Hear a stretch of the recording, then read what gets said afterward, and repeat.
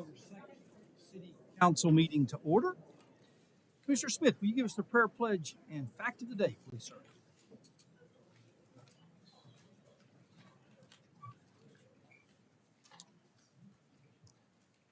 Our fathers, once again, that we have come before your presence, thankful for all the many blessings you bestowed upon us, and for this opportunity for us to serve as servants of this city. We ask you, Heavenly Father, for all your blessings upon us and for all those that attend us, and may we be good stewards, oh God, for the things you have given us authority over. Bless these things in our Son Jesus' name we pray. Amen. Amen. I pledge allegiance to the flag of the United States of America and to the republic for which it stands, one nation under God, indivisible, with liberty and justice for all. Fact of the day. On October 1st, 1961, in New York's final game of the regular season, the Yankees slugger Roger Maris hits his 61st home run, becoming the first player in Major League Baseball to hit more than 60 in a season. He topped former Yankees great Babe Ruth, who hit 60 home runs in 1927. Fact of the day.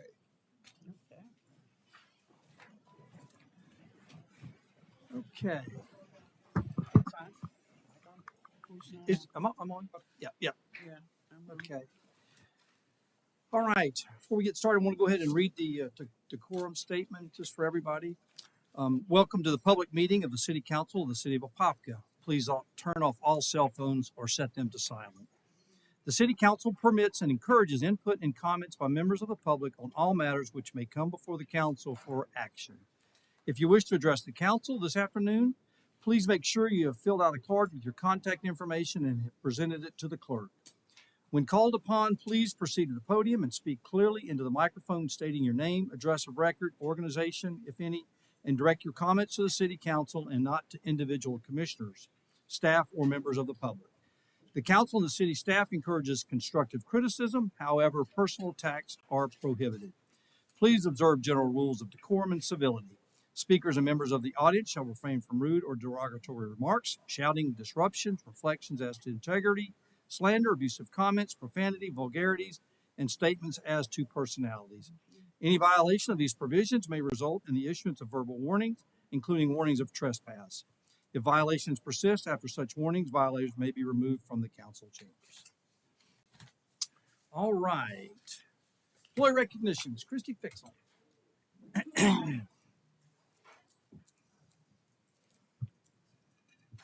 Good afternoon, everybody. My name is Christy Funk, and I'm with the Human Resources Department. This is Jacqueline Keene. She's with HR as well. And we're here to present the service awards.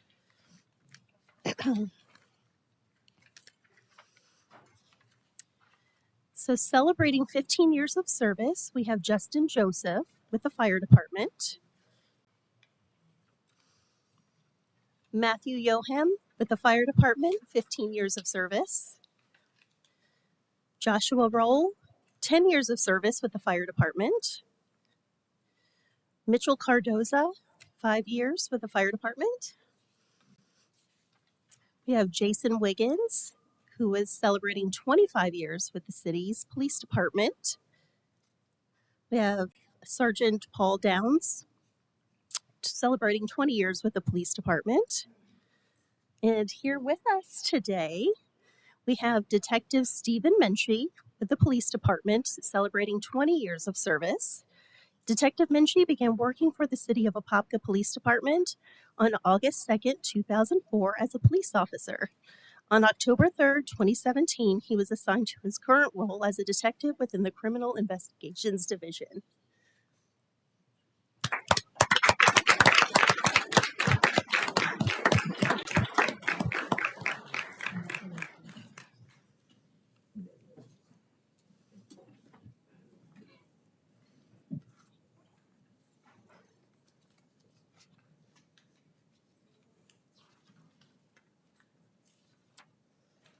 Congratulations. Next, we have Jefferson Wirtz, detective with the police department, celebrating 20 years of service.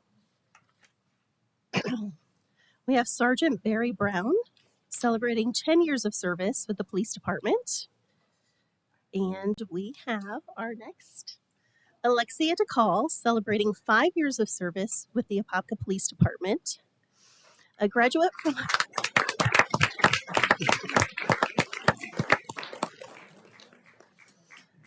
Alexia is a graduate from Apopka High School. She was born and raised in Apopka. She went on to attend Seminole State College, where she received her Associate of Arts degree. Alexia began her career with the City of Apopka Police Department on July 15, 2019, as a records clerk in support services.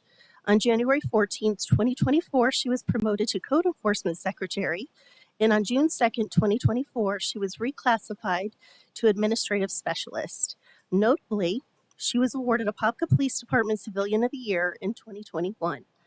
When not at the station, Alexia loves going to the beach, Disney, and spending time with her family and friends. Congratulations.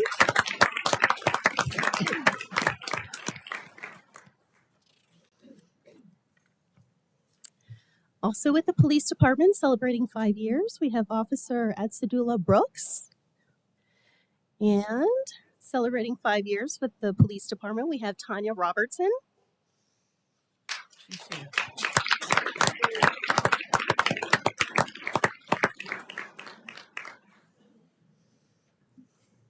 Officer Robertson began working with the City of Apopka Police Department on July 30th, 2019 as a police officer in field services. Notably, she became a field training officer on September 11th, 2022. On July 7th, 2024, she transferred from patrol services to the Criminal Investigations Division. Congratulations.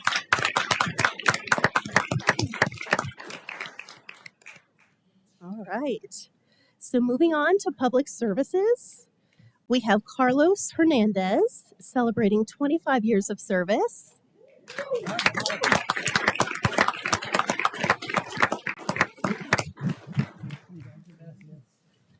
Carlos began his career with the City of Apopka on September 28, 1999 as a Utility Service Worker 2 within the Water Maintenance Division of Public Services. On November 5, 2012, he transferred to the Utility Construction Division and transferred again to the Wastewater Collection Maintenance Division, where he continues to serve our community today.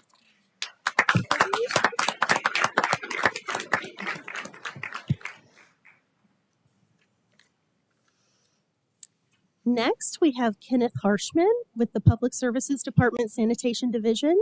He's celebrating 10 years of service. We have Kevin Turk with the Public Services Department celebrating 10 years of service.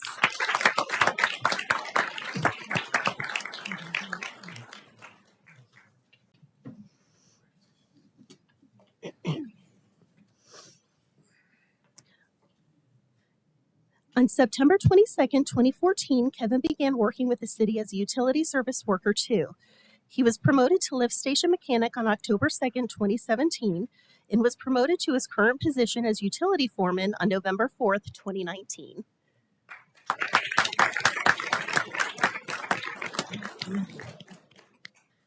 And next, we have Anthony Ortiz with the Public Services Department celebrating 5 years of service.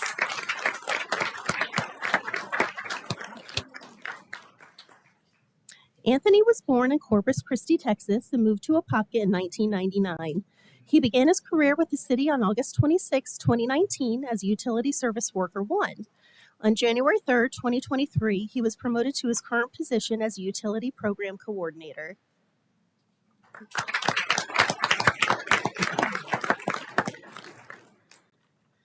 And it looks like our last one for this afternoon is Jonathan Borgelius. Did I pronounce that right? Okay. And Jonathan is celebrating 5 years of service with the Fleet Management Division. Jonathan began working with the city on July 1st, 2019 in his current role as an equipment mechanic with Fleet Management. Okay.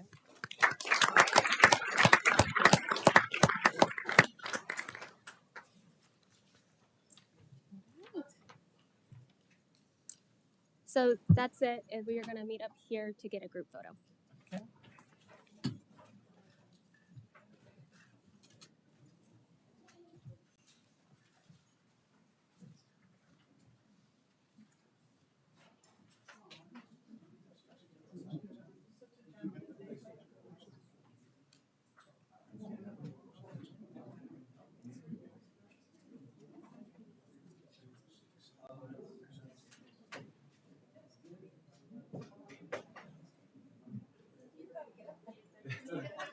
It's good as it's gonna get.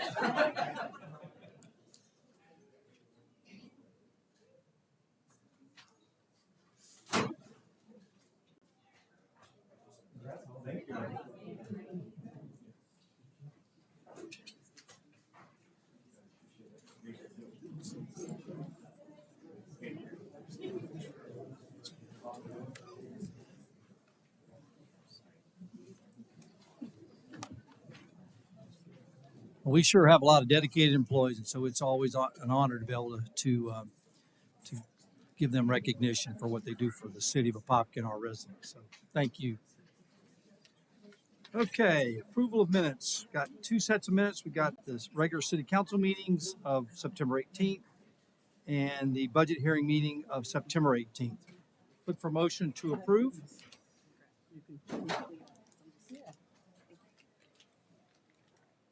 Oh, I'm sorry. I was Looking for a motion to approve the minutes. so moved. Got a motion by Commissioner Velasquez, Second. second by Commissioner Smith. All those in favor? Aye. All opposed, motion carries unanimously. Jacob, do we have any changes to the agenda? Yeah, I've got three items. There's ordinance 3076 and 3077 dealing with IMB homes. Those were advertised, but due to not having a quorum last month with the planning commission, those are going to be moved off to the. So The which next ones? meeting. I'm sorry. They're not in our actual agenda, but they were advertised through the planning. Commission. Okay. All right, thank you. And also, item number 5, under the business items, the Dutch Brothers Coffee, we're pulling that one for today. We'll probably hear that one in 2 weeks. Say that. I'm sorry. Repeat that again. The item number 5 under the business, the Dutch Brothers Coffee Transportation Impact Fee Credit. Okay. Yeah, That's we'll being- we'll review that one at the next meeting. Okay. So Okay, we're We're going to table pulling it that one. again. Yeah. Okay. That's all. Okay.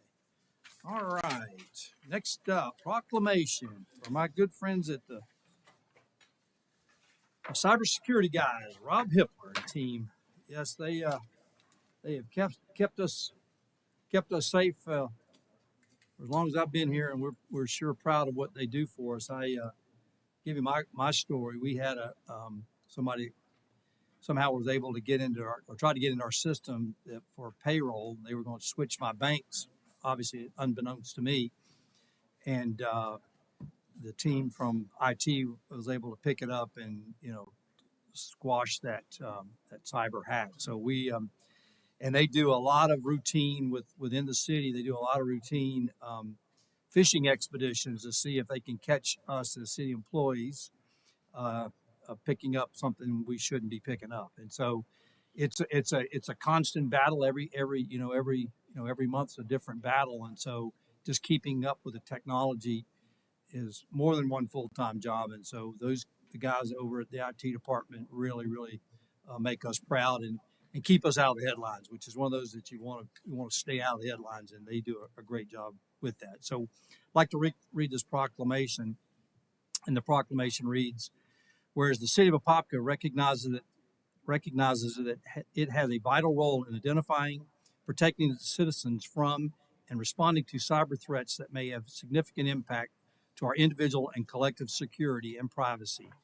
And whereas critical infrastructure sectors are increasingly reliant on information systems and technology to support financial services, energy, telecommunications, transportation, utilities, healthcare, and emergency response systems. And whereas the City of Apopka Information Technology Department provides a comprehensive approach to help enhance the security of this city, and whereas this year marks the 21st year of Cyber Security Awareness Month.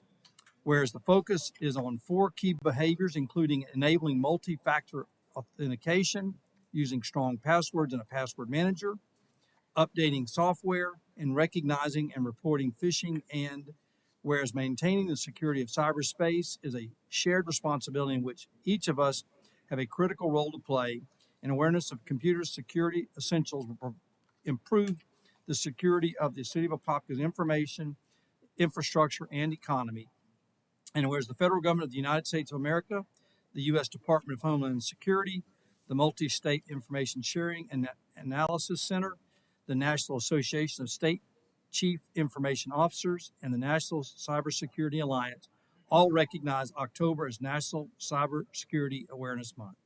And whereas the city desires to bring greater awareness around these issues to both city staff and the citizens of Apopka, now therefore I, Brian Nelson, Mayor of the City of Apopka, do hereby proclaim October 24 as Cybersecurity Awareness Month. So Rob Hippler.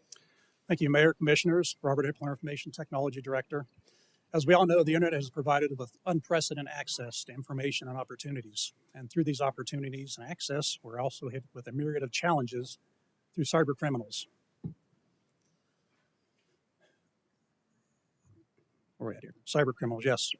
Cybersecurity awareness is actually a shared priority, whether you're an elected official, a business leader, an individual private citizen. We all share a responsibility in playing a role to ensure our digital appearance is secure.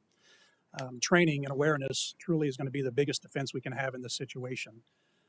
Simple tasks such as a password that's a very unique password to yourself, not something known, enabling multi-factor authentication, and of course staying abreast of the latest trends will get you certainly out of some of the vulnerabilities we have. As the mayor stated, we do controlled phishing campaigns just to see the educational awareness of our employees we have. We're constantly getting hit on the firewall. Again, he mentioned something about somebody trying to impersonate him. There was no access coming in. They're basically just hitting the email archive coming in, trying to impersonate him to an unsuspecting employee. So we see that quite often. They usually pick somebody who has some clout in the city, whether it's a commissioner, a department head, or somebody else just purely out fishing. And it's usually to try to grab their credentials to log in and continue this on until they do find the right person to try to get some funding out of them. So I'd like to thank my entire staff, their hypervigilance into this, the security awareness force. I couldn't ask for a better team. And again, they're doing a great job, as the mayor said, protecting the city. And that's what I have to say for that. I appreciate the, again, recognition, and thank you. All right, awesome. Well, let's get a picture, Questions? Rob. Okay. I don't know if you have anybody else from the team or just Yeah, with Robin, of course.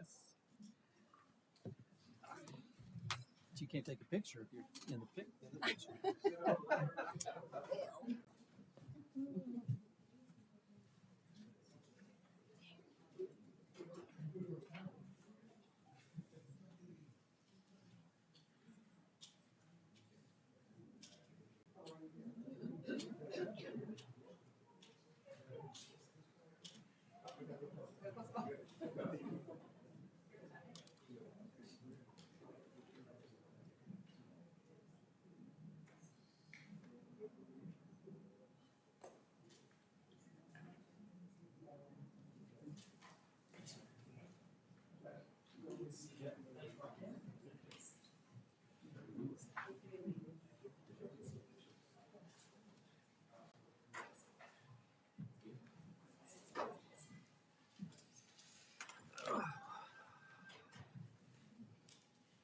All right, next up, Economic Development Department update.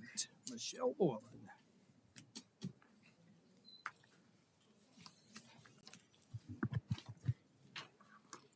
Good afternoon, Mayor and Commissioners. It's been a few months since I've given you an update from the Economic Development Department. Michelle Boylan, Economic Development Director. So I just wanted to bring some information back to the council and introduce some new initiatives to the community and just give you some updates as to what's been going on.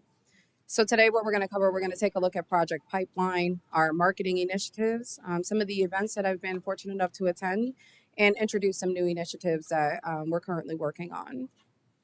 So I want to talk a little bit about project activity and be able to define that for the community. So I'm going to bring back a slide that I first introduced in one of my presentations where we talk about what the process looks like, how leads get to us. A lead, how we define a lead in economic development is a potential company that wants to locate into a community. The flow of that, it starts with a company, either themselves or working with a site selection advisor, identifying a geographic region that they would like to be in. Understanding that when these leads come in, we are competing with other cities, counties, and states. It's not that they're looking specifically at Apopka or Orange County. They could be looking at other states, and they're doing their research to compare different things. So you'll see it goes from their initial research, they'll send it down to our state agency, Florida Commerce, who will pass it to Orlando Economic Partnership, who is our regional partner in our effort. And then it will come to me. My role at that time is to respond to any inquiries they have as far as not just buildings or land that we may have available, but we also take a look at the workforce. We look at infrastructure. We look at all different types of things to support the success of a business in our community. The information then flows backwards. It goes back from me to the Orlando Economic Partnership, back to the state, who facilitates all of the responses from around the state of Florida. Again, we're competing within the state. We're not just getting eyes on us only. An example of that, I'll come here. Understanding that every project that I work on is confidential in nature. Sometimes we do not even know the name of the company. We just know their industry. We know what they're looking for.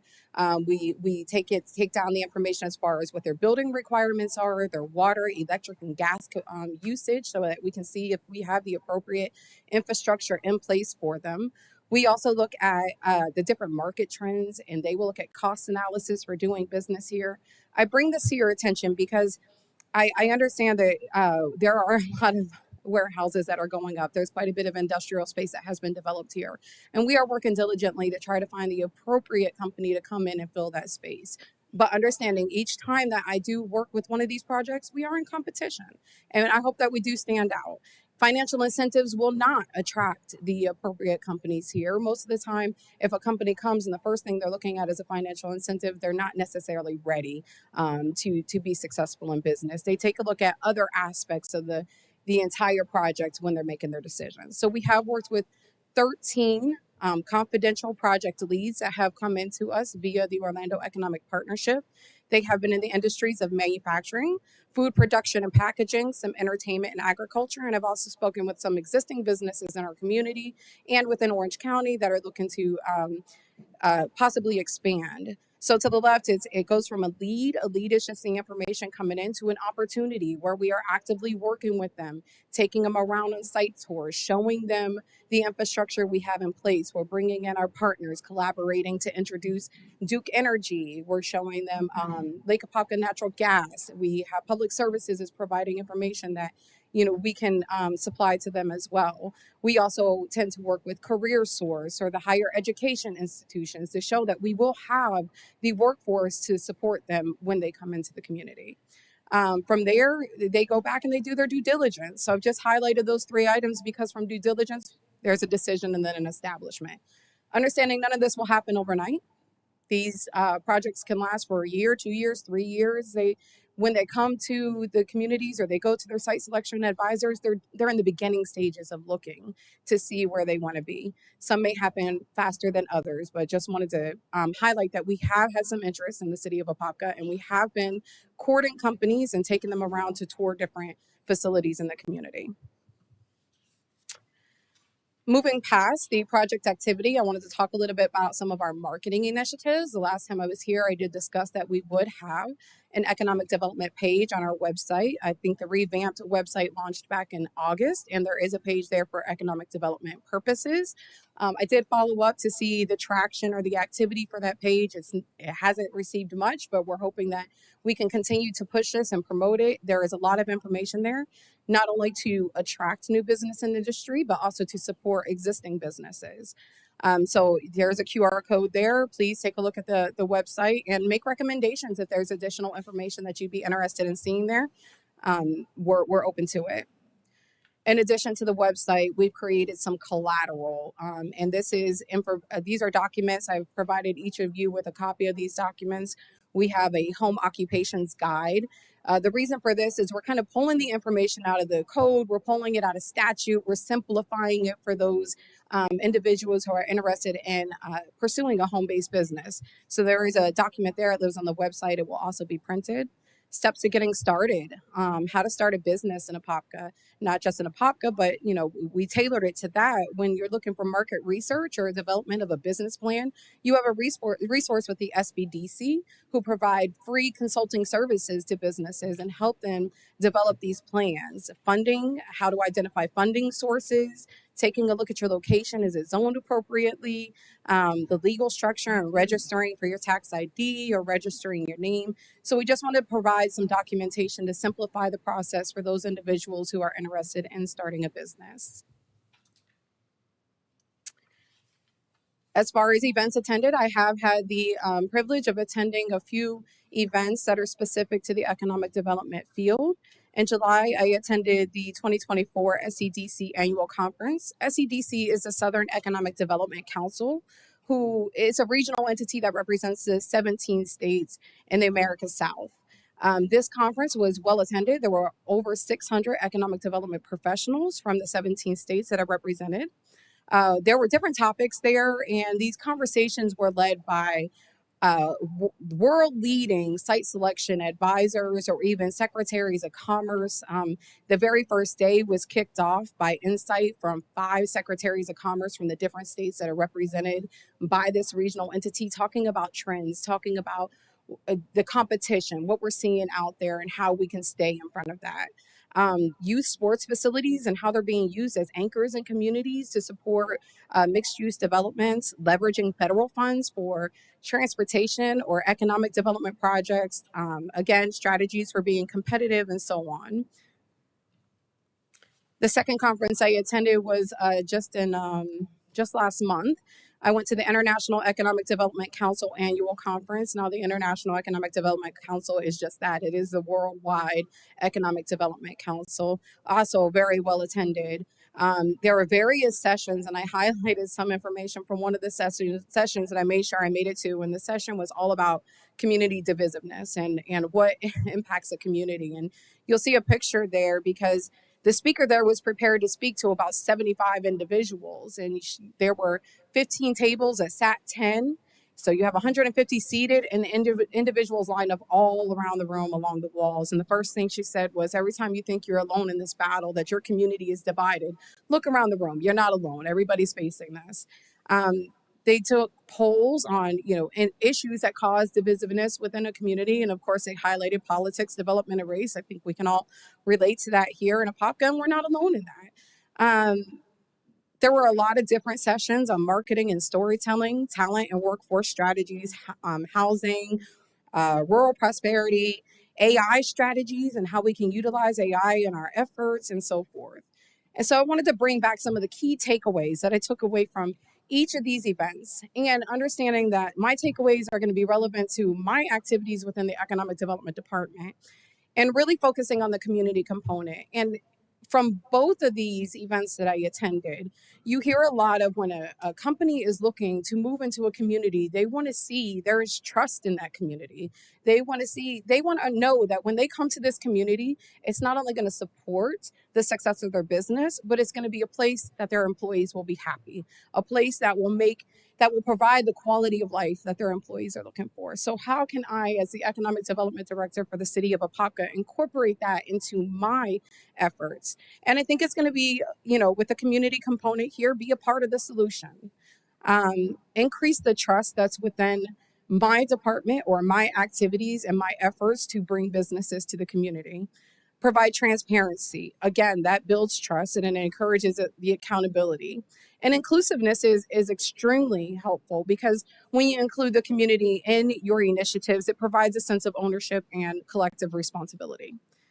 Marketing, the key takeaways there, when you're looking at a website, these individuals, these companies, these site selection advisors, and what they're looking for is more on the demographic side, workforce data, our schools, what type of programs are at our schools that are training the workforce.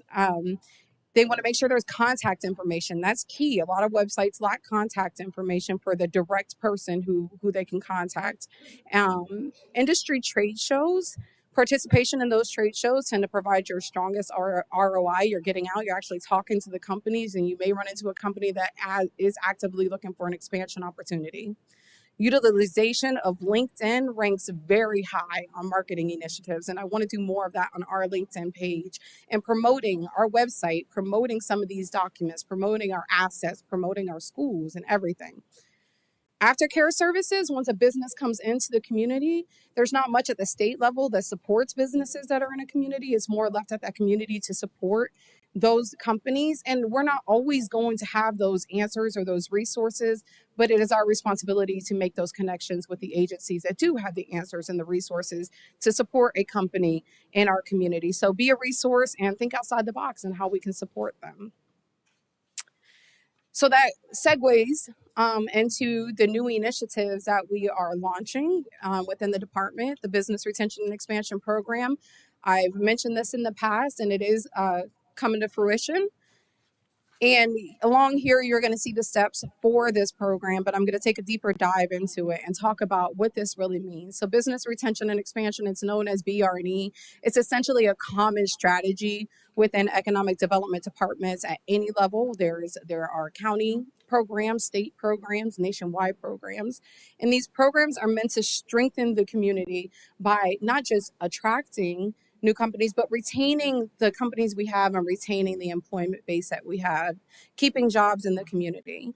We help make our community more resilient when we have these programs in place in a successful program. And it encourages businesses that can't tell our success story and their success story to promote that, whether it be to their suppliers or to their customers who may potentially want to move into the community and follow them. So with that, we have created a business retention and expansion survey. What you have in front of you, what I've printed out for you to take a look at, is not as beautiful as it looks on the website. And I have to thank the IT team for being as helpful as they have been in all of my efforts. This business retention and expansion survey is currently live on our website. It is under the business support tab. And basically what this does is it allows a company to come in, a company within our community, to complete a survey. It will be completely confidential to identify not just their successes in our community, but where they're having issues. What type of issues are they having? So we want to compile all of this data, and I'm certain what we're going to find is there are common trends amongst our business community with issues that they might be facing. But not only that, once we've identified those issues, be a resource to them. If it's assisting them with another agency, making the introduction and informing them of where they can go, it's all about connections sometimes. We don't expect everybody to know everything, but we do have information that could be helpful to them. So there will be a business resource guide, and this resource guide will identify the various agencies from the various chambers. It's not just the Apopka Chamber of Commerce. It's the African American Chamber of Commerce, the Indian Chamber of Commerce. There are so many minority chambers of commerce out there that also provide access to capital and training programs and information that can help companies with better marketing themselves and generating new revenue streams and new creating new customer base if they want to go to e-commerce or whatever the case may be. We have different business associations at the state level that also does the same thing. Then there is the education system and connecting them with that. You'll see opportunities for businesses to partner with the education system to create a program that will create that pipeline of the workforce that they're looking for. And then access to capital is always the biggest thing. Most of the time when you complete these surveys and you launch a program like this, access to capital is the number one response that you get back from businesses. But number two is also how to increase their customer base is number two. And that's where we always encourage businesses to come up with new ideas that will create different revenue streams for them and enhance their customer base. We'll see some of that on our agenda later tonight. We're going to take that information, compile it, report the findings back to the city council, but we're going to measure our success. We're going to look at the businesses we've surveyed, the assistance we've provided, and businesses retained.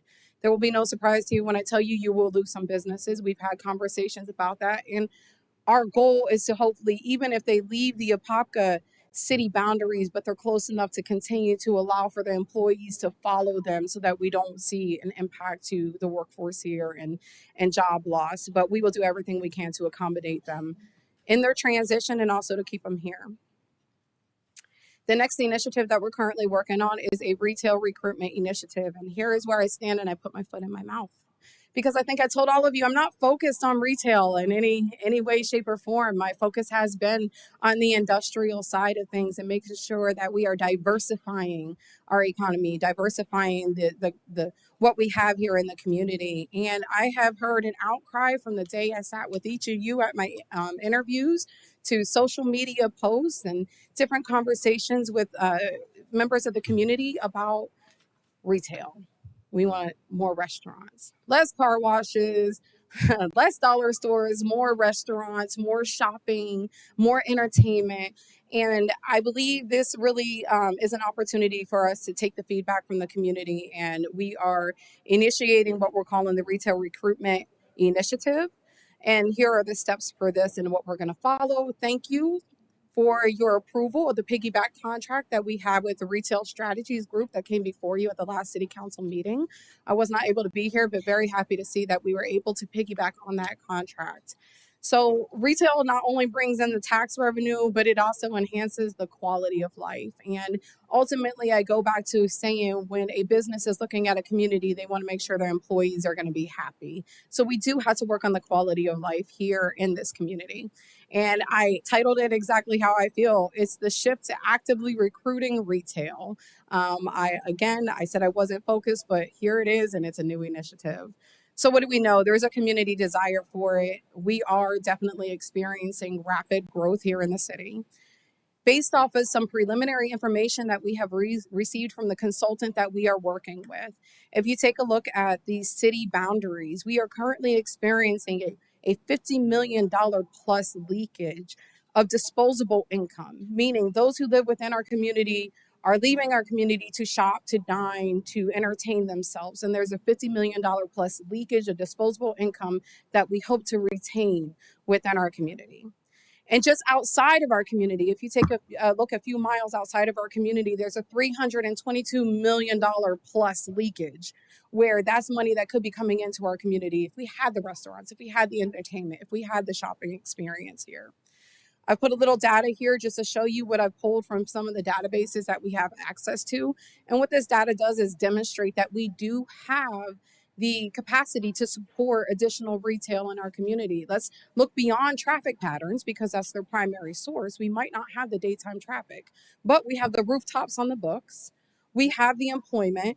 We have the median household income. And now it's our opportunity to promote all of these different items, to ask these retail companies to look beyond traffic patterns.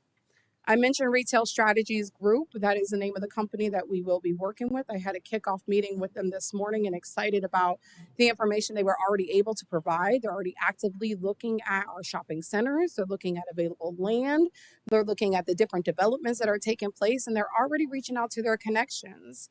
Within the state of Florida alone, they have had great success. They've actively recruited 50 plus businesses, which have generated $125 million in new annual retail sales within communities, and created 897 new jobs within the communities that they have worked in. So what we're going to do here, we've already engaged the consultant.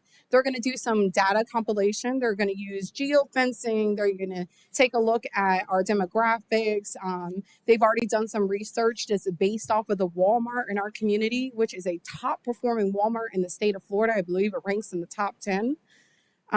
Based off of that, they're going to do a catalog of all of our shopping centers, land, underutilized retail space. They're going to reach out to the landowners, the plaza owners, and anybody that they can to have these conversations. Then develop a retail recruitment plan.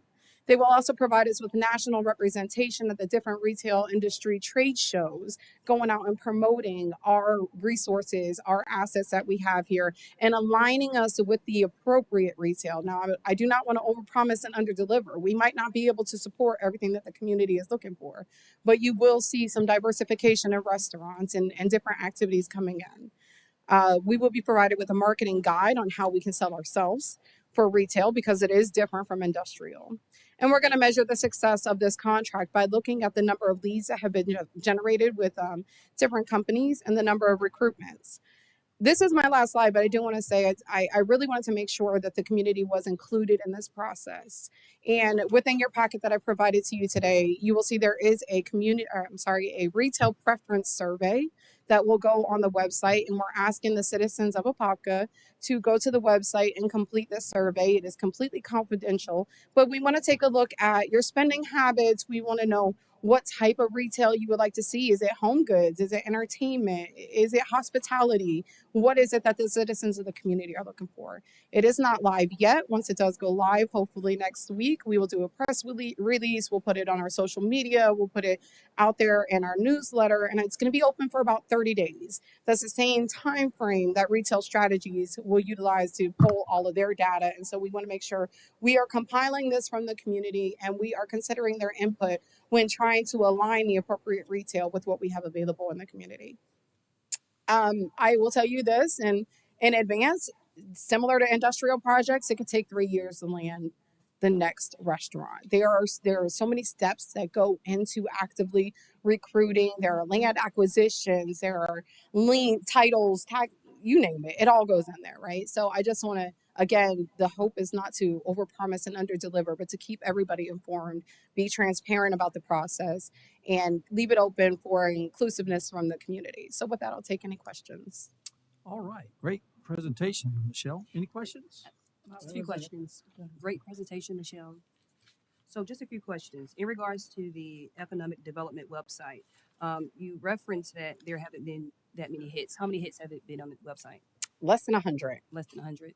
Okay, so less than 100. So how are we driving traffic to that website? Yeah, so that's going to be me actually working closer with the media team and asking about getting it out there on our LinkedIn so that I can promote it on my personal LinkedIn. It's on the city LinkedIn. I'll ask each of you to promote it. You know, it's going to be all about promotion. And like I said, LinkedIn is going to be a big driver for us. It's also going to be my efforts in getting out there and pushing it through these different brochures that we have or different marketing items that I'm taking with me when I'm traveling and having conversations with site selection advisors. It's also going to be working with OEP, working with the state, and just really making them aware. I'm not too intimidated by that because it's less than a month old.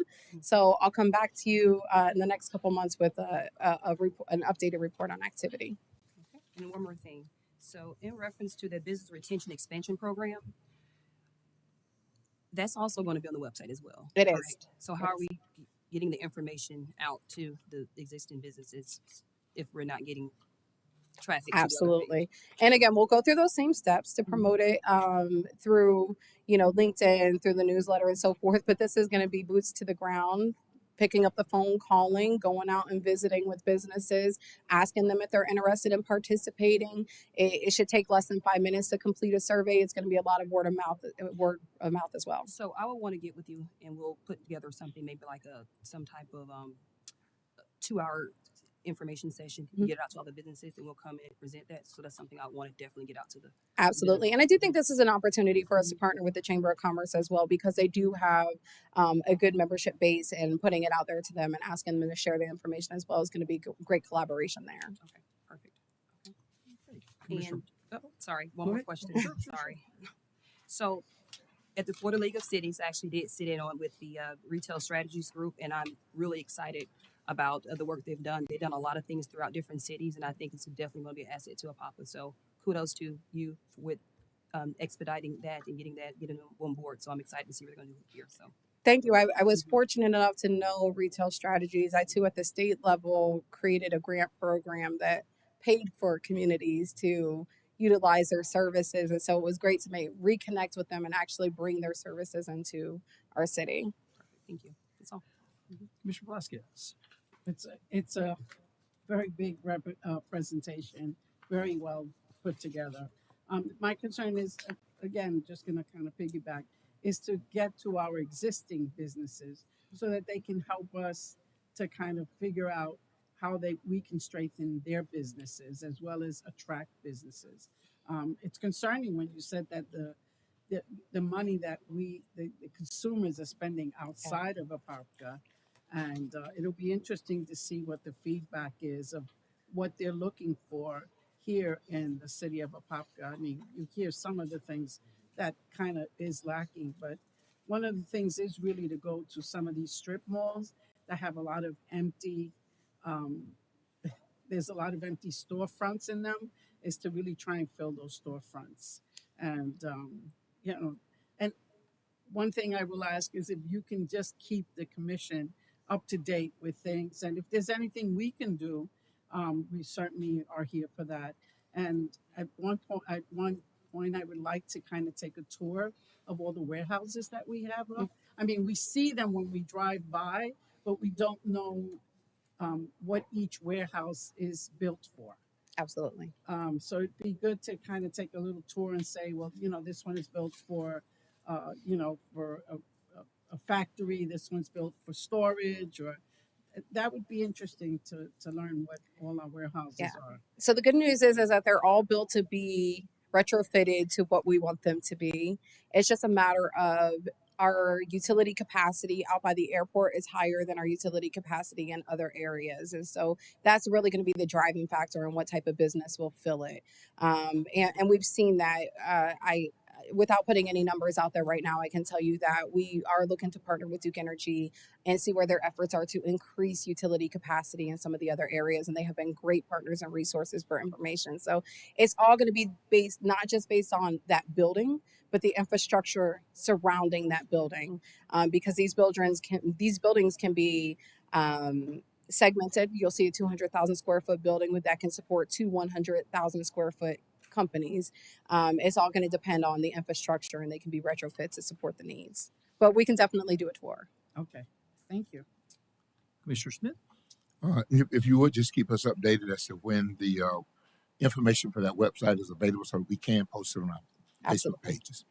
Thank you. Commissioner Nesta? Absolutely. Thank you for taking the time to do this and for your efforts. We spoke about retail, obviously. I've always been big into that. Even when we were interviewing, it was important to me. And we spoke about it this week as well, I think you should be attending every year the ICSC. I think that's really important. I think you just missed it in August, but I think it's Orlando, so maybe you just wanted to go to Vegas next year. So Maybe Vegas. it goes back and forth every year. So I think that'll be very valuable to start bringing in more retail. And I think it's key, too, to make sure that we're offering, and the sentiment's already been echoed, of synergistic value to our residents or our businesses that are already here. I think that's really important. And we don't want to cannibalize anything, but make sure that we're all growing together.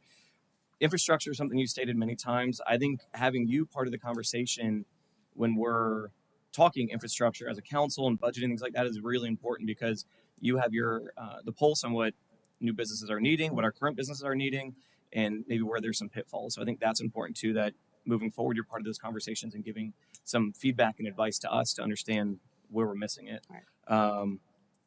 On the retail strategies, will they ever come in to do any type of updates for us or anything like that, for kind of the list that you're giving here of their engagements? Will they come do that, or is that something they offer? Your preference. They can deliver the information to me and I can deliver it back to you, or we can have them come in. Maybe I can work with IT to have them here virtually. They will be in our market, though. They will be driving around and having conversations when they're pulling together their database of all of the shopping plazas, the land and availability. They're going to be in the community, boots to the ground, doing that. But we can absolutely bring them back to do presentations. Yeah, I think it'd be valuable just to educate us, educate the residents as well. And just the final thing, make sure this QR code is going to the right page. I'll follow up and make sure. Thank you. Thank you. Thank you, Michelle. All right. Next up, we've got 6, 7, 8, 9 consent agenda items. Does anybody need to pull any of those items? If not, look for motion to approve the 9 consent agenda items. So moved. Got a motion by Commissioner Smith, Second. second by Commissioner Anderson. All those in favor? Aye. All opposed? Motion carries unanimously. Next up, Mid-Florida South Logistics Park, plat. Gene?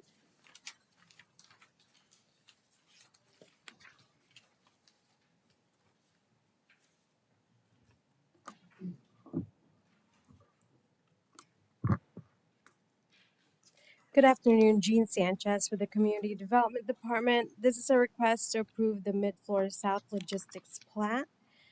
The subject property is located on the southwest corner of Peterson Road and State Road 429, approximately 71 acres in size. The plat is to combine 5 parcels divided into 2 lots and 3 tracts for the development of an industrial center for warehouse, distribution, and other light industrial uses, and create the conservation area on the southern portion of the project boundaries.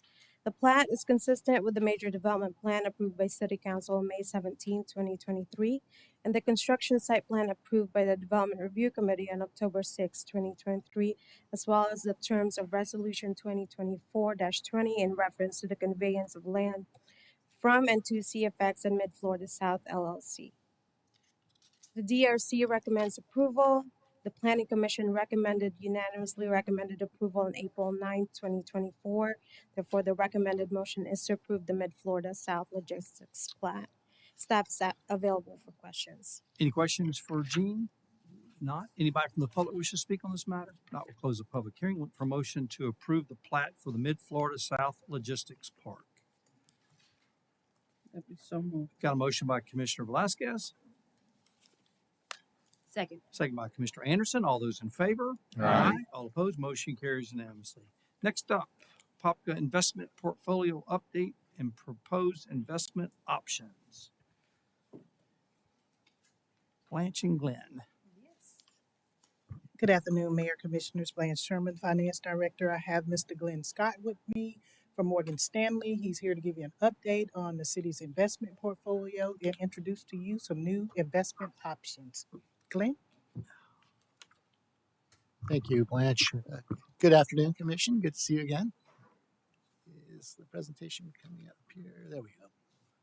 I'm going to skip ahead if I could indulge you a little bit to the page 4 of your presentation. I just think the order of the slides is a little off. I think I'll be more coherent if I go this way. Yeah, we're just going to go right there on page 4. This is a yield curve graph, and what it's showing on the vertical scale is interest rates. On the horizontal scale is time going out from overnight interest rates out to the 10-year.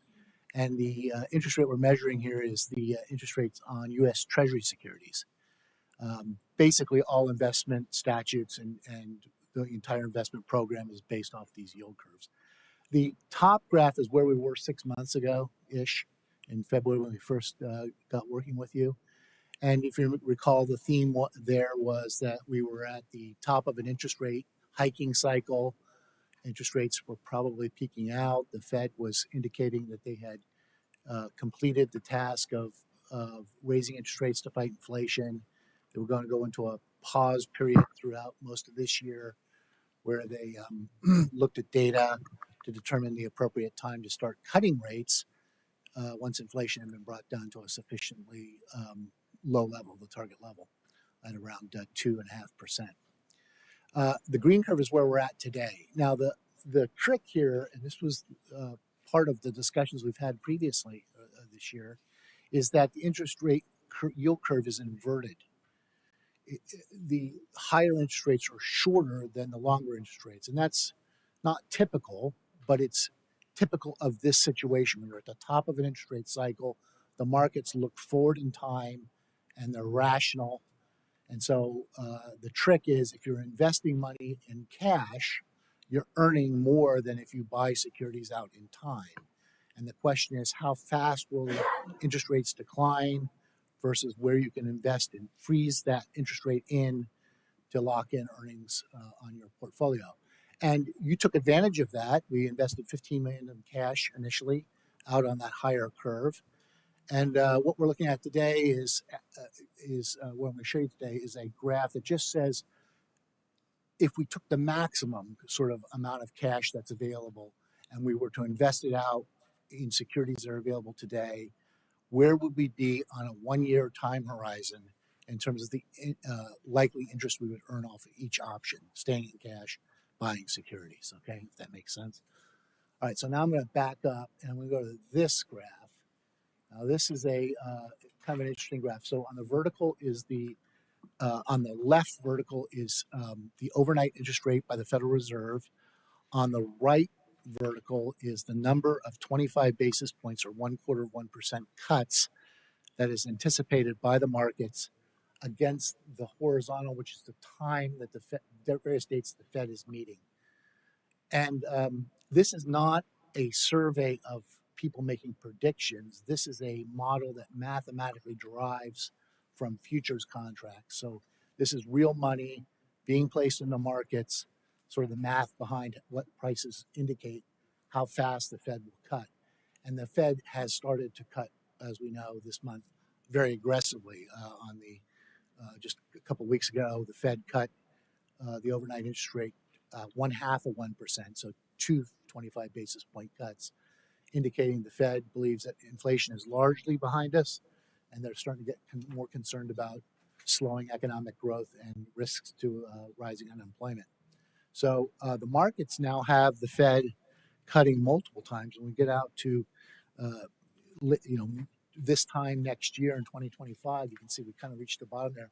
That's like 9 cuts that we'll be seeing over the next year, 25 basis points cuts.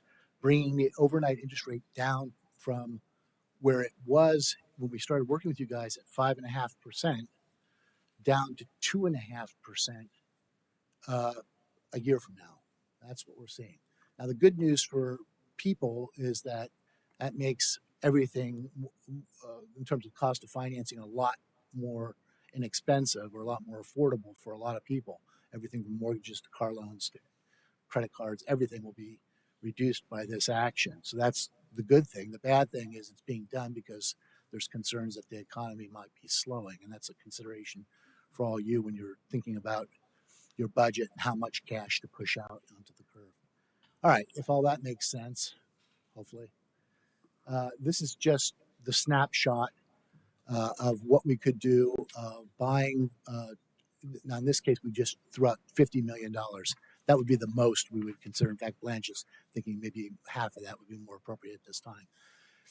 And we based the available rates that are available on a ladder of securities. These are U.S. Treasury securities, so there's no credit risk component to this. This is just pure interest rates going out into 2027, and you can see that pick up $50,000. Not a huge pickup in 1 year, but it's not insignificant either. This number was a lot larger 6 months ago when we first started talking with you. $50 million. I think the first iteration we did this had a $1.5 million pickup over the top of the cash curve. So this is where we're at today, and this is just what we're asking you to give consideration to and give direction to Blanche. Do you want us to start pushing some more money out and try to lock in interest rates before we get further into the interest rate cutting cycle? So hopefully that makes sense. And that's the completion of the 3 slides I had for you today. If you have any questions, I'm happy to answer them. Okay. All right, Commissioner Nesta. Absolutely. Thank you for the presentation and taking the time to be here. To kind of sum this all up and correct me if I'm wrong, it's basically take money out of your savings account to go invest it. So are we going to make more money in the savings account, or are we going to make more money in a locked-in investment? Yeah, right now you would make more money on a 1-year time horizon, taking money and buying treasury securities rather than cash, if the second graph I showed you, the rate that the market predicts of how fast the Fed will be cutting, is the accurate model. That's the best information we have, and that's all we can make any decision on, is the best information we have today. So right now there's a positive pickup against that projected interest rate curve to buy treasury securities over cash. And again, I just want to make really clear here. I'm a fiduciary to you. I have a flat fee contract.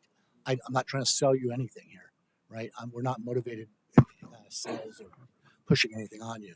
We're an advisor to you at the city. So I guess the risk comes in if we leave it in the savings account, interest rate could go down tomorrow. Whereas we're locking in a higher interest rate, hopefully we're risking it there. So, and then I guess to your point, if we go to what Mr. Sherman is recommending, 25 million, we'd basically only be making about $25,000 more. Yeah, $25,000 more. It's not a huge pickup right now. And again, this is super dynamic. I could come back and do this exact same analysis 30 days from now. New economic data would go on. There's all sorts of horrible things going on in the world right now that we're all sadly aware of. Those have huge implications to how the global economy could look. We could have a huge spike in oil prices. We could have a flight into U.S. dollars if the world gets crazy or unstable. Typically what will happen is money from all over the world will flow into that treasury curve. And if you think that that's a risk, that's not built yet into that model, because this model was done before all that. That would if you think that the world is at risk of getting unstable, you're better off buying the treasury securities now, because the interest rates will come down faster, because money will flow back into U.S. dollars into the safe haven of U.S. Treasury securities during uncertain times. So there's a geopolitical component to this that we didn't really look at hard, but it sits on the backside of that analysis. Okay, and thank you for that information. Mr. Sherman, what do you recommend we do, or is this more educational for us and not do anything right now? Well, let's ask the questions first, then we'll come back and What you want me to do? Am I answering him? Okay, sure, go ahead. Yes. Okay. I don't think it's educational. I mean, because you know how the market works. He's here for a decision. And one of the other issues that we have is that in accordance with our policy, the funds that we have in Synovus is now exceeding the established policy requirements. So we do have excess funds in Synovus per policy that we need to move either into Seacoast Bank or somewhere in order to stay in compliance with policy. So that's one of the other reasons that this is being driven as well. What's the amount of those funds, the overage? How many was it? About 19? Yeah, about 19. About 19. Okay. I'm sorry. About 19 million. 19. And we're talking off the top of our head because we look No, at yeah, this later, I but we are in excess. Okay. And that's our main operating account. Mhm. And that's why I was saying maybe 25 million. We average over 100 million in that investment account. Right. No, understand. So it's just the shift. And the question is, do you want to take that long-term investment with the potential of making additional funds? Could be even more if the funds continue to drop, the rates continue to drop. So that's the decision. That's the And I guess there's an alternative too, to your point, to move this to another local bank as well. Yes. Well, with that, aren't we trying to the QDP? We can only have a certain amount, and that would 50%. But we can yes, it's 50% per policy, but it's also a limit on how much can go in that one institution. Right. Mhm. Okay, understood. Thank you. Commissioner Smith? So are we at the maximum for the other institution as well? We're not. No, we're not. So Not Seacoast. The only other one we have is Seacoast. all right. So in reality, we could move some to Seacoast, and put some here, or move it all to one location. Yes, that is correct. And you're recommending 25. I was recommending 25 for the treasury notes. The long term versus 50 million. I think there's two separate questions here. One is, how do you solve the issue of having a concentration of cash? Good news, you're accumulating cash. The city's doing well. That's all positive. It's as a result of good things. And having the dollars, the investment program that you all had was a very good investment program when interest rates were rising. Having all your money short gave you a lot of liquidity. You put money into local banks, all good stuff.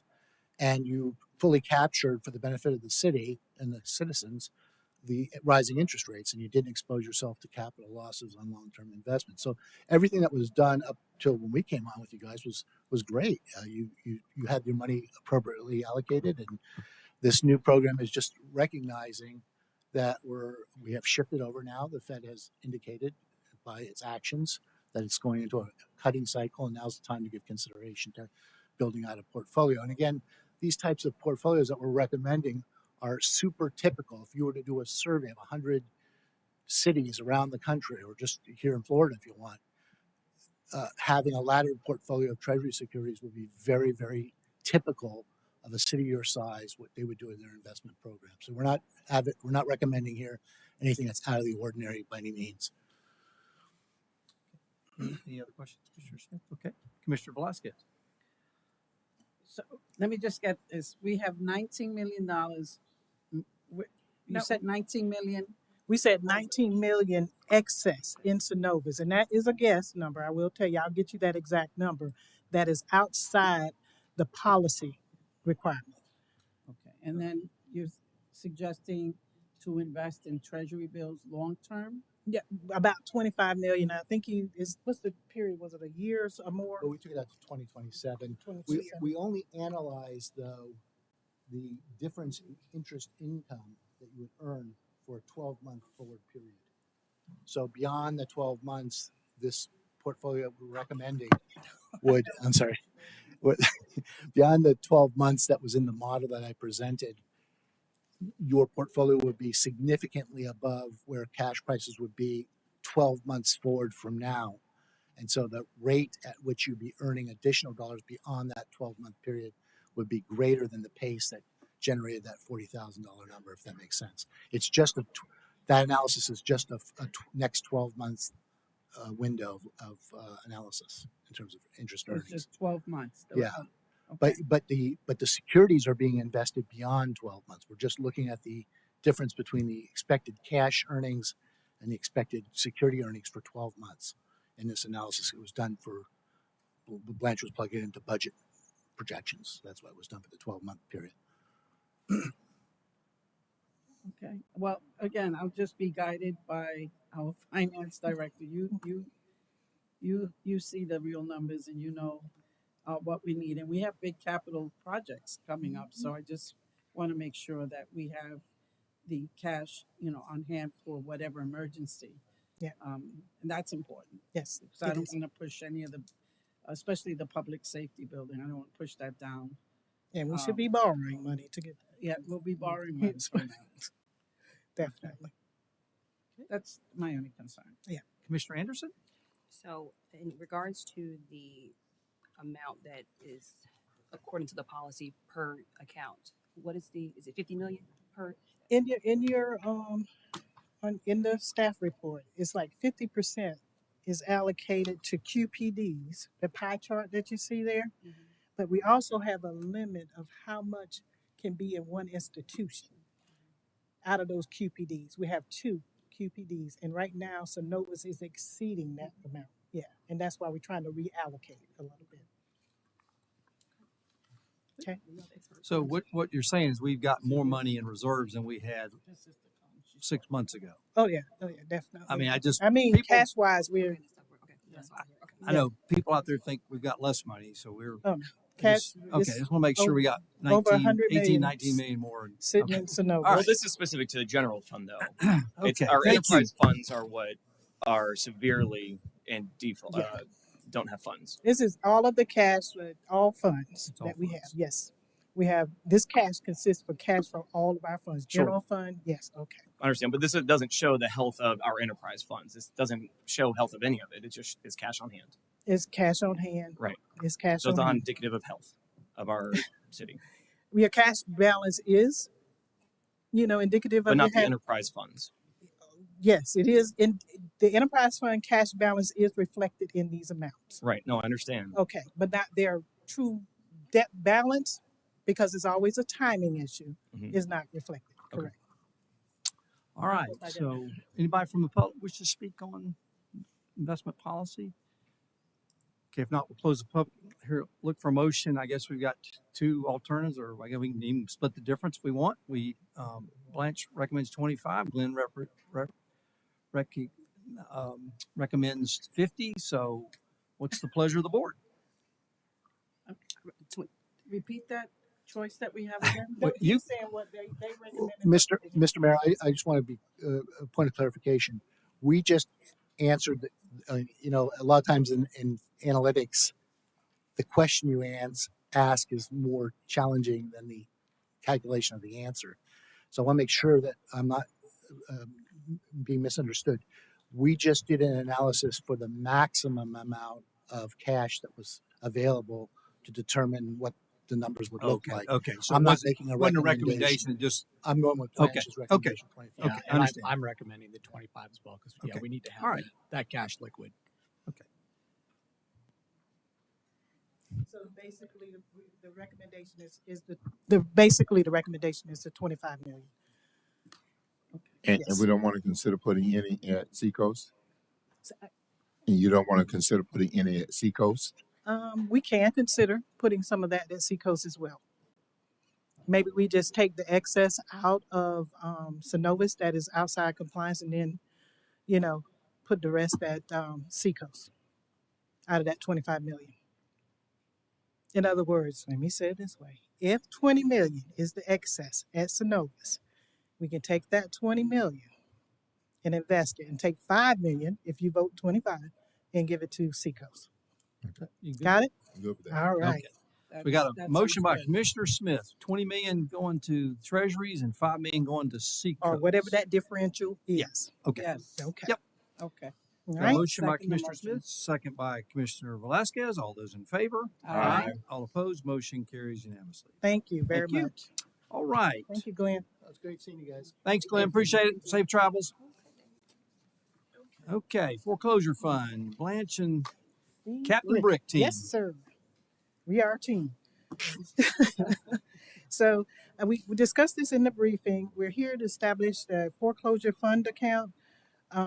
Recently, we were notified by our city attorney that they no longer want to front the cost of some filing fees for our foreclosure cases.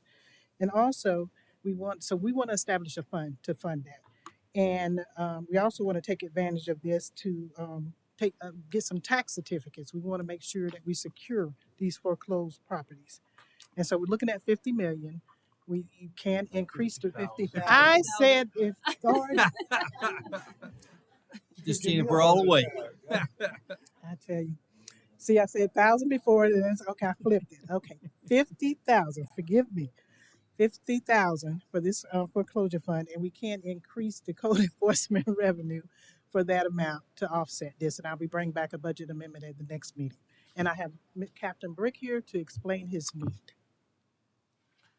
Does anybody have any questions? It's not, we should have been doing this all along because we didn't have that many foreclosures. Our city attorney was gracious enough to front the cost of the foreclosures, $2,500 a piece.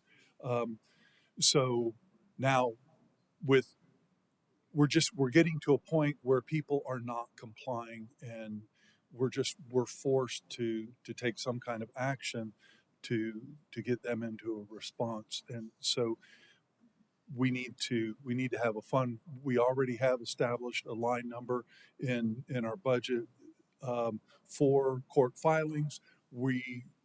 But we did not realize during the budget presentation in April, when we put our budget together, that these were coming up.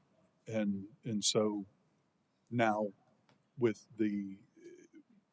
need to do this. It's the beginning of the year.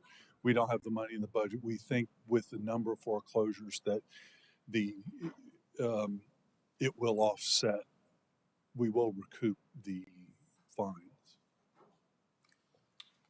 All right. Or Any the filing questions, fees, I'm sorry. Commissioner Yes, Anderson? ma'am. I have a question probably for Attorney Shepherd.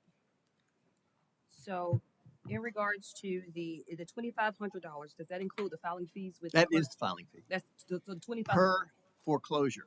Is it for your attorney fee or No, that's just the that's what filing the fee? clerk charges. Okay, with the clerk charges. Okay. In addition, so the additional fee will also come from your attorney fees as well, correct? Is it hourly or is that No, included? this count is simply to pay the cost of filing the action. Just the cost.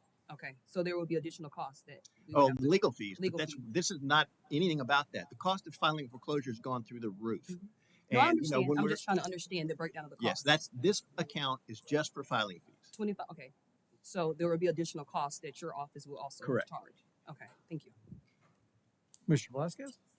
No, Captain Brick did explain this to me, and I'm, I believe that, like you said, it should have been done. It's just we don't want to. Right. We're not in the real estate business. We don't take any pleasure in doing this, but our hands are tied. We have to act. Mr. Smith? I think we had a very in-depth conversation and we're on board. Commissioner Nessa?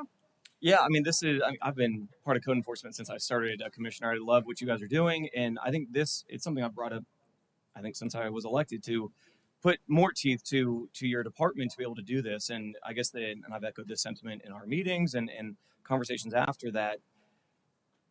I'm frustrated that we're having a budget amendment week one of our new budget. I guess I'm surprised that we didn't see this coming. And again, this isn't directed exclusively towards you. This is an entirety of this. And we don't need necessarily a response to that. It's just it makes us look like we weren't ready, prepared properly when we had a week ago finalization of budget, and this could have been added in somewhere. We could have brought this up, and now we're making week one a budget amendment. So frustrating on that part. I think this is definitely needed. It's been needed. We absolutely need it. But week one of fiscal year 24-25, we're making a budget amendment, and it just doesn't promote confidence in our budgeting overall when week one we're already making changes. So again, this is not you. This is just a frustration in the process. Well, I think from my understanding, when did the attorney advise that they would no longer be actually the day after you voted. Okay, so it was after. Okay. It's Murphy's Law. You told me that it was 2 weeks ago.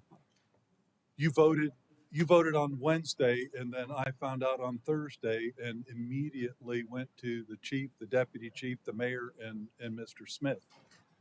I thought it was, what was that, a week and a half, 2 weeks ago? We voted last week, 1 week ago. You told me in our agenda review meeting that it was 2 weeks ago that First, you got before after the first reading. Okay. Yeah, we had two readings, so you Okay. probably after the first reading, but before the second reading. so we could have made an adjustment and we didn't. If the city administrator and the mayor chose to add it to their list or on the list, but they But you chose were not aware of to. it as well, correct? And as we discussed, As our that's- finance director, um, the first week of our budget, you're asking for an amendment.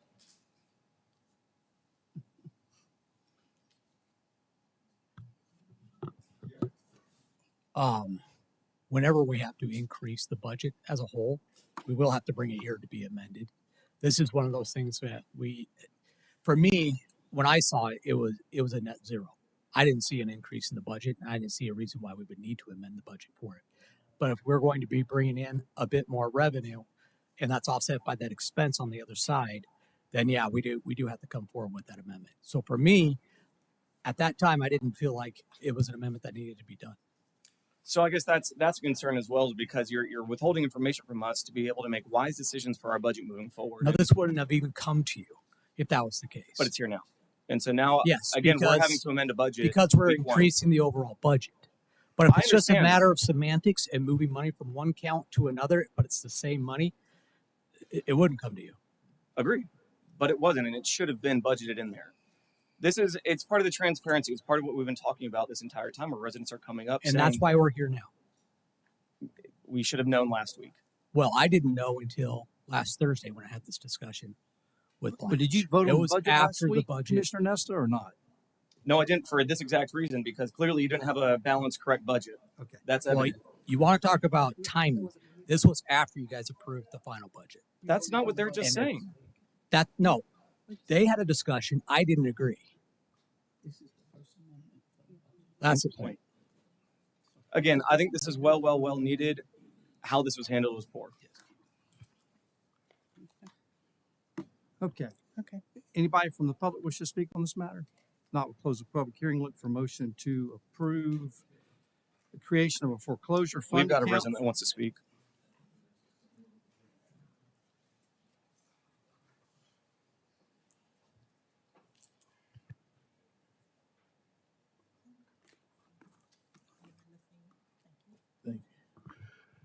Good afternoon, Mayor, Commissioner Sylvester Hall, 3091 Rolling Hills Lane.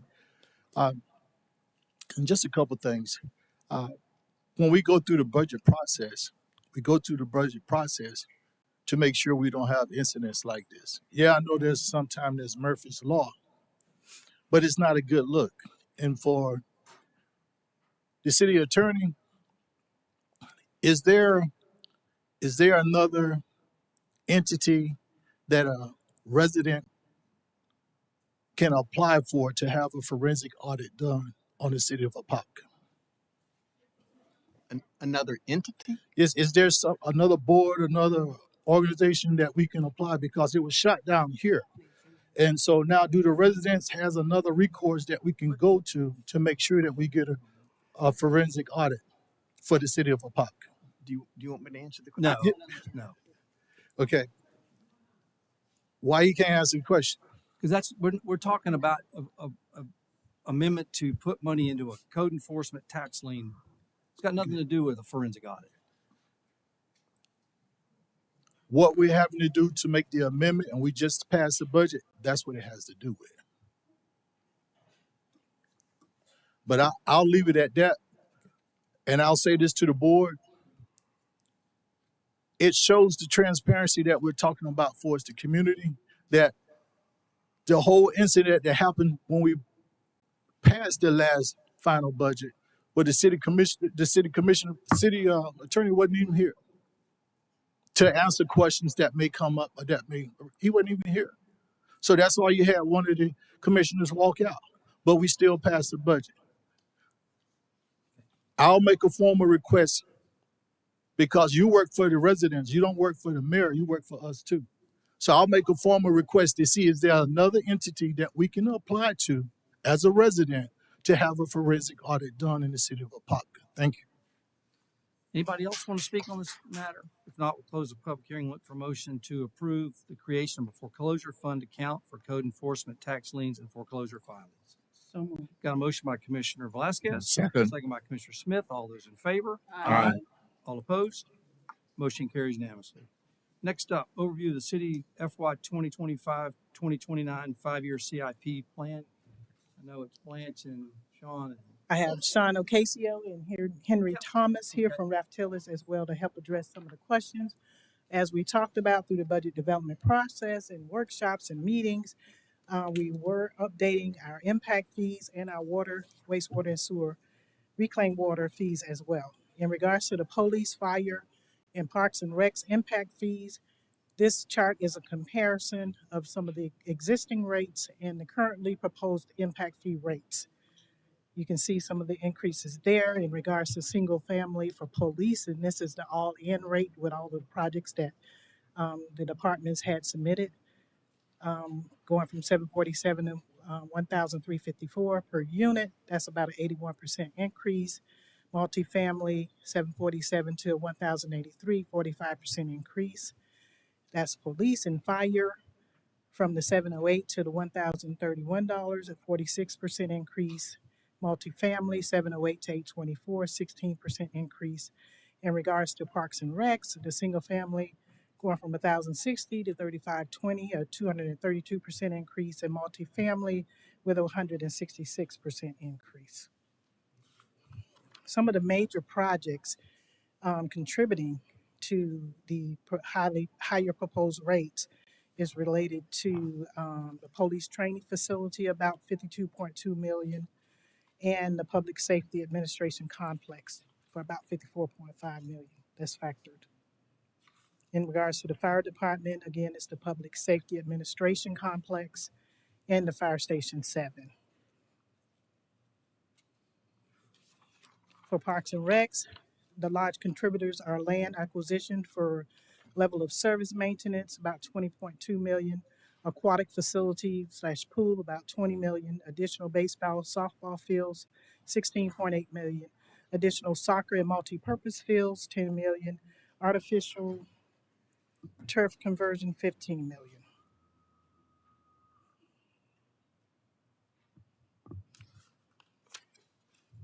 So again, the rates for police all in, going all in goes to 1,354 per unit. Without the training center, 578 per unit, which would be a reduction, and without public safety and training, 215, which would be a reduction. Fire department all in, 1,031. Without fire station 7, 899, still increase, and without the public safety facility and fire station 7, 325 per unit.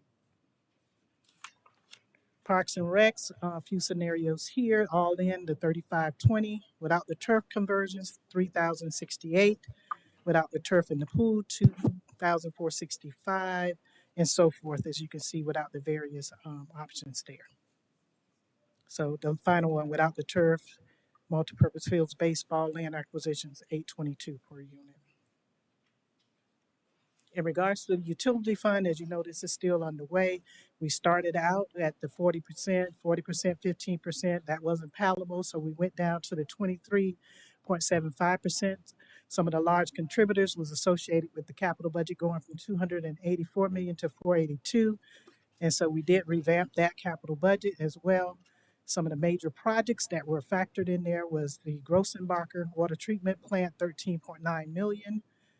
For the 1.5 million MG, and Grossenbacher water treatment plant 5.5 MGD reconstruction, that's 11.6 million. Another Grossenbacher with upgrade and expansion, that's an expansion related, that's a major contributor there, the 65.5 million. And some new water treatment plant constructions, another 50 million, 49.2. Northwest water treatment plant treatment upgrade and expansion, another 11.5. Southwest water treatment plant 5.0 construction, 12.4. New pipelines and oversizing agreements, 11.5 million, also contribute to that in large increase. Lift station upsizing, 10.9. Another oversizing agreement, 7.6. Northwest upgrade and expansion, 11.5. Southwest new construction, 12.4, and other upsizing, 11.5.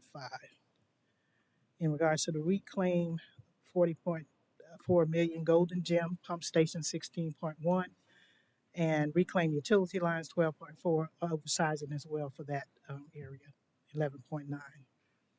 So I'm here today just to get some guidance and input, and get your take. And I have, as I said, the team members from Raftillis, Sean Ocasio, and Henry Thomas to help address some questions. As I mentioned, the water and wastewater one is still underway. That's a very complicated one. And so we're going to bring back scenarios on that one as well at a later date. But in regards to the impact fees, if we want to look at some of those scenarios that we offered, Sean also has some average rates for some comparison purposes as well to share with you. Sean?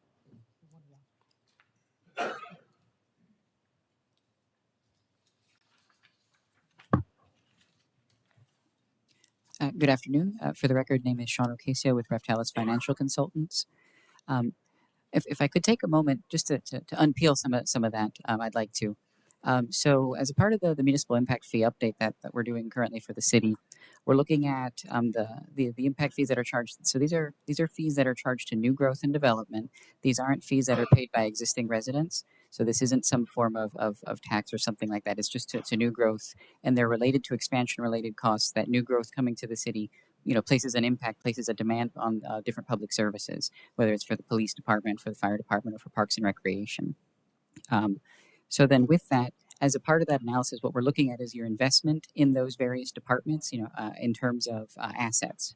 So we're looking at the assets that the police department has, that the fire department has, and that Parks and Recreation currently has. And then we're also looking at the long-term plan, and that's where this comes into those capital projects. Because in order to calculate a proposed impact fee, what we have to build into that is the current investment that you have today, and then the forward-looking investment that you're planning. So we're trying to get those two cost buckets together, get a total cost number, and then we're dividing that out by projected new growth units. That's essentially the fee calculation process in a nutshell. So as a part of that, there's some pretty significant capital projects that are a part of the initial plans that we've been provided with. As was mentioned in the slideshow, we're looking at some pretty significant investments on the horizon for the police department in terms of a training facility of about $52 million. We're also looking at their allocation of the public safety complex coming in at about $54 million. Now, just for a sense of scale there, the current assets on the books for the police department come in at just under $11 million. So it's a pretty significant investment in this period of time. And commensurately, you see that increase impacting the fees, the proposed fees that you were seeing up there. The current fee right now is $747 per residential unit, again, for new growth on the police side. And that would be going up to that $1,354 number that was shown in the slide. Similarly, on the fire department side, there's also significant investment there as well. Currently in the department, there's about $19 million worth of assets currently in service, providing service to the city. The capital plan, which includes the fire department share of the public safety complex, as well as an additional station, station number 7, that's a total plan of about $42 million that's also being included in there. So again, you're at about 19 million. The plan is to add another 42 million of assets in order to provide service to growth and existing residents. On the Parks and Recreation side, you have about just under $25 million of assets associated with that department for all parks and facilities and then the amenities that are offered. In terms of those listing of near-term and long-term capital projects, there's about 117 million of projects, of which about 95 million are includable in the fee. And that's one thing I need to mention real quick is when it comes to the calculation of an impact fee, you look at those costs that I mentioned, the current investment and the planned future investment, but there are certain rules that the statute has as to what you can include and what you must exclude from that. So these numbers that I'm talking about here are net of that when I mentioned the 95 million for Parks and Rec as opposed to the 117 there. One thing I'll mention, again, the fee increases, as you saw on the slide, are significant because there's significant investment that's planned for the horizon. Just a sense of some averages, real quick. Locally, we did a quick survey of some local municipalities. On the police side, an average impact fee for a residential property, a single family home, ranges in the ballpark about $450 to about $650 per residential unit. Now, one thing I'll mention there is that's because, again, they're not putting in a brand new, public safety administration complex, and factoring in today's capital costs and capital inflation as a part of that.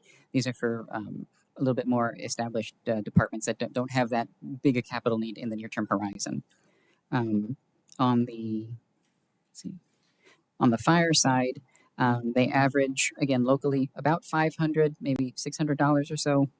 Again, it kind of depends on where you're looking, where you're sampling, and does that area have growth that they're putting in new stations or, again, their share of a public safety complex. And currently, just for a sense of scale, the fee there is $707.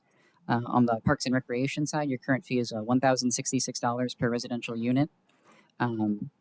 The average, again, that we looked at for the area comes in around $1,700 per residential unit. However, that can vary honestly pretty wildly across the state. If you look down in South Florida, they can be $5,000 or $6,000 per unit. It just varies. But again, one thing I'll mention there is that's one of the more unique impact fees because it's a function of what you want to build in, for your community that you, to some extent, you use as almost to market it. Do you have an aquatic center? Do you have ball fields? Do you have kind of a robust recreation department that draws people in and draws in growth? So for comparison purposes, one thing I'll notice on the peaks of that, while the average for police was average, like I said, about $450 to $650, the highest one on the comparison that we saw was about $1,000 for fire. The highest one there was also just under $1,000. And Parks and Recreation, when we looked at, there was about $2,900 in terms of the peak compared to the average. So kind of a lot of things out there right now. So that's the range of how the proposed fees and existing fees scale against some of your neighbors. That's kind of the basics of what goes into an impact fee. Again, we're looking at those assets. We're looking at the planned capital program, which was a part of the slideshow here. And then what Blanche had us do in anticipation of this meeting was do a little bit of what I'll call a sensitivity analysis based on the inclusion of certain projects or not, how those fees change. But one thing I'll mention here is it is important to have these fees in place in the community and also as right-sized as you can, because to the extent you have them in place, you're generating revenue from those new growth and new properties that are placing an impact on your services. And to the extent you have that, it mitigates some of the impact to existing residents. So you want to try to have that balance there. Okay. Any questions for Sean or for Blanche? I see the increases. The Parks and Rec really went up on the impact fee. And why did it go? Why was there such an increase on that one? For the various projects, because of the capital projects, the various capital projects. So are any of these capital projects that you listed, are they carryovers? I mean, we already had. No, ma'am, these are new. These are all new? Yes, ma'am, new projects.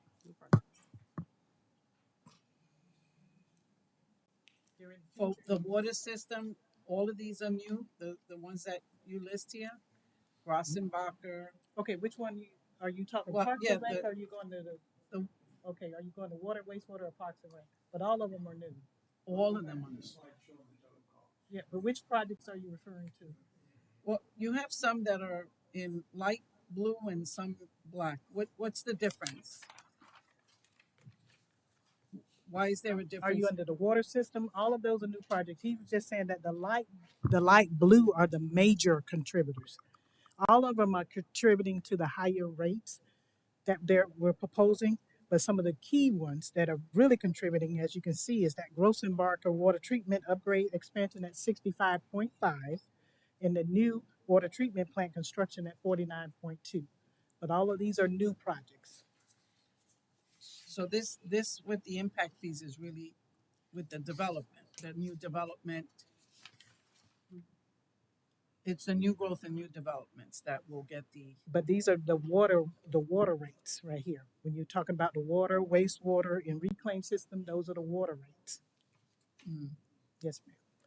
So that's why when we initially proposed at 40%, and I mentioned to you that at that level, with all of these projects, they were talking about a $30 million annual debt service that definitely we cannot afford.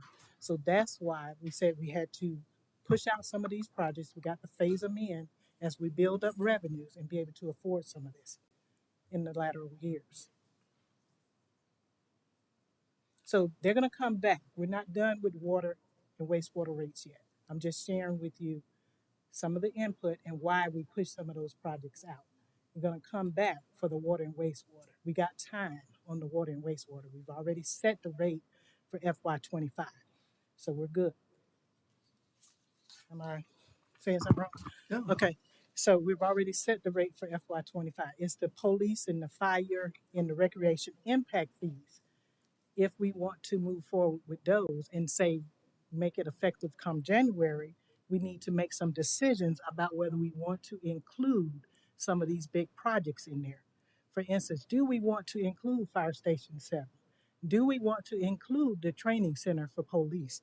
In regards to Parks and Rec, do we want to include, and I'm probably going the wrong way, here we go, some of those projects. All of these projects are outside of any funding that we have. Do we want to do the turf conversion? Do we want to do the pool? Do we want to do the gym, the multi-purpose fields, or the baseball fields? And that land Or acquisition. in the next 5 years. Exactly. So if we want to push some of these projects off to year 6 through 10, Yes. then we could take them off the impact fee for now and then roll it back.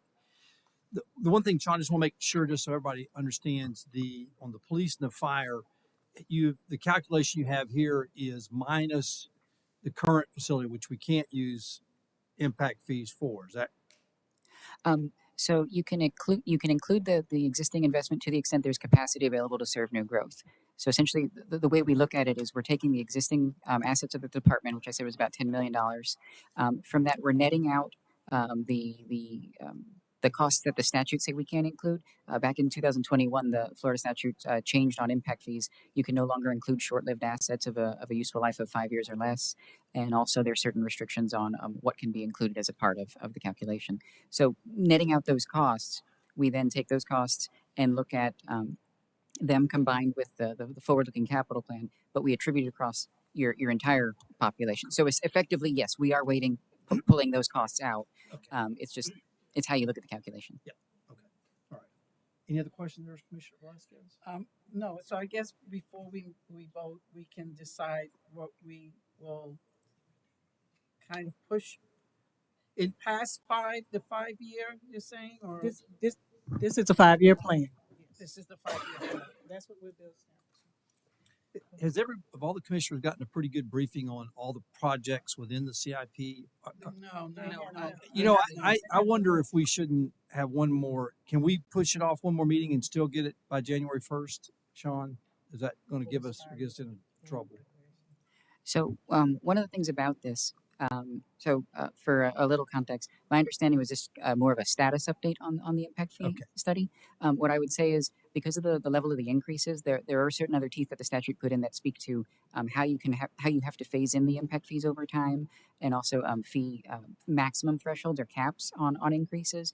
And there are certain procedural requirements that they built into the statutes that allow you to sidestep some of that, but there are certain decisions that have to be made on a procedural side before we can get there. That being said, from whenever it's voted upon, you then still have to wait another 90 days before you can collect it. So in terms of your question, if you're asking, can this be read through, go through first and second read, possibly go through those procedural requirements for the extraordinary circumstance if you decide to go that route, could that be done by January? I believe so. So we could take all in now, and then in the next 30 to 60 days say, okay, we're going to pull back these three things in police, fire, Parks and Rec. Would that be okay? And then from there, we would probably want to do a little bit fuller briefing to the council to make sure all the assumptions are out there and disclosed. This was a little higher level. So I'm sorry. You're suggesting to agree to take to the max now, and then we can. I think you need to challenge our public services director, our Parks and Rec director, police and fire to say, okay, do we need this in the next 5 years? So, as long as we it's kind of like the millage that we we set the max and then we can come pull back. Yes, but right now we're just talking about police, fire, and recreation impact fees. But Now no, we so my coming question, back for the water. We no, are no, no, coming. no, my for those three funds, Mhm. impact fee funds, can we set it the maximum and then come back, police, fire, and parks and rec, and then come back? To get those in place at the levels that they were currently presented at, you would have to go through either the what's called the extraordinary circumstances provisions of the Florida statute that require 2 public meetings devoted to the discussion and a statement of findings about the extraordinary circumstances of the community in order to go through those requirements to get the full level of the fee. Otherwise, the statute would say that any increases of 50% or higher are capped at 50% and must be phased in over evenly over a 4-year period of time. And So we've got to come back anyway because we're going to be over Yes, sir. 50% anyway. So we've got to come back. So my suggestion would be is let's set it at the highest rate now, and then the staff members, the separate departments get with the commissioners, kind of go through the projects, their priorities, and make sure that we're all on the same page. Excuse me, Mayor Henry Thomas. Sure. So I want to make sure I understand what you're suggesting. We cannot set it at the higher rate right now. We have to have 2 public hearings to determine that there's extraordinary circumstances. The statute says with the level of increases that you're looking at, it has to be phased in. It can only go up 50%. Okay. Let's take the Okay. police one. Okay. It's doubling. So it can only go up 50%. Okay. And it has to be phased in over 4 years. Okay. Okay. Now you can get around that. The statute allows for a provision for 2 public hearings where the council has findings that says we can't wait. We got to do it now. We got to do it now. It's called extraordinary circumstances. We did it in Mount Dora for their wastewater impact fee. But you're going to have findings on the record that says these are essential needs. You don't want to wait because it's going to cost the taxpayers if you go ahead with these projects and don't have the impact fees in place. So there's a lot of restrictions. You're not ready to vote on anything, in my opinion. Okay. That's Right. But the question is whether we do want to consider all-in projects and then go through the process. That's right. Go to the recreation one because I think you're looking at that incremental. So the question, not this per unit stuff, the total projects.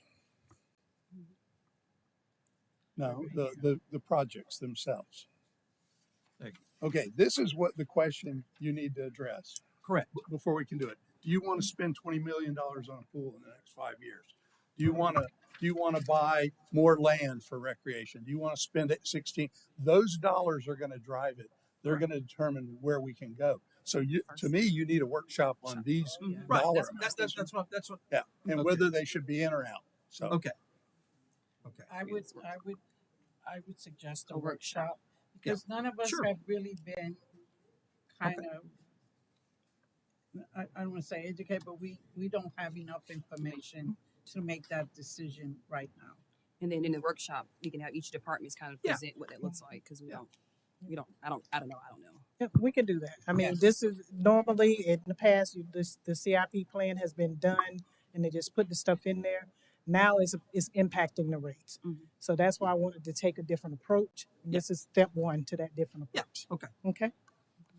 All right. Well, thank you, Sean. I guess even though it sounds like we're going to table this or Can we We're schedule just the coming workshop? back. We're Okay. just coming Should we back. schedule the workshop We're now? coming back with the we'll do it with the workshop. workshop. Okay. Yeah. Should we We're schedule the coming back. workshop now?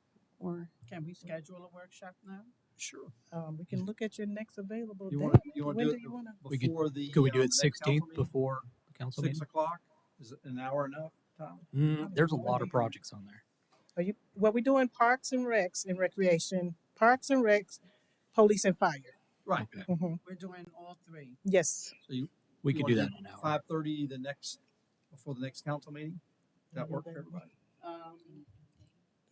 Can it be a workshop without the council meeting? Because then we're kind of constrained with time.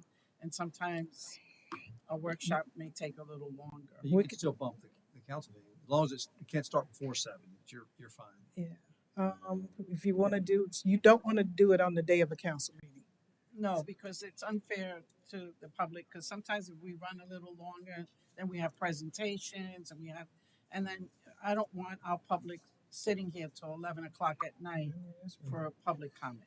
So I would prefer a workshop where the public is free to come and sit down through the workshop and we're not rushed. Okay, what about 6 o'clock next Wednesday? When? Next Wednesday, a week from today. Is that too soon? I can't do it, but Well, you got to be. I mean, here. I'm.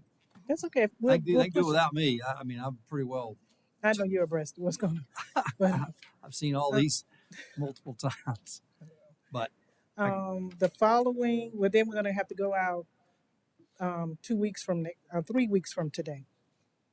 well, I think we want to do it sooner rather than later. I So, wanna- That's all. yeah. Well, so Does it have to be a Wednesday? No. it's a you common wanna do day the- for how does the 15th of October look? on a Anybody? Tuesday. Huh? That's a Tuesday, correct? Right. About 6 o'clock on the 15th. I can't do the 15th. Okay, he can't, that's, Can you do the Thursday, that's the the day 17th? before the next council meeting. Yeah. Right. The 17th would work. The 17th, a Thursday at 6. The Thursday at 6. Yeah. I have it open. Yes, Yeah, they're good. okay. Are You good? available I'm that Okay. Thursday? All right. I'm available. So we'll set a workshop 6 o'clock. On the 17th. Yeah. Okay. Thank you. All right. Appreciate it. You got it. Thank you. All right. Next up, so I guess we need a motion just to table the 5-year. Yeah, it's the development of it anyway. So, Yeah. and that's Well, why and I I'm didn't sorry, finalize it. anybody wants to speak on this matter? Come on, Mr. McKinney, why don't you come up here and give us your thoughts? Albert McKinney, 3603 Golden Gem Road. When we come here today to decide on things, it's important that the figures that you're presented bear some resemblance to reality. When those figures were presented today, I remember that we were here just a few weeks ago, commissioners, and when the subject of how much it was going to cost to do the work at Golden Gem Road was brought up, our Public Works Director, I believe, said he believed it was going to cost $8.6 million to do that. I believe that in documentation that I also provided to the commissioners with respect to an extension to the project of Golden Gem Road that was presented to St. John's River Water Management Board, that the city's documentation said that it was going to cost $19.1 million to complete the project. Can somebody perhaps slip back to there and bring up the figures about Golden Gem Road, how much it was? Because I may be wrong, but those figures don't resemble anything that's previously been quoted. Can somebody bring up the thing? Golden Gem Road, 16.1 million. So Public Works Director gave us 8.6 million a few weeks ago. The city's document to St. John's River Water Management Board claimed 19.1 million. That figure there says 16.1 million. I have a problem. If you guys don't all have the same figures that I'm working on, who's making the real decisions here? If you like to look at your emails today, at 12:15 today, I received an email from the city that said they were unable to present me with the documentation that I requested with today. That documentation represents information that is required on Golden Gem Road to find out how much has actually been spent currently and where we're at. What I was told is the city are going to present me with a report in a couple of months. I could care less what the city has to tell me in a couple of months. I need to know what's happening now. You spent $950,000 on work that you passed on May the 15th. There's no interceptor trench being put in. There's no aqua dam being made. Commissioners, I messaged you last week and I asked you to respond. You did respond, but you didn't reply because none of you gave me an answer to the question that I asked. Yeah? The question is, where do you stand on this bank checkbooks? I don't know where you stand, but what I can tell you is you won't give me the facts that I demanded. It's my right to have regarding financial payments that were made over a year ago, and some which were recently perhaps made to a preferred contractor. If you won't give me this information, then what are you hiding? I know what's been hidden. The work that went into Golden Gem Road was substandard. The materials came from a demolition site. I want to see what we paid for that materials. Am I being ripped off? Are these people being ripped off? If you won't give me those figures, you're hiding something. Anybody else from the public wish to speak? All right. We'll look for a motion to table it this, okay, I'm sorry.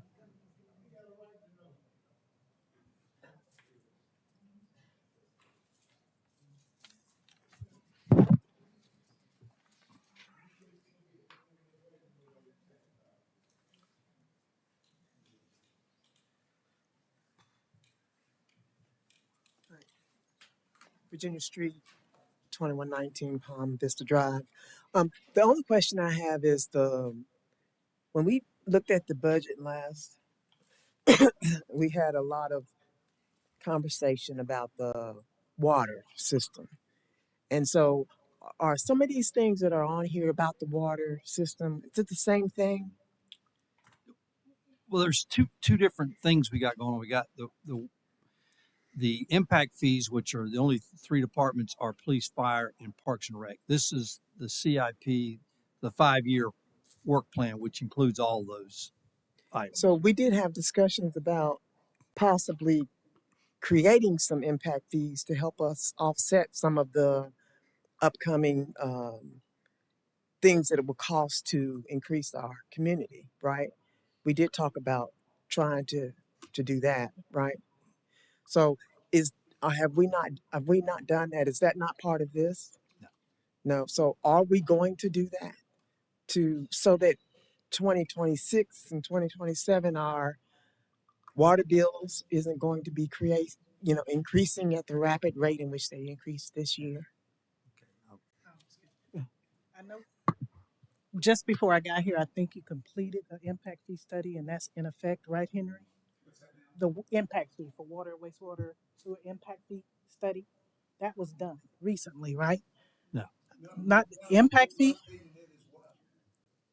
Impact fee.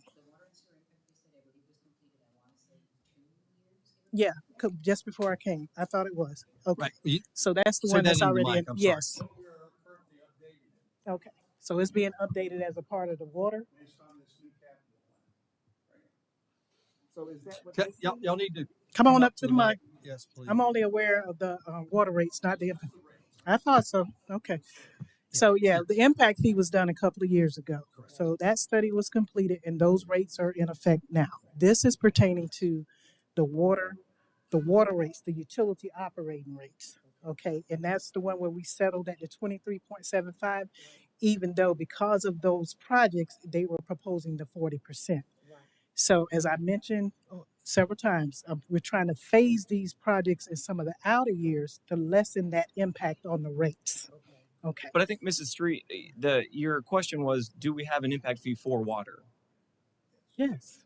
And are we implementing? That's her question. Yeah, that's the one I said where the study was done a couple of years ago, and those rates are in effect. And now we're updating that to. No, we're not. We're not. Oh, I thought that's what. No, we got that clarified. We're only doing the water rates.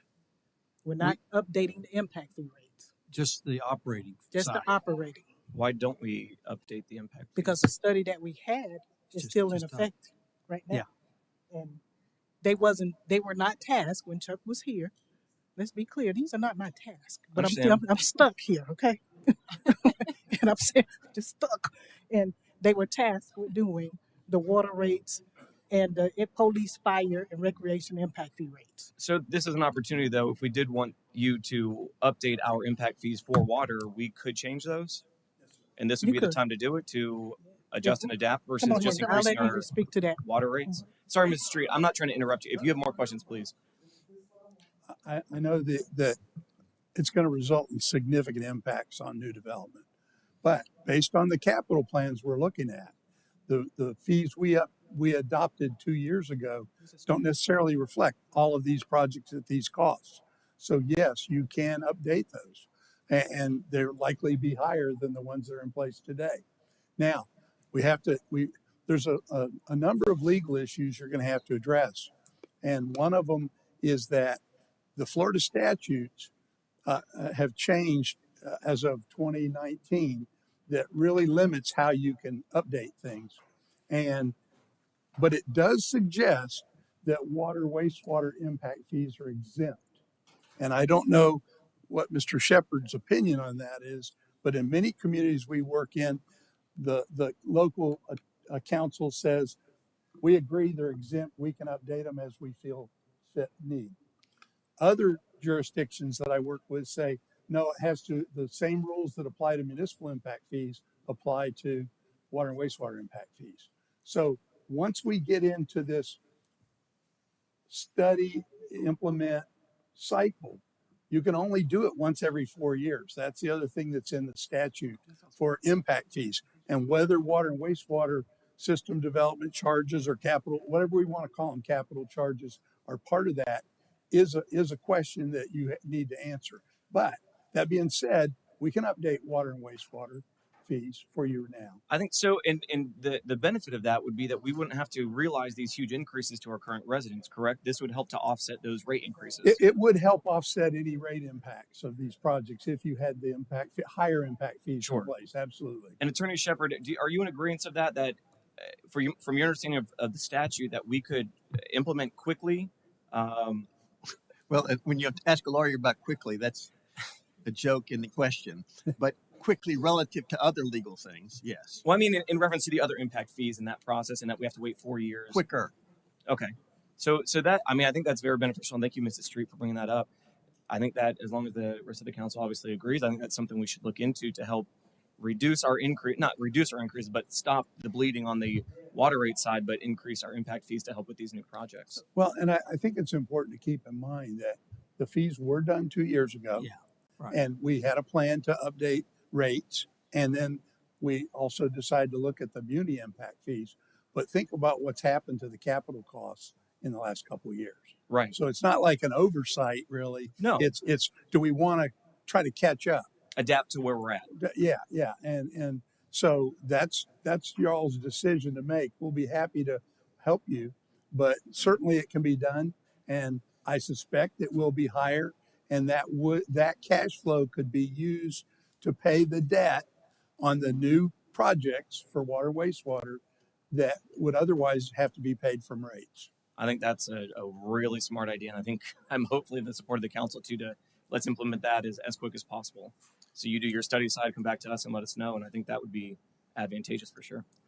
Thank you. When you're doing your study to increase the impact fees in reference to sewer and water, are we considering how much it costs in order to supply that water to the new development, and how long it's going to take us to recap that investment? Say it again. I'm sorry.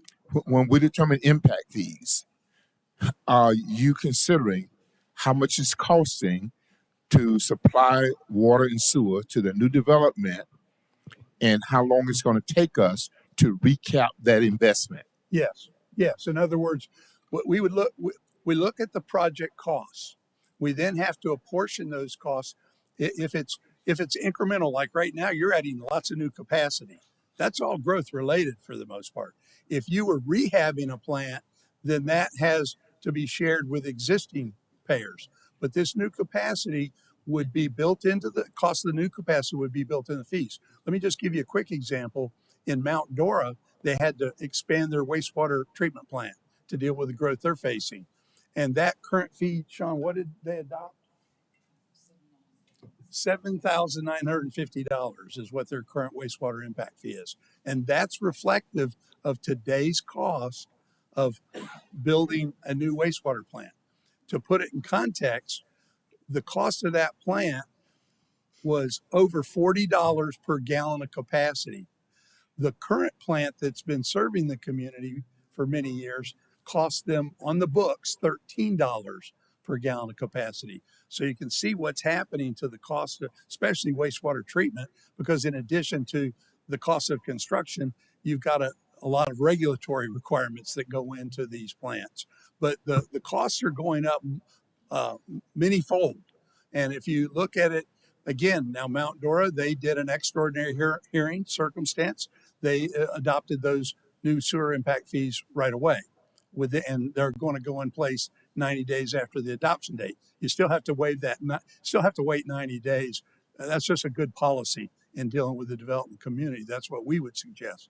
However, yes, we are going to take into account the cost of new capacity, what the city's going to have to invest, and then what's an appropriate share for new development to pay of that. Because it may not be that they should pay 100%. We have to look at it on a project by project basis and say, is this expansion related or is this partially rehab and partially expansion? It's a detailed view of all your capital spending. And will that tell us it's going to take us 7 years, 10 years to recap that investment as well? Well, no, what it's going to do is it's going to say at this level of expenditure, here's the fee. Now, if you grow more, you're going to collect more from impact fees. If you grow less, it's going to take longer for the impact fees to contribute. So once we set the fee, the next part of it that you have to deal with is how quickly are you growing, because you're going to you collect the impact fees at the time of permitting. And if we had a major recession and projects stopped, your impact fee revenues would drop significantly, and the burden would then be on ratepayers. Unfortunately, our client, the city of Lakeland, had aggressively used impact fees to pay debt service on new growth related projects. In the last recession, back in the 2008 2009 period where things slowed up, they had to raise their rate 17% because they were no longer collecting impact fees that they were using to pay the debt. So your loan, you're going to have to finance these projects probably with revenue bonds over a 30-year period. So that's how long you're going to be paying for them. It's how much of the growth you'll get in that 30 years will determine how much the impact fees can pay. But we cost it out on a per unit basis first. Okay. You good? Okay. All right. Sorry, Ms. Street, we kind of ran over your time there. If you have anything additional, please. Sorry. No, that helped. That helped. Okay. That helped. So these new. Come back to the mic, please, ma'am. I'm sorry. I know better. These new things like the Southwest treatment plant, that's new construction.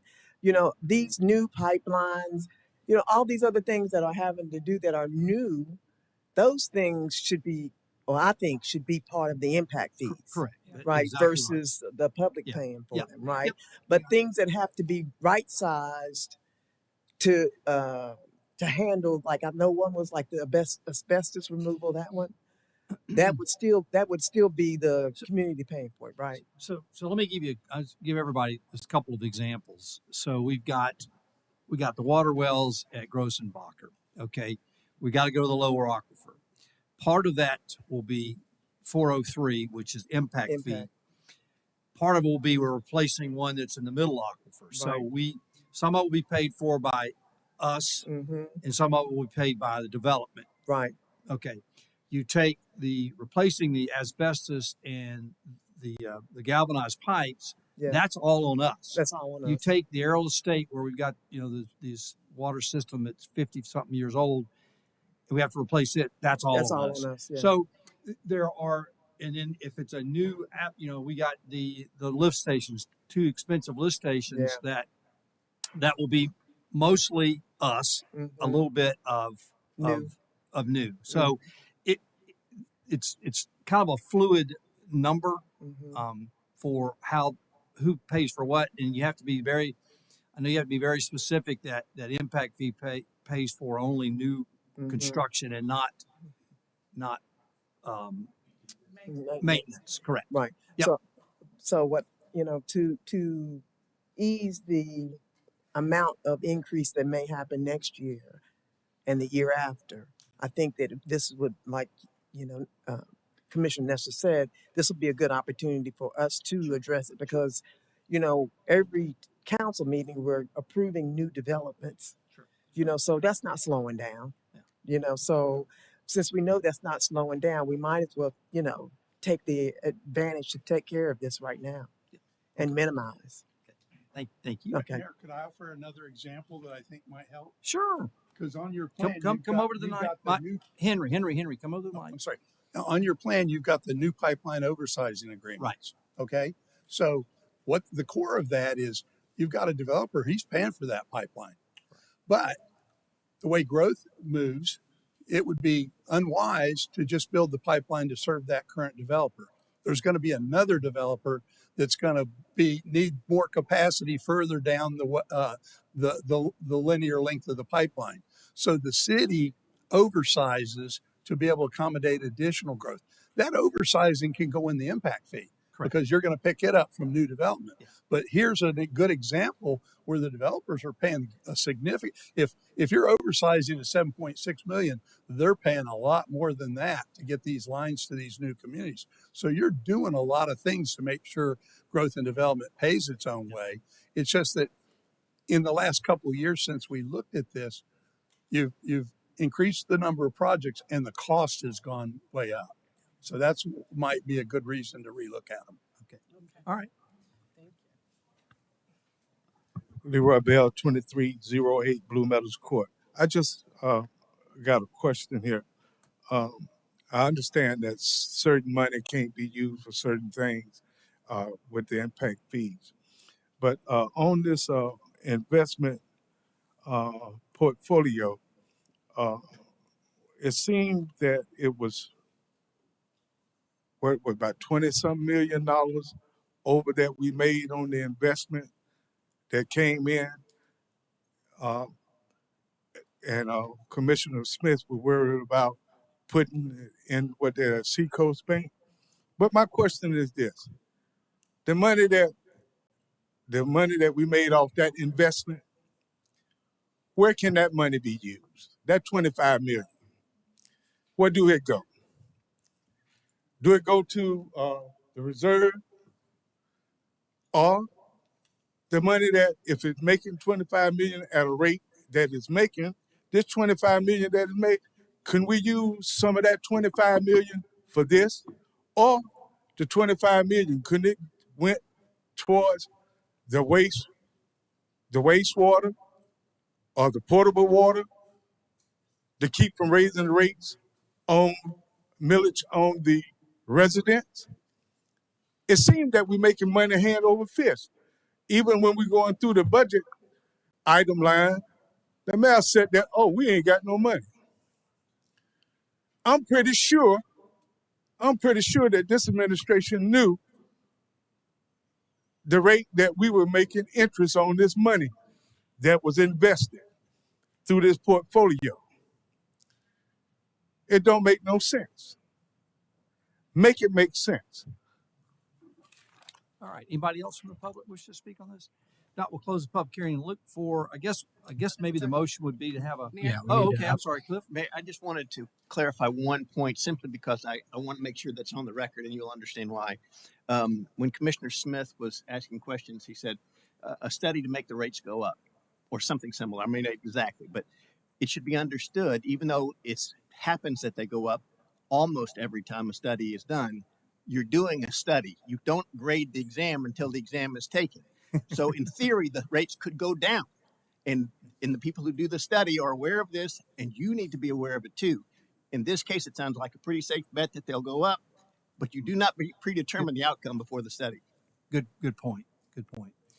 Okay, so I guess I'm gonna look for a motion maybe that we'll have a workshop on the 5-year CIP for Thursday, the 17th of October.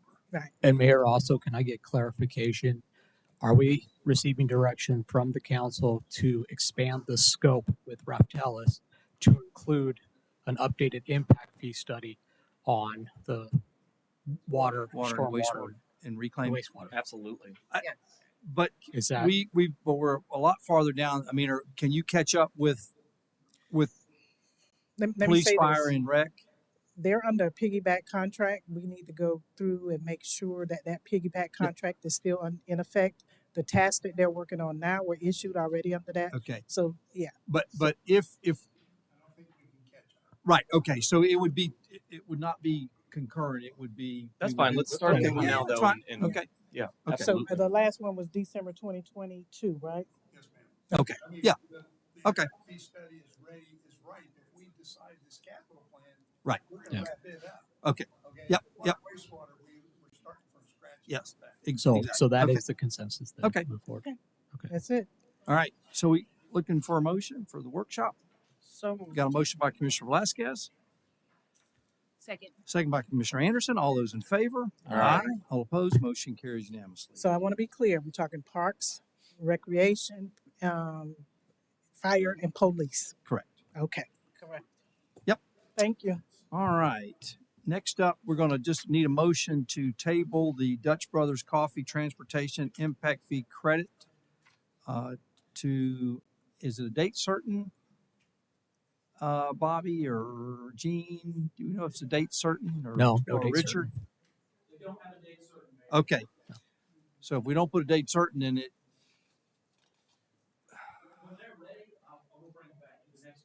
okay, but so we don't have to, we have to re-advertise though if we don't do it a date certain then, right? Okay, so just I need a motion then to table the Dutch Brothers Coffee Transportation Impact Fee Credit. So moved. Got a motion by Commissioner Smith, second by Commissioner Velasquez. All those in favor? Aye. All opposed? Motion carries unanimously. All right. Radley. Good afternoon, Mayor and Commissioners. Radley Williams, Parks and Recreation Director, here this afternoon to discuss the annual Apopka Amphitheater Holiday Concert. As you know, in years past, the Orlando Philharmonic has been the performer at the holiday concert. When we were working with the Philharmonic this year to firm up and book the date on our regular second Saturday of the month of December, they informed us that they'd already booked that date out and did not reserve that for us. So staff reached out to the UCF School of Performing Arts to see if they had an orchestra interested and available in performing and provide us a quote. They do have an orchestra and a choir interested in performing for the concert. They quoted us $25,000 for the performance.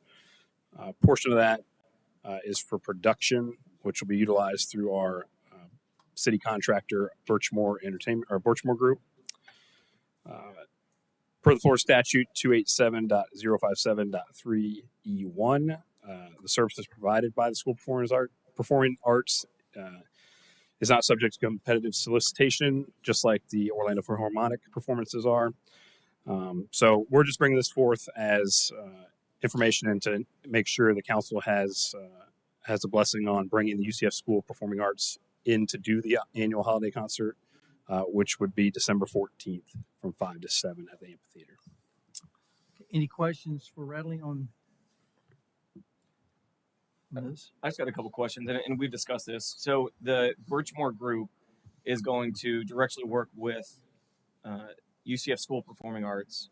We're not going to have to be involved in that. They're going to coordinate together and put on an incredible performance. Correct. Yes, they'll work directly with the School of Performing Arts, provide them what's needed. That quote that I identified in the staff report of $4,350 covers the needs that they've already requested. Okay. Thank you. Okay. Anybody from the public wish to speak on this one? Not, we'll close the public hearing. Look for a motion to approve the selection of the University of Central Florida School of Performing Arts Orchestra and Choir to perform the annual holiday concert on December 14th, 2024. So moved. Got a motion by Commissioner Velasquez, Second. second by Commissioner Anderson. All those in favor? Aye. All opposed? Motion carries unanimously. Thank you. All right, next up, Bobby. Surplus property. Good afternoon, Bobby Howell, Planning Manager. Ordinance number 3030, which was adopted by the City Council on January 3rd, 2024, states that any real property owned by the city that's outside the CRA, the Community Redevelopment Area, may be declared surplus by the request of an interested party. Mr. Bill Spiegel from the Rotary Club is here this afternoon to ask the City Council to consider declaring certain property for a surplus, and this property is located on the corner of Wells Street and West Grossenbacher Drive for purposes of a potential future lease. So, further ado, Mr. Spiegel's here. And as Bill's coming up, just want to say we have another Bill in the room. It's a former commissioner, 20, whatever, how many years, Bill Ayersmith. Thank you for coming out and being, I know he's a Rotarian, got some Rotarians in the house, so thank y'all for coming out. And with that, Bill Spiegel. Thank you, Mayor. Bill Spiegel, Rotary Club of Apopka, P.O. Box 7. So, you know, we've been around a little while. Apopka, Florida, 32704. Mayor, Commissioners, thank you very much for the opportunity to bring this before you again. I know that we've talked previously, but I just wanted to share. Let me just see how we. A little bit about the Rotary Club of Apopka. We're very excited about our, longevity in the city of Apopka. We were founded in 1927, so we've been around. We're coming up on our 100th year anniversary, and it's been our mission to make a positive impact in the world, locally as well as globally. We, over the last 15 years, have averaged from our fundraising efforts the ability to contribute local and international charitable causes about $40,000 a year. And it's our intention to continue to do that and possibly even increase that. Currently, we have over 52 members that are made up of business, community, and civic leaders in our organization, and we partner with the city on multiple items throughout the year. We actually host the Apopka Fair and the Fall Family Festival as co-sponsored events with the City of Apopka, family-friendly entertainment. We have one coming up here, October 17th through the 20th. So we're very appreciative of the relationship that we have with the city and the partnerships that we have. So we appreciate that long-standing relationship. We also provide the management and programming for the electronic sign on Park and Main Street as a community service. Kind of hard to imagine, but we've been doing that for 14 years. We've actually had over 34 million views from passersby on that intersection. So our goal is to provide community and civic information to passersby. Our motto is service above self, and we're interested in making a sizable investment in the Apopka community. We are looking for a legacy project, something that will outlast us. This is an endeavor that we've been undertaking and considering for quite a few years prior to COVID. And then I made a presentation to you earlier this year. There are some processes that were put in place, Ordinance 3030, to identify pieces of property that are owned by the city that can be considered surplus or be leased to 501c3s or disposed of. We're not asking for disposition of the asset, just a long-term lease and partnership. We have been blessed by significant support from the community. I'd like to appreciate and thank all of the Rotarians and people who came out and have been with us here today, especially Richard and Shirley Risser and their family for a donation of the actual buildings that we currently possess that we want to use as the backbone of this project. So we currently are in possession of those. Those are two buildings. One's 3,700 square feet. The second one is 2,500 square feet, and there's approximately 2,000 square feet of covered area. Our goal is to create a community center that can host 100 to 125 people and provide a needed resource for the community. A few years ago, we did an economic study on the needs of our community, and even prior to the current levels that we have today and our growth, we identified that there was a need for event space or meeting space to service civic organizations, youth projects, just fill a need and a gap within the city. So that's where the idea came from. Just in the purpose of creating kind of a vision that you can look at. We're talking about the property directly to the east of the baseball field at Apopka High School, kind of at the corner of Wells Street and Grossenbacher Drive, next to the Apopka Athletic Complex. It comprises about 3.5 acres. Some of that's into the lake. We've worked with staff over the past few months to put together a ground lease that has gone through multiple iterations. We're not at the process and point here today to be able to really go through all of that specifically. We've got to go through and first kind of get the temperature of the council and the will of the council to undertake this partnership and project. There are some specific rules within Ordinance 3030 that have to be taken to make this a possibility. So I'm going to skip over the part about the versions of the ground lease. We'll cross that bridge when we come to it. That'll probably be hopefully in the near future. So I'd like to get a little clarification about the timeline. But we have a sense of urgency. We're definitely an organization of doing, not as much talking. So if you kind of sense that, we don't want to be pests, but we really do want to make this investment in the community and make progress quickly, we've kind of outlined a development plan and timeline for you to review. Just to give you a little bit of an idea of the location, this is the Apopka Athletic Complex is about, and forgive me for not knowing the exact acreage, but I think it's 13 and a half acres, 11 to 13 and a half acres.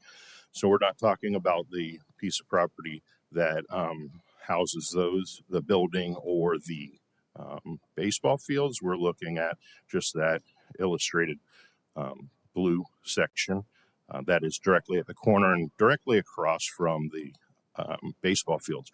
One of our goals there is to be able to increase parking. Currently, this is what the piece of property looks like. It's undeveloped and is used as overflow parking for some of the high school events. And by making improvements there, we feel like we can create a safe environment for some of those events and the overflow parking.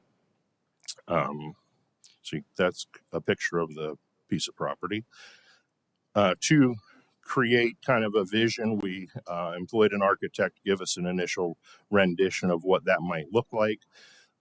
After working with and speaking with the commissioners as well as staff, we will consider some adjustments to this to increase the number of parking spaces that can be developed to provide that extra parking for neighboring needs.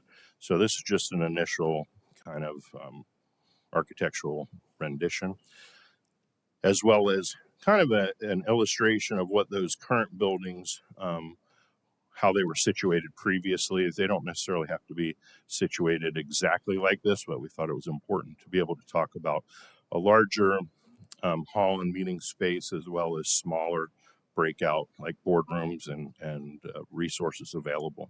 So here's a couple iterations and artist renditions.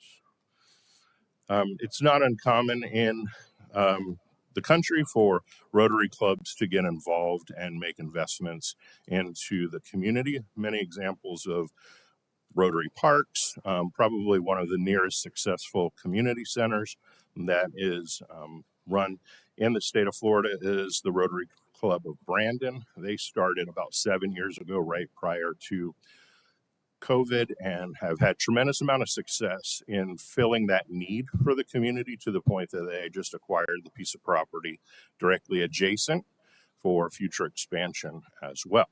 So I think at this point, what we really want to do is talk about whether it pleases the council to start the process to identify this through the ordinance 3030 and go from there. But I'm here to answer any questions and basically let you guys kind of take the lead.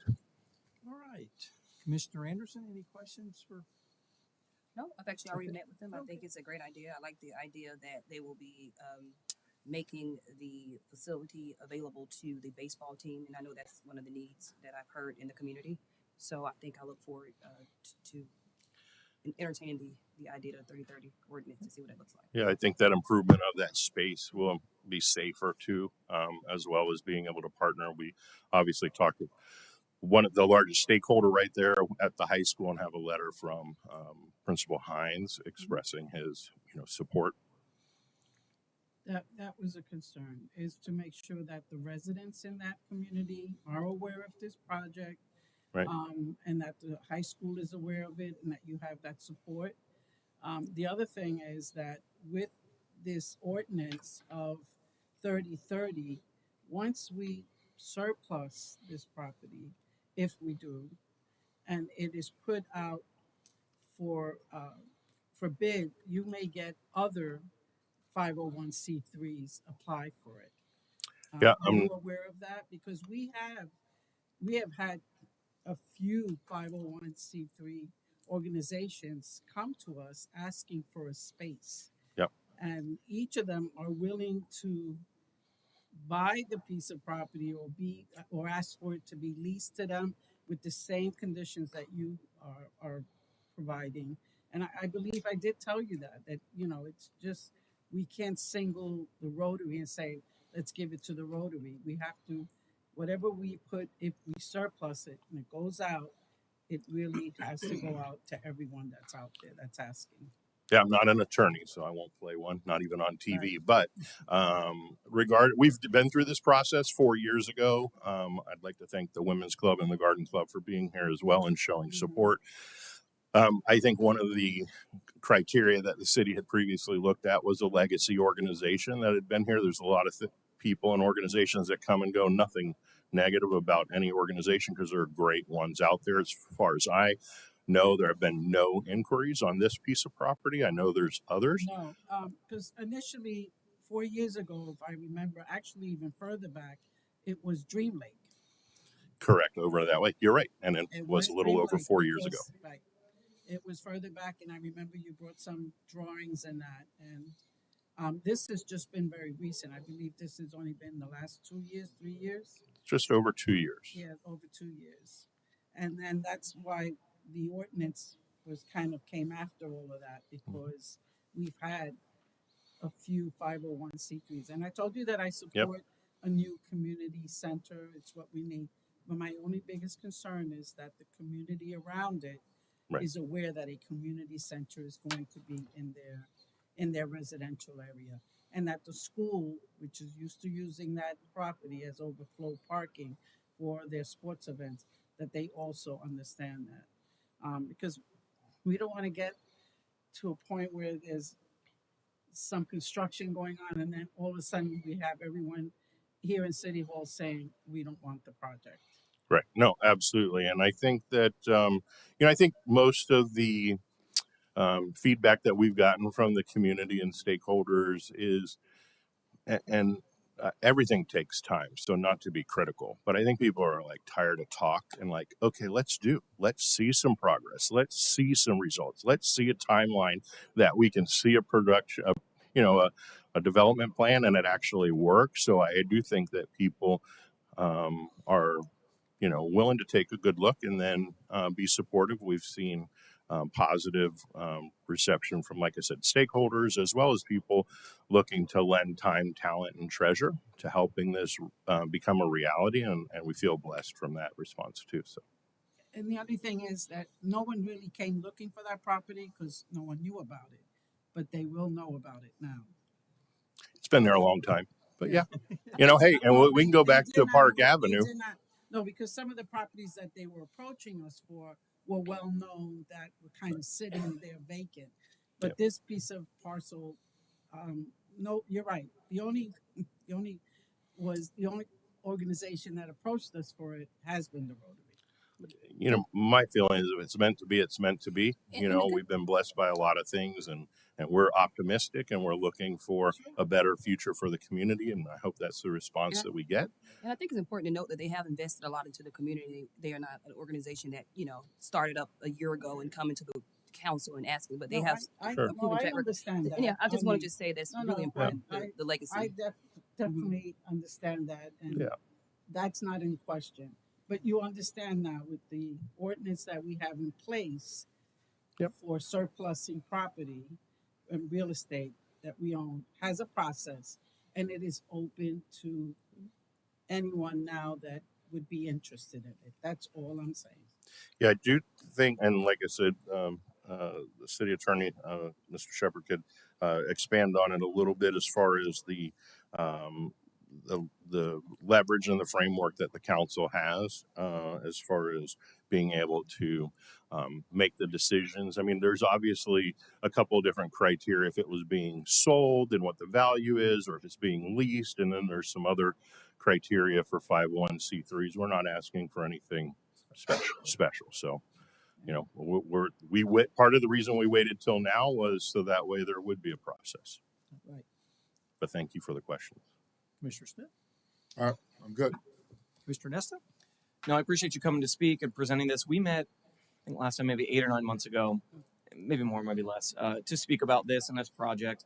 And you had kind of updated me of where you guys started at on the Park Ave property, and then over to this one. And I'm glad that we waited for the ordinance to properly come into play. Attorney Shepard, the process of this ordinance, we can, when should we surplus it, we can put in certain provisions of what we're looking for. It's kind of an RFP, but This isn't a CRA, so you don't have the same issues with notice like on under 163, 380 that you would have. That's Sure. why this is for non-CRA property. There's already a CRA process. Sure. But to your point, yeah, I mean, at the end of the day, particularly under the way the ordinance is drafted, and you're considering disposing of it, which is the term that's used, whether it's be long-term lease or sale or whatever, and you're doing it because it's requested by a nonprofit, then you have latitude to try to figure out which option provides you the best outcome for whatever it is that you're seeking for that property. So yes, in that regard. What I do not know is there are certain appraisal requirements. I think this one may be one of the exemptions, but I didn't refresh my memory on it. But if it is, then it's going to be a matter of, okay, it's now surplus. There's one applicant or it's surplus and there are 10. Which is going to do the most for the community in your judgment? correct. And I think that was echoing Commissioner Velasquez's sentiment as well, that this could create others that come into play as well that we just need to take into account. So And I simply add in here, it is also true, also in the CRA process, you can reject all applicants. So that's always an option. Just because you have one doesn't mean you have to pick one. Sure. Okay. Thank you. And for this too, and I think Attorney Shepard, this would be for you as well. Would we have to carve this out? I mean, we wouldn't create a separate plat for this, right? Like this wouldn't, even though it's a long-term 99-year lease. That's a planning question. What I need for a lease is simply a legal description, whether it needs to be replatted for what is being shown up here on the screen or for some other purpose if it was to be chosen for some other use. That's a Bobby question, or until somebody replaces Bobby, a Bobby question. But I think based on what I saw, that shouldn't be necessary. Whether it needs to be rezoned, that's a different question. So it's a 13-acre part. It's they're only wanting 3.5 acres out of the 13.72 that are there. So I would think we would have to carve this out in some, or to your point, give some type of new legal description to it. At minimum, a survey. But again, Okay. that may or may not require a replat. Okay, understood. So there's just some processes we may need to go through there. Would you be willing and open to, we're dealing with, especially I think starting as of yesterday, new statutes of assisting and coordinating with the unhoused. Would you be willing to use this facility, not exclusively for unhoused services, but maybe once a week or once a month to help other organizations as well that maybe are newer or smaller, to help give them a facility to help the unhoused or provide services? Again, not exclusively, not all day long, all that, but very set times. Would you guys be open to that, to kind of partnering with other organizations? So I think Rotary has a history of partnering with other civic organizations and lending support. There's, only so many hours in the day and so much energy that any one organization has. So Sure. we do support other organizations. I mean, that's really kind of like putting the cart way before the horse, as far as, what the application. I know that like our nearest example I said and talked about at the Brandon Rotary Club. The Rotary Club rents the building itself, so what we want to do is have something that's competitive, that isn't a for-profit, entity and organization, doesn't have shareholders, stockholders, and, people to answer to be able to provide the service. So I think Rotary has been responsive. I mean, obviously, I'm just one member of the club and the board, so it really, anything is possible. We're here. I mean, we're starting from nothing, creating something, and I wouldn't, exclude anything or, be able to make a commitment at this point without knowing more details. So. Absolutely. And then Attorney Shepard, maybe this is Mr. Smith. There was 2 leases in the original packet that we had. I reviewed both. One was just exclusive to right of first refusal, and that was in reference to a potential purchase down the road. Right. Okay. Before this 3030 came in, which I didn't know it hadn't been complied with, there was 2 potential things to discuss. We had suggested that because it's a significant, in my opinion, maybe it's not for somebody else, 13.5 acres is significant to me, piece of property, and that the city might have a need for it in the future or find somebody who's better suited to some need that the city has. for example, in other cities, they run into situations where we need to put a water plant where we don't have a piece of property big enough. That's big enough. Let's use it. So to give you the option of taking that property back, even in terms of a lease as an exception, or to provide it to another user that suits the city's needs better. And the right of first refusal option gives them the right, meaning the Rotary, the right to take the property and pay whatever not the new user would use if we give them that. If we take that out of there, there's no right of first refusal, and we still have the ability to terminate the lease for this reason, then that takes that away.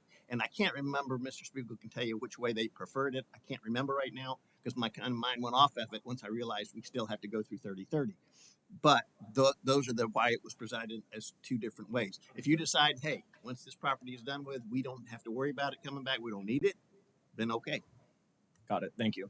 And did you guys have a preference on the lease style of what either, I would assume it's right of first refusal? Yeah, there's no way we want to invest millions of dollars into a piece of property that, and add, 100x value to it and then have to buy it after we put the investment in. Doesn't make sense at all. So really what we would want to do is either protect our interests as far as making this long-term legacy commitment to the community, or lock in what the value is today. And then if somebody wanted to come through 20 years from now and buy it out from under us, then we have the opportunity to buy it what it's worth today.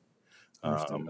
Something like that. Or, since it's still city owned, right? It's a lease, a long-term asset. The investment that the organization is making ultimately is, a benefit known by the city. Something that gives us the protection for being able to deliver on our mission and our quest to invest in the community. If all of a sudden, different leadership is in the city, and you guys, I can pretty much say nobody in the room is going to be here in 100 years, right? None of us. You get a grip on that, right? We're not going to make it. And for some of us, it might be sooner than that. So we don't know, but it's a sizable commitment. And, obviously there's other criteria in the way the lease is drawn. We can't encumber that property. So we have to do this cash, so we're not putting a loan on the property or anything like that. So, when, we pretty much had gone back with 2 or 3 iterations already on the lease, but with the right of first refusal and the way that it was written, it didn't really protect our interests. And we would want to clarify that. And because even in this process, the final terms, we might say, no, thank you. Sure. Okay. Understood. Thank you. All right. Any other questions? If not, any public comment?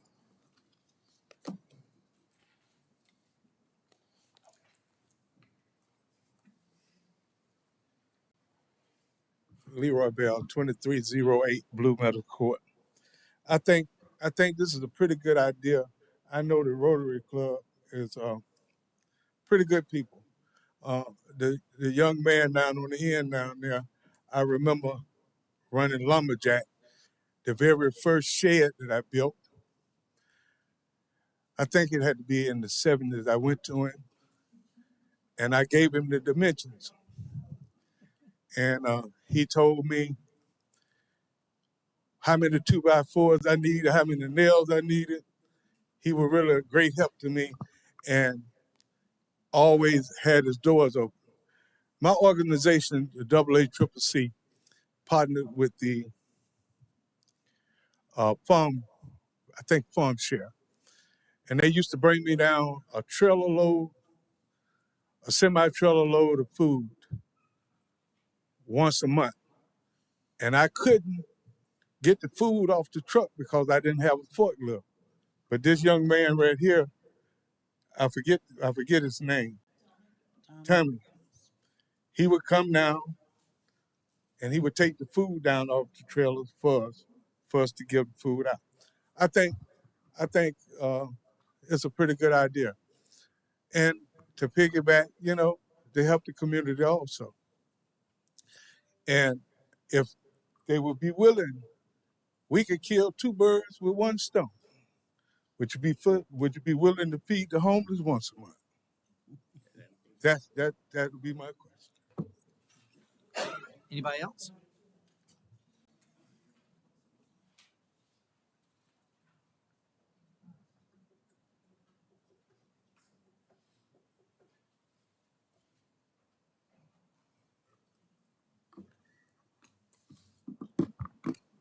Sylvester Hall. Um, I don't have any direct contact, direct dealings with the Rotary Club, but I do know the tradition, and you see it. Years that I've been around. I see Rotary clubs. My thing is in the city of Apopka, if you got an organization like the Rotary Club that needs some place to be housed, and they're doing good things for the community, you know, there's not a one size that fit all. You know, I used to tell mentors, certain people can reach certain kids, and then it takes another group of people to reach another kid. So it's like not one mentoring group has got the one size fit all where they can reach everybody. So you specialize in what you do, and you be proud of that. My thing is when you go around the city of Apopka, you see so many vacant land, vacant properties. How do we clean it up? And you clean it up by organizations like this providing them some place to do their service. My thing is to the city of Apopka, how many city-owned properties do we have? And then what they look like? Who's been taking care of them? So if we got all this city-owned property, it's just sitting there, and we know how. I know when I drive by a piece of abandoned property, I don't know whether it's owned by the city or not, but it's a sore eye to the city. And when you're talking about bringing in business and you're thinking about bringing in developers, they're looking at all this. And so if you got that, that's fine. Let's make it happen. Let's put in a process to make it happen. So when others come and follow them, we already have a process in place. Now, I agree with Commissioner Velasquez. There's been a lot of nonprofit that's been here that want to do good things with the city. And basically they've been turned down when you have buildings just sitting there. And so what I would like to see is how many city-owned properties we have, who's renting them, how much do they pay for rent, and so we make it fair for everybody. And then also,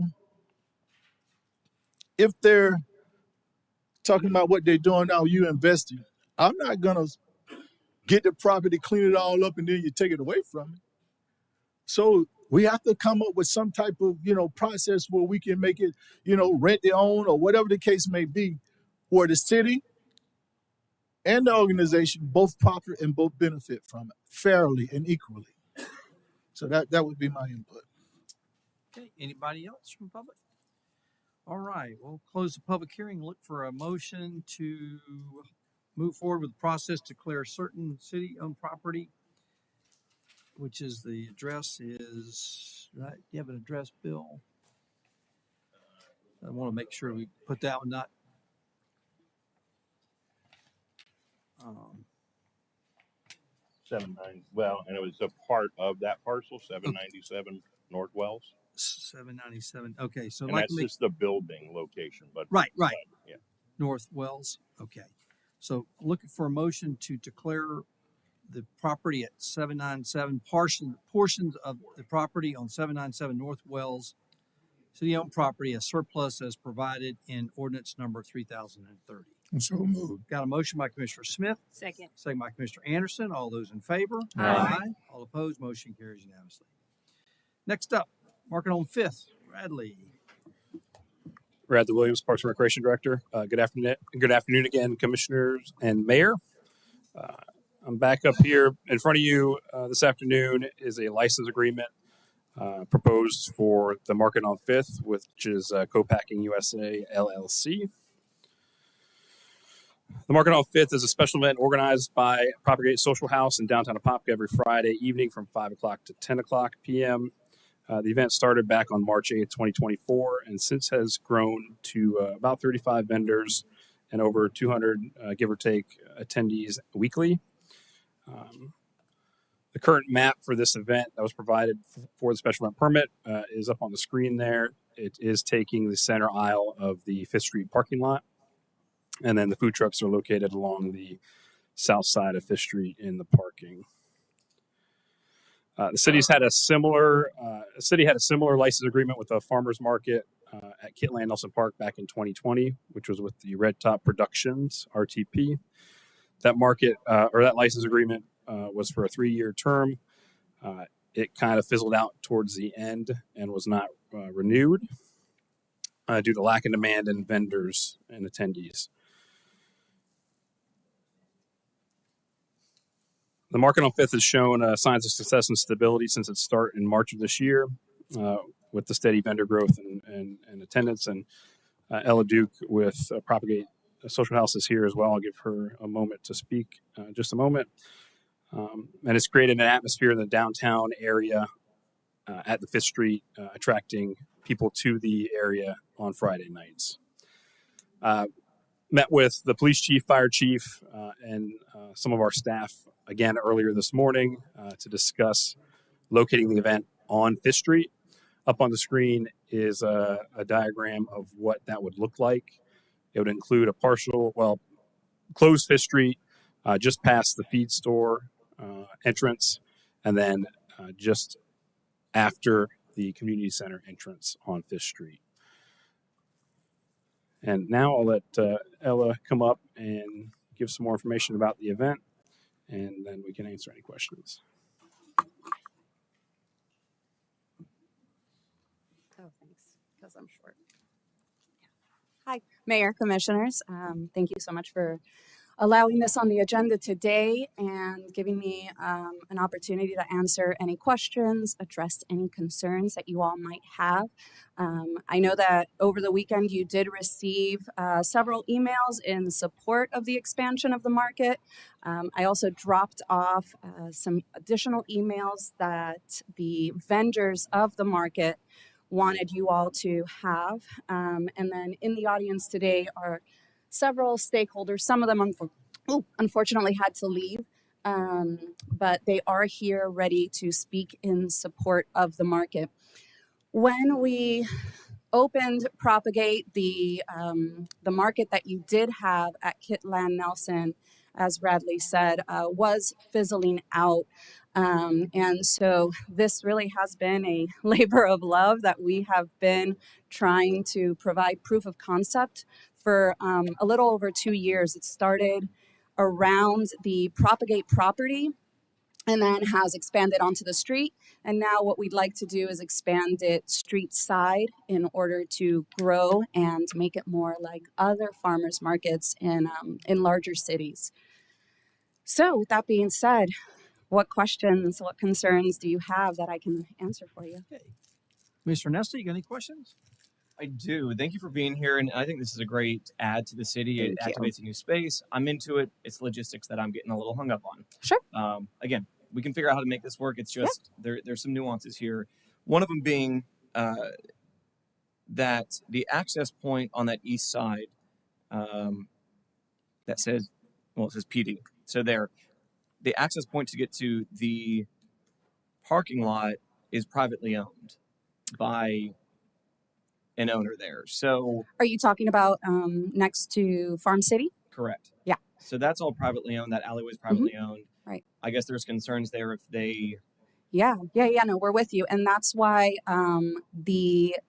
that one parking side to the left, it would just have a barrier so that in the event of a barricade that would be easily movable, so that in the event of an emergency, you just move it, and PD, fire, ambulance can all get through quickly and effectively. Okay. And then I guess my questions are to, it's not to you right now, but I'm going to have more for you, I'm sure. So Sure. Are to our fire chief and police chief that you guys are comfortable with this plan and that there will be. I'm sorry, you can keep talking. Thank you for permission. That this won't slow down response times or anything in that capacity. We can get trucks through. If I need a tower truck to get through here, no problem. If I get ambulances, if I need whatever vehicles, PD to get through here, that this won't slow down response times for others in the area. Uh-oh, man, we got the brain team here coming up. I'll speak for both of us to begin with, but he can back me up if I miss something.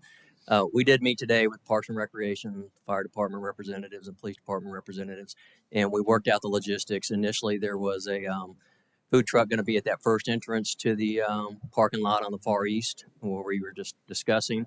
We didn't feel that was safe because we're going to have police cars at both ends of this. We can move the police car for the fire truck to get in. They obviously can't make that first turn into the parking lot, so this will give them access to the back of the buildings that are in there. So I think we came up with a reasonable accommodation for everybody involved here that will allow the fire department to respond with their fire trucks, get in there to service anybody.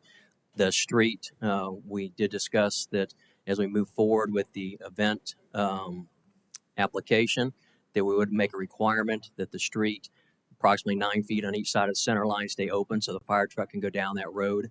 So the road would not be totally blocked by vendors or anything like this.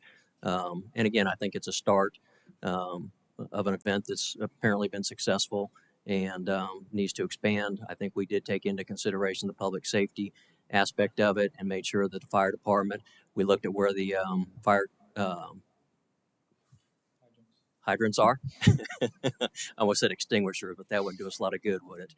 Where the fire hydrants were, to make sure that they knew where they had to pull from and that they would have access to that also. So I think we took into consideration all the public safety issues, and I think we're both comfortable. I won't speak for Chief Sanchez, but We are. Okay. Okay, thank you. Then the kind of my last concern here, or just hurdle that I want to wrap my mind around, and I've gotten communications about this, is that we are going to be fronting or taking on the expense of the police and additional garbage and things like that services. So what I'm getting is, if for them, then why not us as well? So it's an expense that we're incurring that we don't have even an estimate for. We can Well, get like a rough number, but this isn't a first time thing. We provide law enforcement services to the parade where we block off all the streets. Those are once a year things. These Those are are much much. bigger I costs. agree, but it's still a partnership with our community to make sure that it's a successful event. I'm concerned about security at this event, especially now that it's moving to the roadway. People like nefarious things when events are in the roadway. I think it's safe for our community, for our law enforcement officers to be there. We also provide law enforcement to the roadway for the fair so people can cross there safely. So this isn't something new that we do. We do provide law enforcement services for other groups when they're in a working relationship with the city of Apopka to make something successful. And I think this is the beginning of making our downtown area successful. Okay. No, and I hear you on that too, and I get it. And we had the discussion of if it grows even bigger and you guys can start affording it effectively, that we could pass on some costs from there. And again, that's just my concern, is that we're already tapping out a lot of resources. And then we discussed, is this going to be overtime, on-duty officers, or what's that look like? It will be overtime unless we can find officers. Obviously, we're going to staff the city first, and if we have to bring officers in for overtime, it will be overtime for the hours that the road is closed. Again, that's not new. That's something we do for other events that occur in the city. If we have big events that the city sponsors down at the amphitheater, we do the same thing. We don't have the resources. We used to have a common day when we were on 10-hour shifts on Friday, and we could flex some of those times and reduce that. But now that we're on 12-hour shifts, we do not have a common day, which makes it some challenges, but we'll find the resources to accommodate it and, again, try to make it successful. And as we discussed, at any point, this agreement can be renegotiated if it expands to the entire street, the entire block, or whatever their vision is. And there's an income stream that they want to move it to another direction, then we can move it to another direction.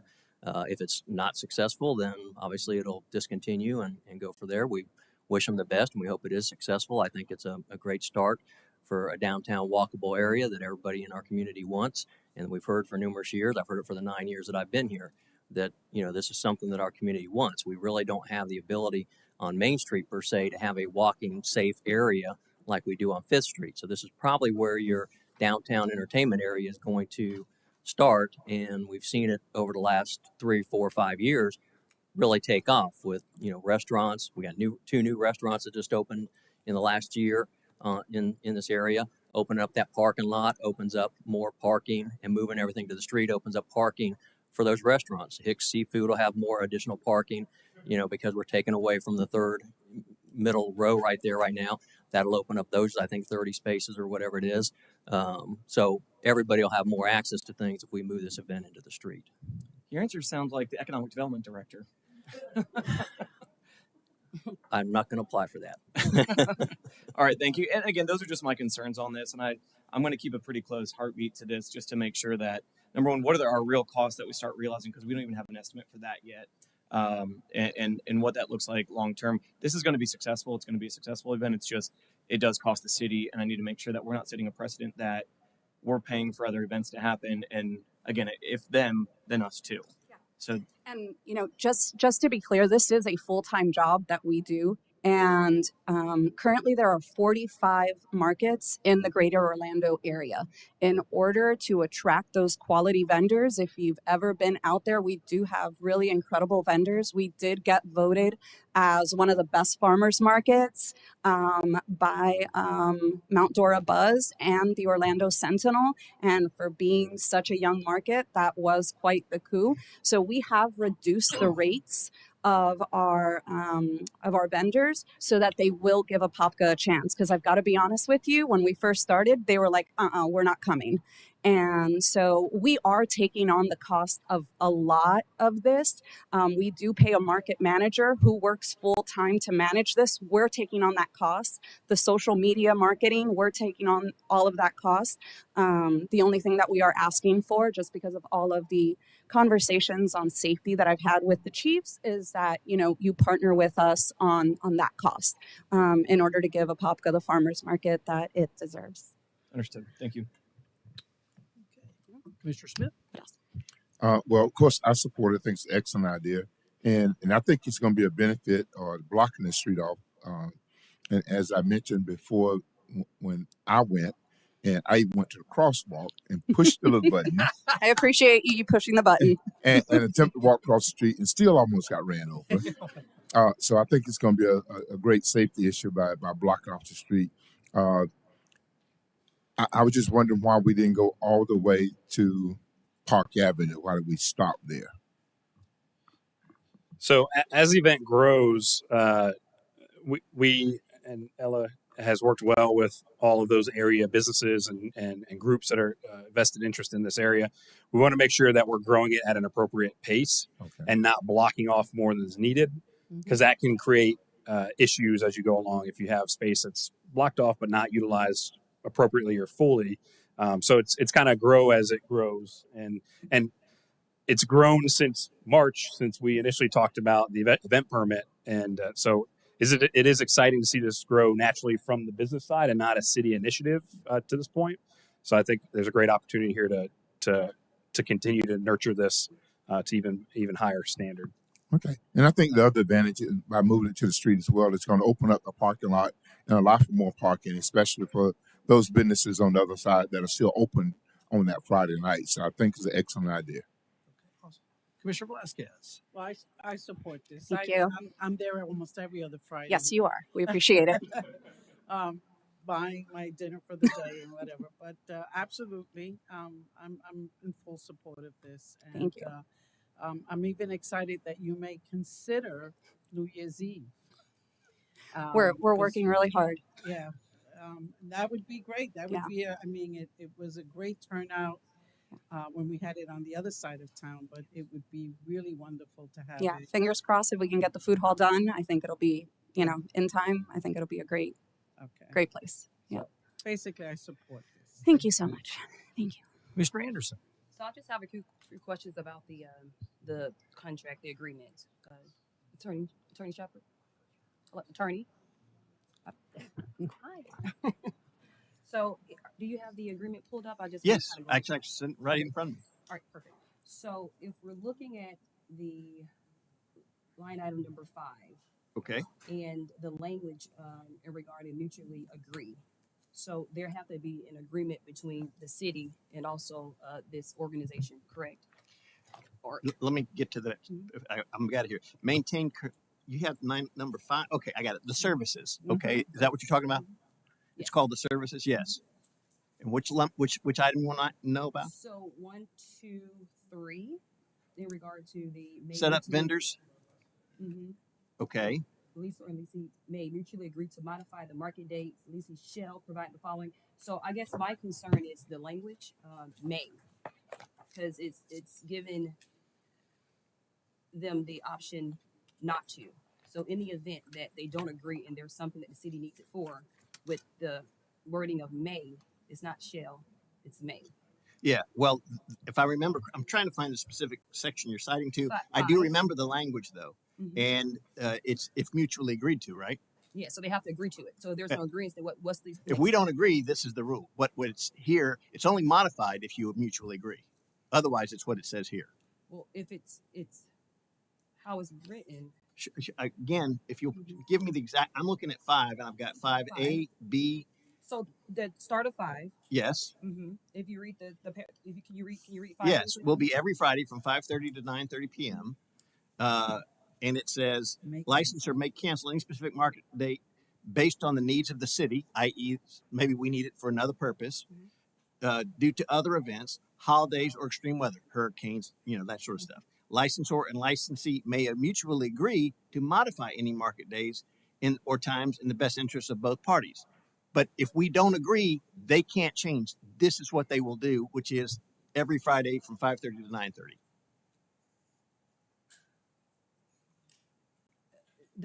I guess it's just the language still. So it still does it. It gives the city. So if the city does need they have to agree. Oh, okay. Now I didn't understand the perspective you were getting it from. Okay. So it doesn't give the city. Licensor is us. Mm-hmm. We may cancel any specific market date based on the needs of the city. That's full stop all the way to extreme weather. There's no licensee agreement needed for that. We can do it unilaterally.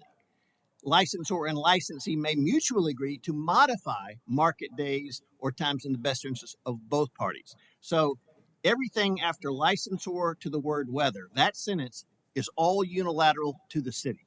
If we think we need it for another event, let's say we've had a weather event and we're using that area for some reason to stage first aid stations or rescue or whatever there may be. We can do that unilaterally. The next sentence is licensor and licensee may mutually agree to modify market days and times in the best interest of both parties. So if they come to us, then they say, hey, this weekend it'd be better to do it on a Saturday than a Friday because there's a big football game or whatever, there's a parade, I don't know. And we agree, then it can be moved from Friday to Saturday. Otherwise, it's Friday. Okay. Makes sense. Okay. Okay. All right. So part A, manage vendor applications and approvals. As soon as the applicant is created, it will be provided. So my concern with this is that in regards to the potential partner determines who can actually participate. And if the city, if they're potentially probably acting as an agent for the city when it comes to marketing this because they want the city to market the event on the website, will it open the city up to any type of lawsuits in the event that they don't want to partner? Because there has been some concerns. Yeah, I get that. Let me answer the question the way every lawyer would answer the question. Nothing that I can write on paper can keep you from being sued. So that's the wrong way to ask the question. The question is, can you be sued successfully? The agreement is structured so that they have to carry all the city required insurances, and I assume I had Bradley verify requested to verify through purchasing that the amounts and the types of coverage were what we typically require. So I assume that's been done. And also they are essentially indemnifying us for whatever it is that they're doing under this agreement to manage the market. Essentially, they're saying, we will do this for you.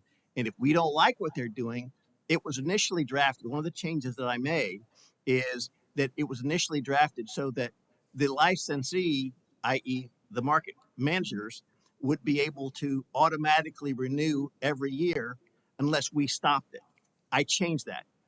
We now must approve renewals annually, and it's our decision. So they get the first year, and if we decide after a year this didn't work, we're done. If we decide we love it, they're great, we can renew it. But it's completely at our option. for as many 1-year renewals as we want to do. And again, the thought was there may be some future use for the space different than a market or better than a market or something else you may want. And that's why I put that flexibility in. In addition, I had said to make sure that that the insurance was what it needed to be, but also that they had, if you look at section under services again, let me find that section, under, it's 5B1.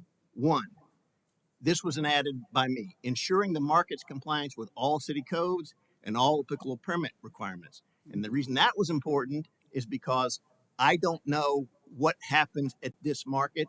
I've been to farmers markets. Sometimes there's music and maybe it's too loud. Sometimes there might be a vendor who starts serving alcohol, doesn't have an alcohol license, etc. This provision is to make them responsible for compliance issues. So we as a city should not be involved in having to say, hey, you've got a code enforcement issue. Instead, we should be able to go to the manager and say, you need to address this with this vendor. And in theory, they would be on top of it before we would. That's the reason that's in there. And that's an ad I made. Okay. And I guess for the council to consider as well. So we are okay with this agreement that we can use the same agreement with every other business, for-profit business that come to the city of Apopka. We will use Well, PD. a similar form, maybe, Okay. but it depends on the type of business. This is a unique business. One of the questions that Mr. Williams had when he brought this to me to review literally 2 days ago was, hey, this is a license, and I don't really know that term license. Is this the right kind of vehicle? And the answer is yes. And the reason it's the right kind of vehicle is licenses just generally, regardless of this particular thing, they're cancelable at will, typically by either party. And so they are by their nature designed to be, if it doesn't work for one side or the other, able to be gotten out of without great headaches and distress. And that's what you want in a situation like this, because as I mentioned, there may be future uses for that space that we can't anticipate now, that we would like to not have a market there anymore, or we may get complaints we didn't anticipate, or whatever the case may be. And so this gives us an easy way out. It also gives them an easy way out if it's not working for them. And so we could have entered into a long-term contract, which says this is the term and it's going to go for 4 years or 5 years or whatever. But now you're locked in to that time period. So a license is designed to be easily cancelable by either party, and that's how this is set up. And we're okay issuing this license to every other for-profit business. Depends on the well, depends this market. So if someone comes in here next week and say, I want to do a market as well, and they want to use the same exact market, or we are all saying that we will agree to use this agreement. I think that's the question, because that's the question that was posed to me. Is this license agreement available to everyone or every other for-profit business? So just to kind of give some background on that question, when this was first brought to us back in March of this year, it was brought to us as potentially putting it in the street. From the city standpoint, from our standpoint with public safety and myself, we essentially asked for some proof of concept that the event was sustainable, was growing, was doing good for the community, good for the area, was expanding people coming to that area before we wanted to contemplate bringing that to the council for a decision. So they went through the special permit process. They began operating in the single aisle of the parking stall. Over the last many months, it's grown. So now we're back reapproaching this. And ultimately, from our processes, this is an opportunity. There's been discussion about revitalizing the downtown area. Oh, no, I 100%. And so at this point, we, through this vehicle, are bringing this to council. If another scenario like this presented itself, an opportunity that city staff felt like was a potential value add for the community without city staff having to run an event like this, we would could go through the same process. I just want to make sure that and this has been the concern because I received a lot of calls in regards to this. Just want to make sure that everyone have the same opportunity, that this license agreement is available to everyone. It's not just available to one person or one group. Let me add this. This I don't know if this is the concern, but this license agreement with this particular vendor does not set a precedent for any other vendor. But if you're asking, would this forum be available if you assume that the vendor had similar credentials, had a similar track record, had similar references and all of those things, and you like the vendor, then this form would work. So in that regard, yes. But if you're saying, will every person who comes in and says, I want to do a market get the same opportunity, that's going to depend on factors we don't know, like, have they ever done it before? What's your track record? Have you ever had trouble with licenses? Have you ever had liability issues, et cetera, et cetera, et cetera? Do you have the millions of dollars of insurance that are required? That's when you'll get to judge. The form is not the problem. It's the vendor. You got to make sure you got a good vendor. So yes. And I don't think one size fit all. So I wouldn't say. Well, this is the questions that was raised to me. So I'm here asking the same question that was raised to me. Their concerns is they want to make sure that the opportunity is available to everybody. If it's and I understand, trust me, I understand what everybody's saying. I'm just asking the question that was asked of me, and that's how they asked the question, and he explained it, so they hear it, and thanks for answering the question. Yeah, I think the opportunity will be available for everyone. Whether this particular license will be available to everyone, it's a different story because one side doesn't fit all. They may want a contract instead of a license. So it all depends on the situation. But I think opportunity is available. Yeah. Okay. One more thing. And I just want to ask a question, Commissioner Anderson. Would what you're speaking about specifically, would it be somebody asking to use the street on the same day and time? Because that is not a contract that I would enter into, because our vendors do depend on this. Some of them, like, this is their livelihood. So if I have to agree to give up, every time somebody applies, to give up the street on that day for this. You have an agreement in place, this license agreement, so that's not possible. I was just asking for clarification. Well, this allows us, though, to cancel if we want to on a certain day. To what you were bringing up earlier, Commissioner Anderson, what you were bringing up earlier was that we have the unilateral right to cancel as needed, as we deem appropriate, without needing approval on the other side. So with what you're just saying, though, you're not comfortable with that. So that's in this. Not if it's going to be on like an every other week basis. That's what I'm trying to clarify. If it's going to, if every other week somebody else is going to come along and say, oh no, I want to use it, that is not fair to the vendors. And that is not how every other farmer's market in every other city operates. Understood. So, if it's like Attorney Shepard said, emergencies, or the city wants to have an event, or these things that might happen throughout the year, that's one thing. But I just want to make sure. It seems like you might have some people that might want to have an event on the same day. That's not what I said. Oh, okay. And that's why I was asking for clarification. So they thank you. Make sure that the same opportunity, if they're able to, according to this 6th in March it started. So from March to now, within that month, if they prove that they can actually provide the same type of service, they want to make sure that the city is willing to allow them to act as an agent, and also, profit, kind of help subsidize some of the costs. So they just want to make sure that they'll do the same, for them as well.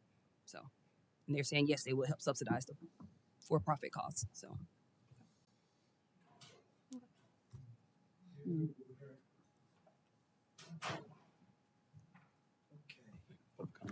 Anybody from the public wish to speak now? Okay.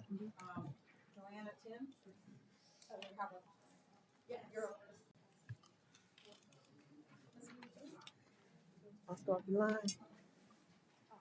Okay. She called names. This is not public comments yet, is it? Yes. I thought we were still commenting about this. We are, but she has. They turn in a list, so they have to go first. About this? Yes. Not about public comments. Okay. Not about what?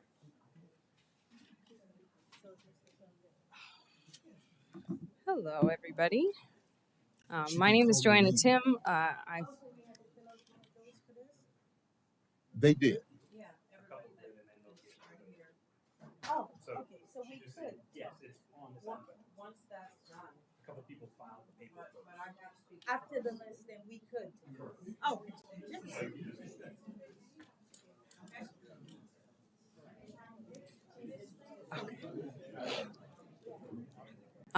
Hi, Commissioners. It's very nice to see all of you today. My name is Joanna Tim. Most of you know me as Joe. I've probably introduced myself with all of you at some point at Propagate Social House.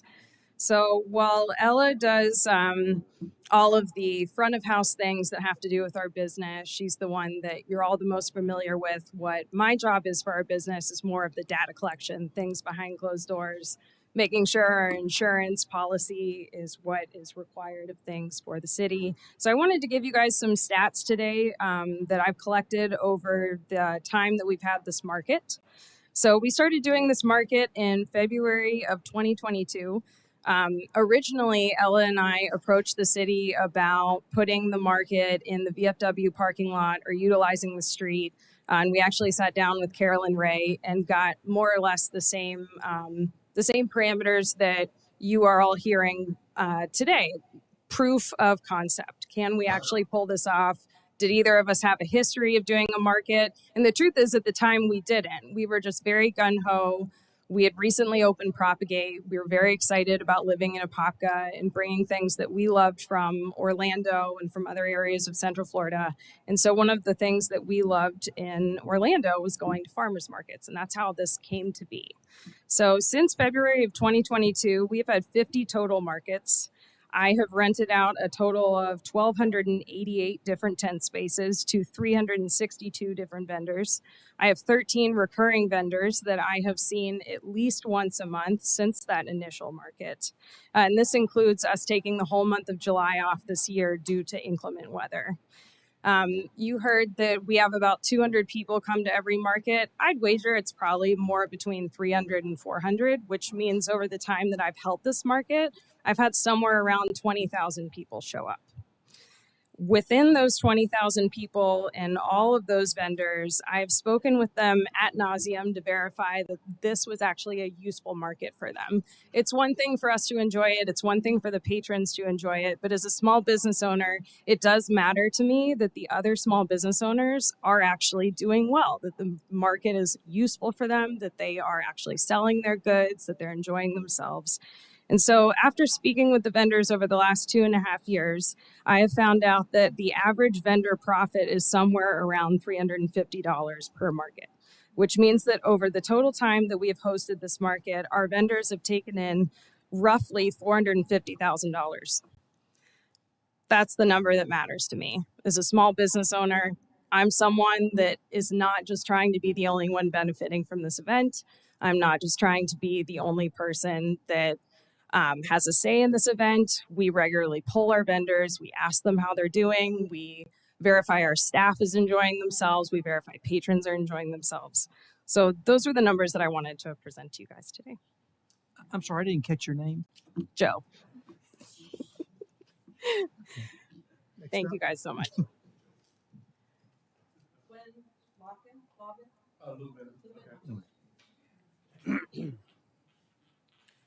All right.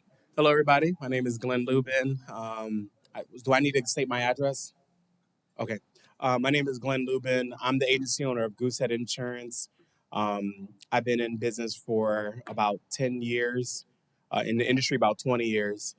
And I've been living in Apopka for more than 10 years, about 12 years. And family man, 2 kids, dog. My fence is not white, it's just brown. But I'm a family guy that loves family events. I'm a businessman that loves community. And I feel as if that both Market on the Fifth and Propagate have been more of like a community builder.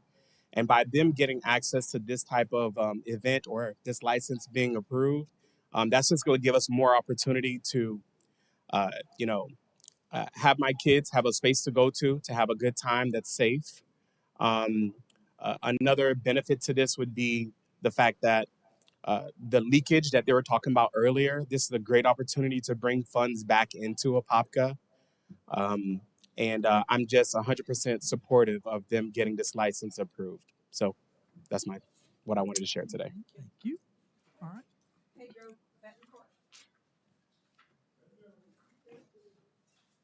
How y'all doing? Pedro Betancourt. I've lived in Apopka all my life, over 30 years. I have a business right here on Main Street and I had 16 years. I've seen this block grow since Propagate and the brewery has been there in the last 4 years. I support the market. I have a food truck I park right there in front of the brewery every weekend, every Friday, and I've gotten my business has grown from this market, and I see the same people, the same local people that have, that live in Apopka tell me, I never knew this was happening. So now they finally got somewhere to move, to come hang out, drink a beer, buy stuff, from the market. Moving into the street will probably be really good. It'll open up a lot more parking for everybody.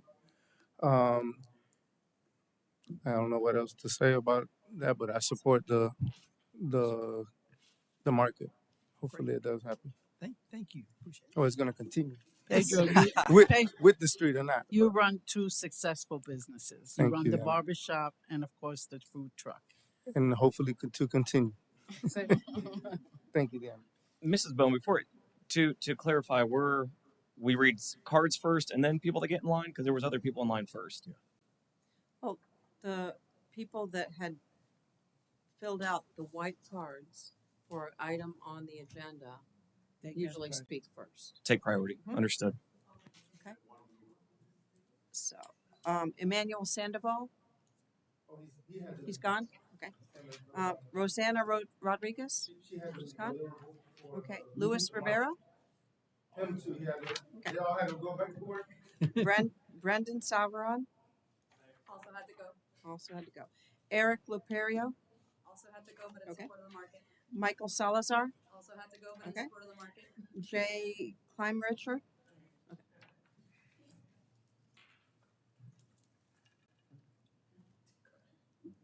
Hello, I'm here, also part owner of Propagate Social House. As my other business partner mentioned, we moved here.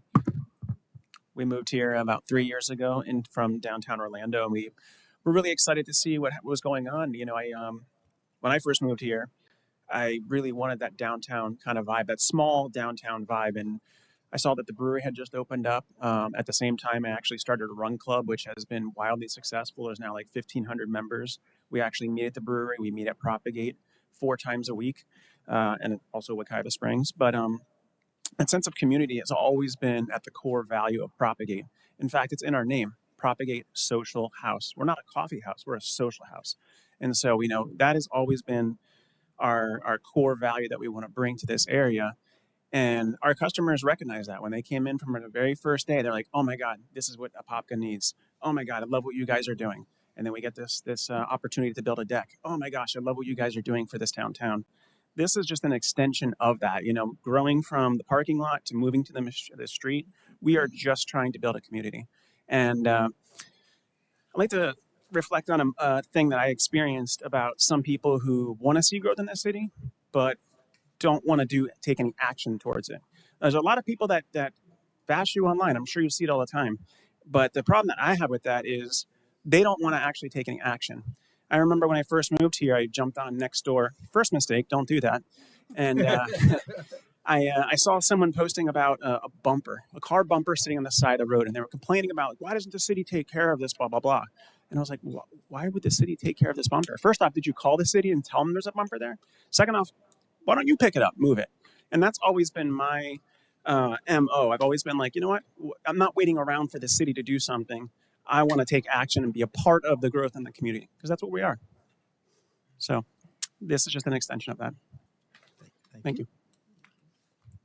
Okay, and Axel Samilian. Okay, sorry. Okay. Good afternoon, Mayor, Commissioners. We've worked in many levels together, but I'm here more than anything because I moved to Apopka about a year and a half ago. And as many of you know, my job kind of prevents me from having a good time and be able to know my residents, my community. Interesting enough, about 7 months ago, I ran into Propagate, and my life has not been the same since. I stop there every morning, and I have, thanks to them, I can actually work for the rest of the day. But I didn't know that they also had, and this one, I found this out about 4 months ago, that they have a farmer's market. And interesting enough, I've been attending that market. And I have to admit that it is very well community and family oriented. And interesting enough, through all the travels that I do with my profession, the city can only be so lucky to have small businesses actually trying to give back to the city with very little from the city in return. And I embrace Propagate. Thank you for doing what you're doing. And I embrace, as you can see, I embrace this event. I can just see this grow to a better place. So, and excuse my attire, but the other one that I had was not very appropriate. So, thank you. Thank you.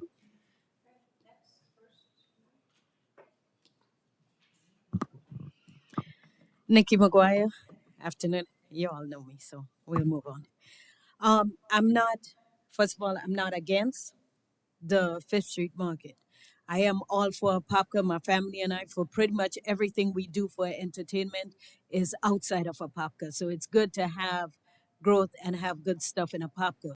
However, I also love transparency. And what I've noticed is that pretty much the same people with this is so my question, not that I'm not saying I'm for or against this, my question is how does this tie in with Main Street Apopka? We're not a part of Main Street. Okay, so you're in any way, shape, or form. okay, so you're no longer with Main Street? No, ma'am. Okay, thank you. That was my question. Thank you.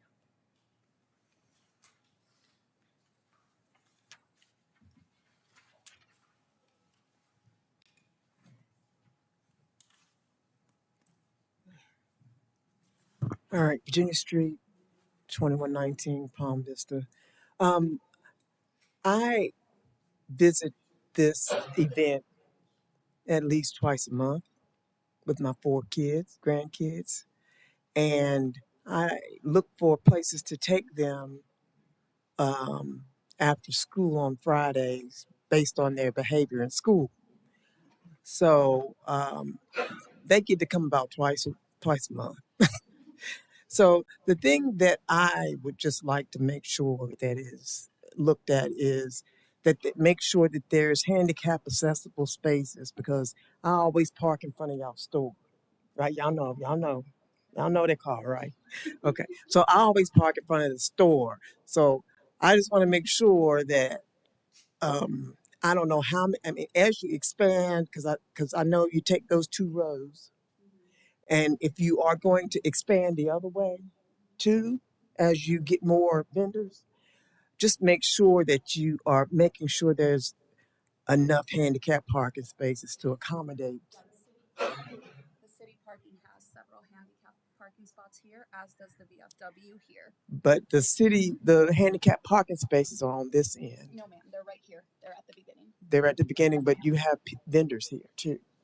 Right, but the vendors are going to be here. They're not going to be blocking those. Oh, spaces. so now you're saying that you're not going to take the parking lot and the street. You're just going to take just the street. Okay, thank you. Okay, because I thought you were expanding it to the street and the parking lot. All right, I'm good then. I'm good. All right, thank you for the clarification. Yes, because now there is handicap spaces, and I thought that one space that I always park at was going to be gone. Okay, all right, thank you. Thank you so much. We're good. I'm bringing my plant tomorrow. Okay.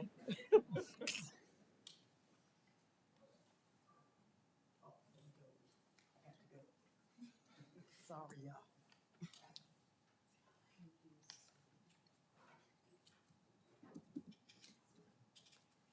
Good.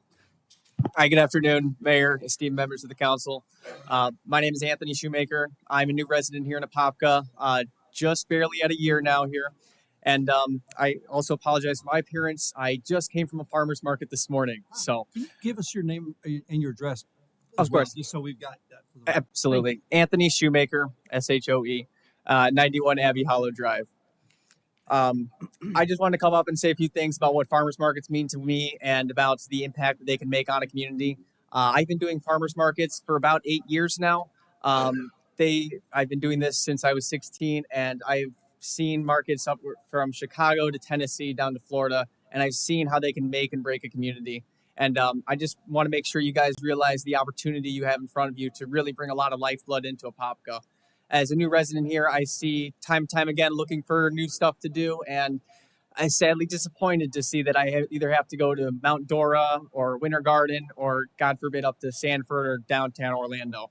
And so it strikes me as an amazing opportunity here to really give people an option to come into Florida and or into Apopka rather. And I remember earlier in the meeting hearing you guys talk about an issue of spillage into our other communities and seeing the money from our residents being spent elsewhere. And it seems to me that this is a perfect opportunity to bring in new businesses, to give vendors, small guys who don't have the option for a brick and mortar, to do farmers markets, to bring in their business, to grow it so that they can see the amazing options our town has for them so they can set up a permanent spot here. But without an option for our market to grow and continually expand in the years, it won't happen. So I implore you again today to continue to keep this market alive and growing. And thank you so much for your time today. Thank you. All right. Anybody else? Not, we'll close the public hearing. Got one more. Oh, I'm sorry.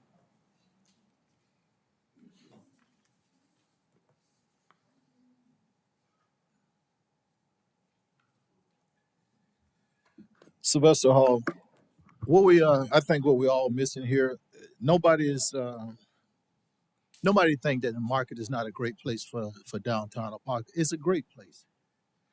With the point that we need to make sure moving forward, how do we handle other people who want to come in and have a marketplace?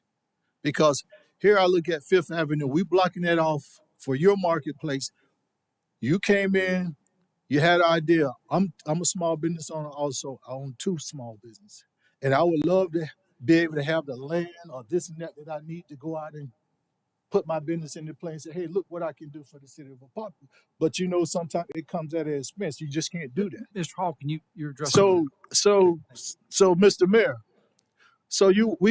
that street, Fifth Street, that street is going to be a sole provider for this marketplace only. That's what Ms. Anderson is addressing.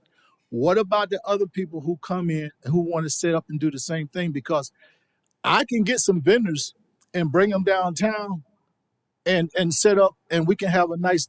That's not a hard thing to do, because what? Let's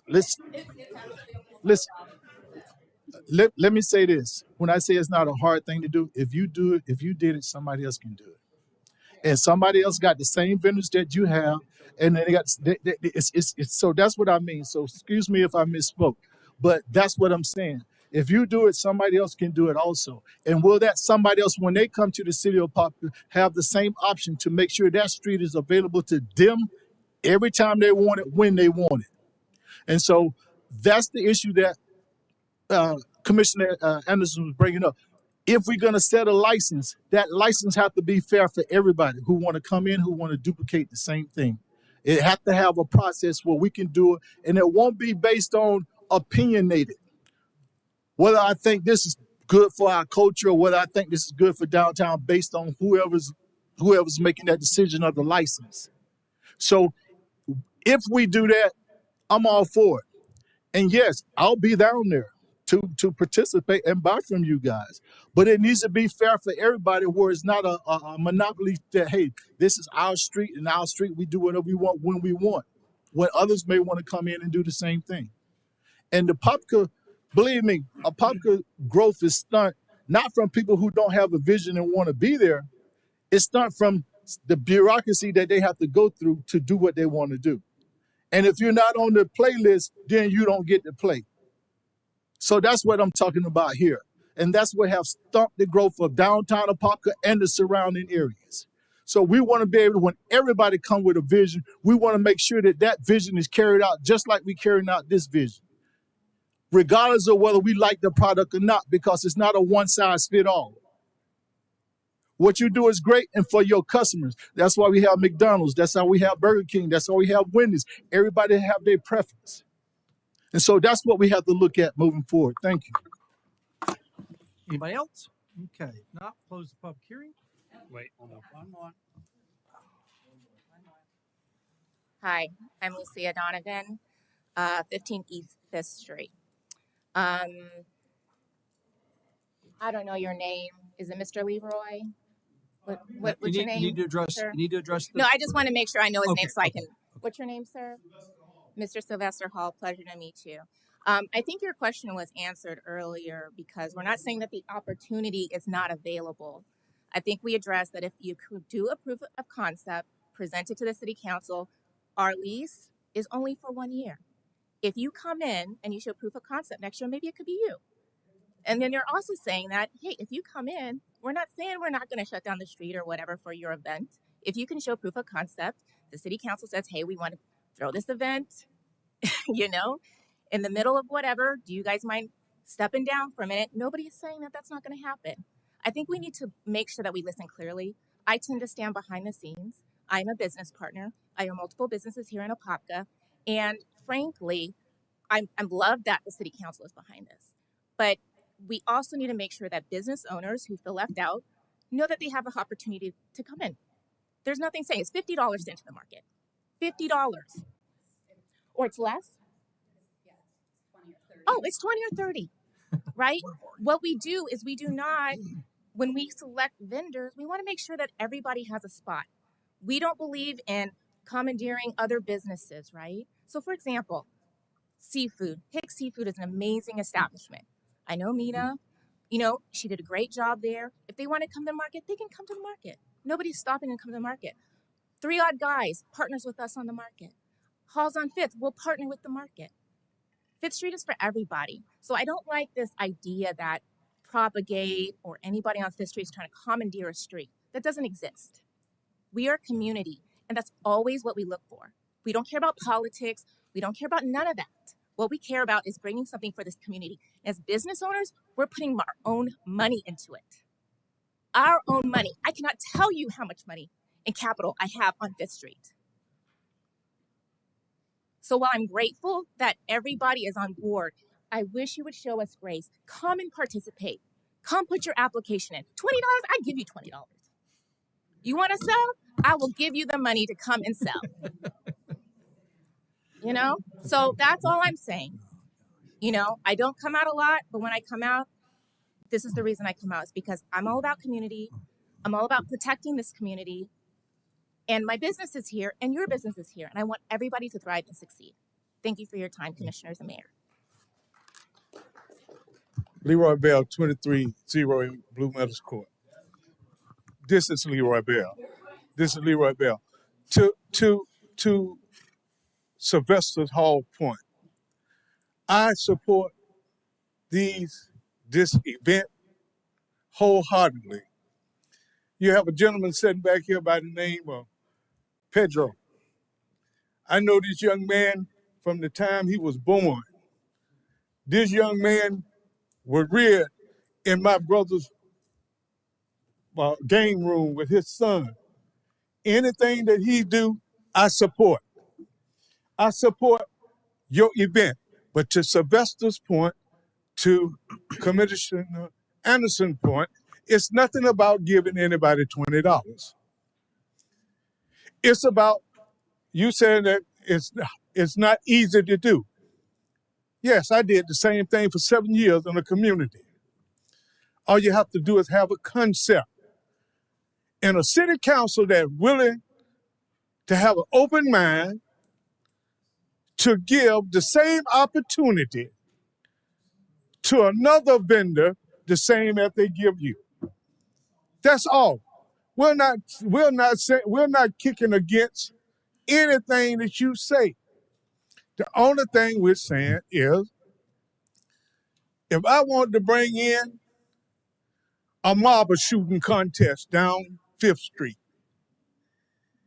if we get enough vendors to come up and we come up and ask for a permit, we're just asking the people that have businesses on 5th Street to show the next person the same grace that you're asking for. That's it everything in a nutshell. Nobody's not kicking against this event. No one. We like to see the city of Apopka grow. But then we have other people. Somebody might want to have a gospel show out there. Somebody might want to have a spitting contest. It can only help Fifth Street because you already got a business there and you bring in clientele there. People going to visit the business that's already there. It's not about taking away from nobody else. Fundamentally, fairness. I think that's what the commissioner was saying, and to Commissioner Hall point. Mayor Hall point. 2 years, I hope so. All right, close this public hearing and looking for a motion to approve the license agreement for the market on Fifth. So moved. Got a motion by Commissioner Smith, Second. second by Commissioner Velasquez. All those in favor? Aye. All opposed? Motion carries unanimously. Next up, ordinance number 3073. Can we take a 5-minute break real quick? Sure. Sure.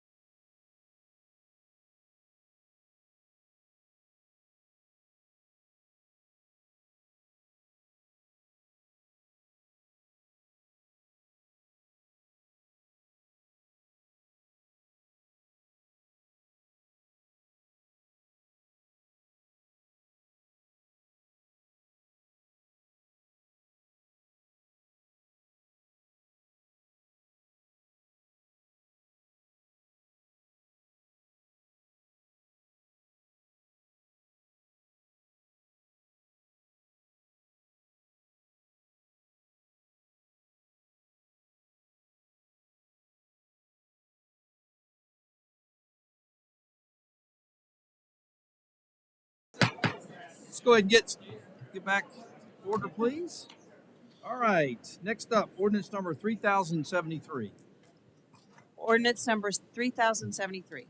An ordinance of the City of Apopka, Florida, to extend its territorial and municipal limits to annex pursuant to Florida Statute 171.044, the hereinafter described land situated and being in Orange County, Florida, owned by Stacy and Robert Moss and Timothy Birchfield, located west of Golden Gem Road, south of Nightshade Grove Lane and Sadler Road, comprising 19.76 acres more or less, providing for directions to the city clerk, severability, conflicts, and an effective date.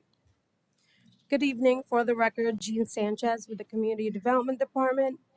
This is a request to accept the first reading of ordinance number 3073 and hold it over for second reading and adoption. The subject properties are located west of Golden Gem Road and south of Sadler Road, approximately 19.76 acres in size. It is contiguous to city limits and eligible for annexation pursuant to Florida Statute 171. Assignment of city future land use and zoning designations will occur at a later date through the action by the City Council. The DRC recommends approval. The recommended motion is to accept the first reading of ordinance number 3073 and hold it over for second reading and adoption on October 16, 2024. Staff and applicant are available for questions. Any questions for Jean? When I had the agenda review, I did kind of express some concerns about these annexations that we keep approving and the infrastructure, especially the water, because we're having the issue with Golden Gem. And Golden Gem, my concern was. Oh, I'm sorry. It's okay. Okay, I'll repeat myself. At the agenda review, I had some concerns with the annexations that we are kind of voting on and bringing into the city. But being where this location was at, I had some concerns about the water issue and the infrastructure for reclaim, sewage, the whole, and because Golden Gem was created in order to kind of go with the growth, and we don't have Golden Gem right now that's operating. So I had some concerns with new annexations coming in and new, because I did ask how many, what were they building there? I understand it's over 140 units. Is that correct? It sounds about right, yes. So I had some issues with that. Just not, and it shouldn't be an issue, just concern. Do we have the infrastructure to support that new development? I'm not sure if there's any more questions for staff, but in speaking of infrastructure, I understand that the applicant for this site are at the beginning stages of their site plan design, and I understand that they're helping the city with their drainage issue on Golden Gem. So if you want a little bit more information, I can bring the applicant up here, but sure. Okay, well, let's, while he's coming up, we'll just, any other questions? Okay. Commissioner Murphy? I just have similar concerns to Commissioner Velasquez. Just annexation in this area doesn't seem like the right time with the issues we're dealing with infrastructure-wise, water and all that. So, yeah, if we can build any confidence level there, great. But if not,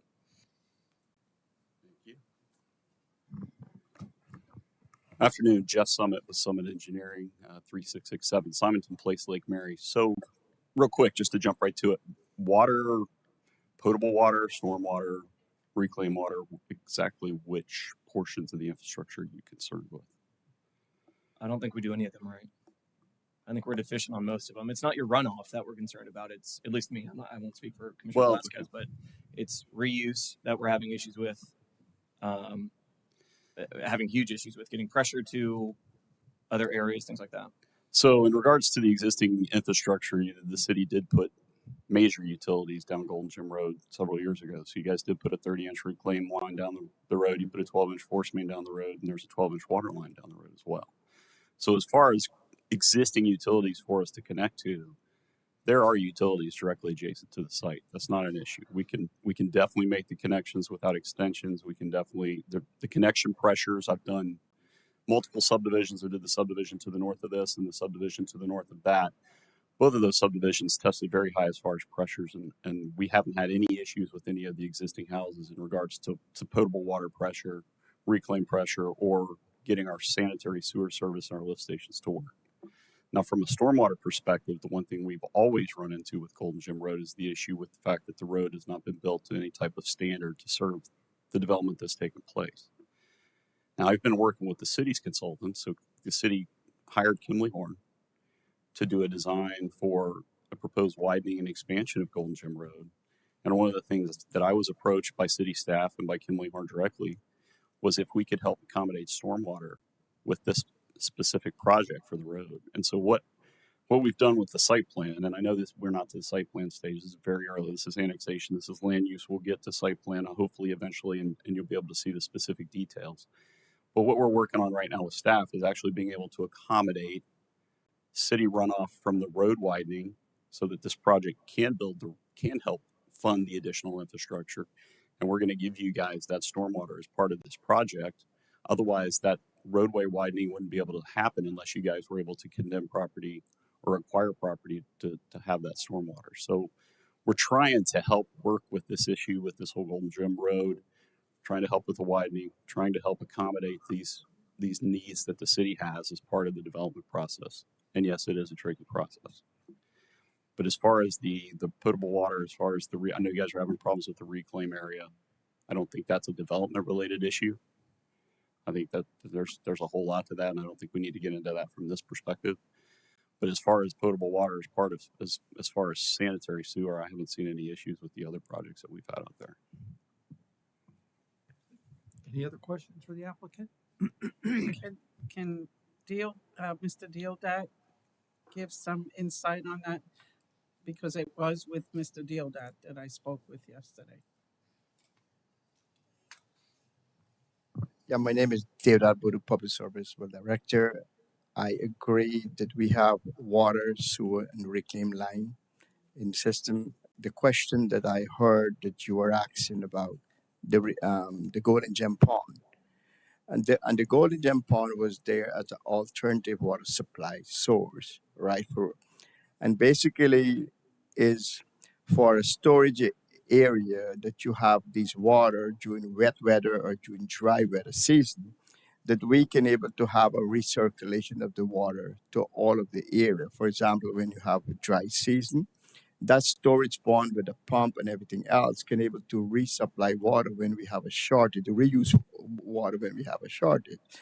So basically, in terms of this development or annexation, there is a reuse line that they can tap into, right, and receive reuse water if they want to use it, right, and even potable water, and they do have a sewer line there. So I think in terms of the Golden Gem retention pond, which failed and everything else, that was a place, that pond was built from what I understand, right, it's a 300 million gallon pond, is to enable alternative water supply and to enable us to have a connectivity of a system so that when we have water there stored during the wet season, we can reuse that water with a pump station and supply it back to the system, right, when we have a shortfall.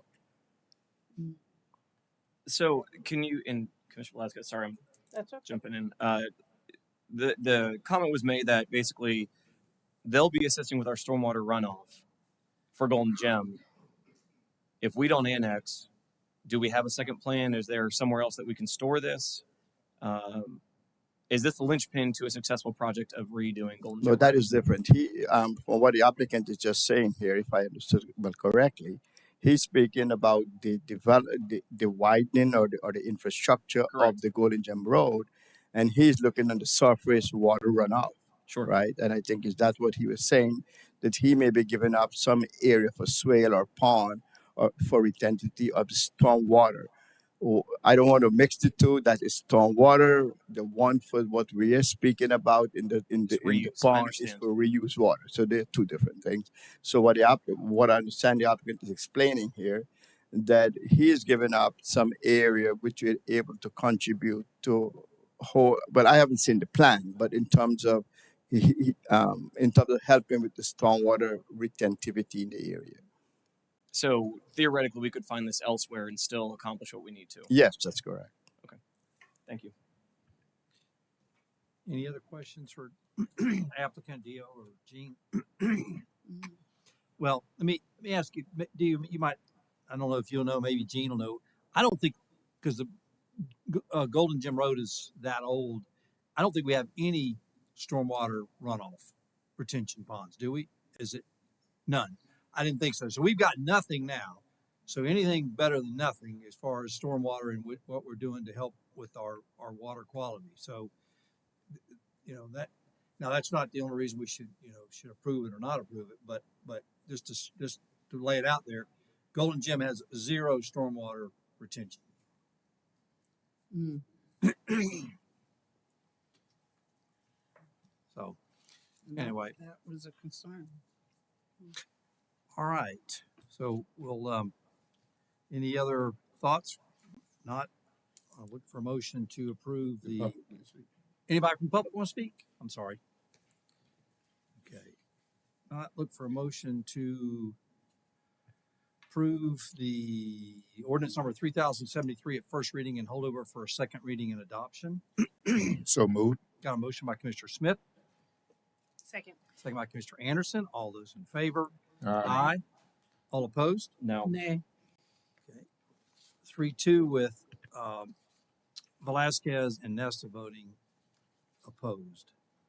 Okay, next up, resolution 2024-24. Resolution 2024-24, a resolution of the City Council of the City of Apopka, Florida, adopting a non-ad valorem tax assessment rule for East Kelly Park, Laurel Oak Street Lighting District, providing direction to the Finance Director for certification and transmission of the assessment roll to the Orange County Tax Collector, and providing for an effective date. Good evening, Mayor and Commissioners. Program Supervisor for the Streets, Michael Ortiz. No changes. No changes. All right. Anybody from the public wish to speak on this matter? Not, we'll close the public hearing. Look for a motion to approve resolution 2024-24.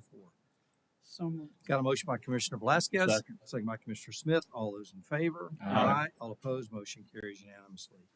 Next up, resolution 2024-25.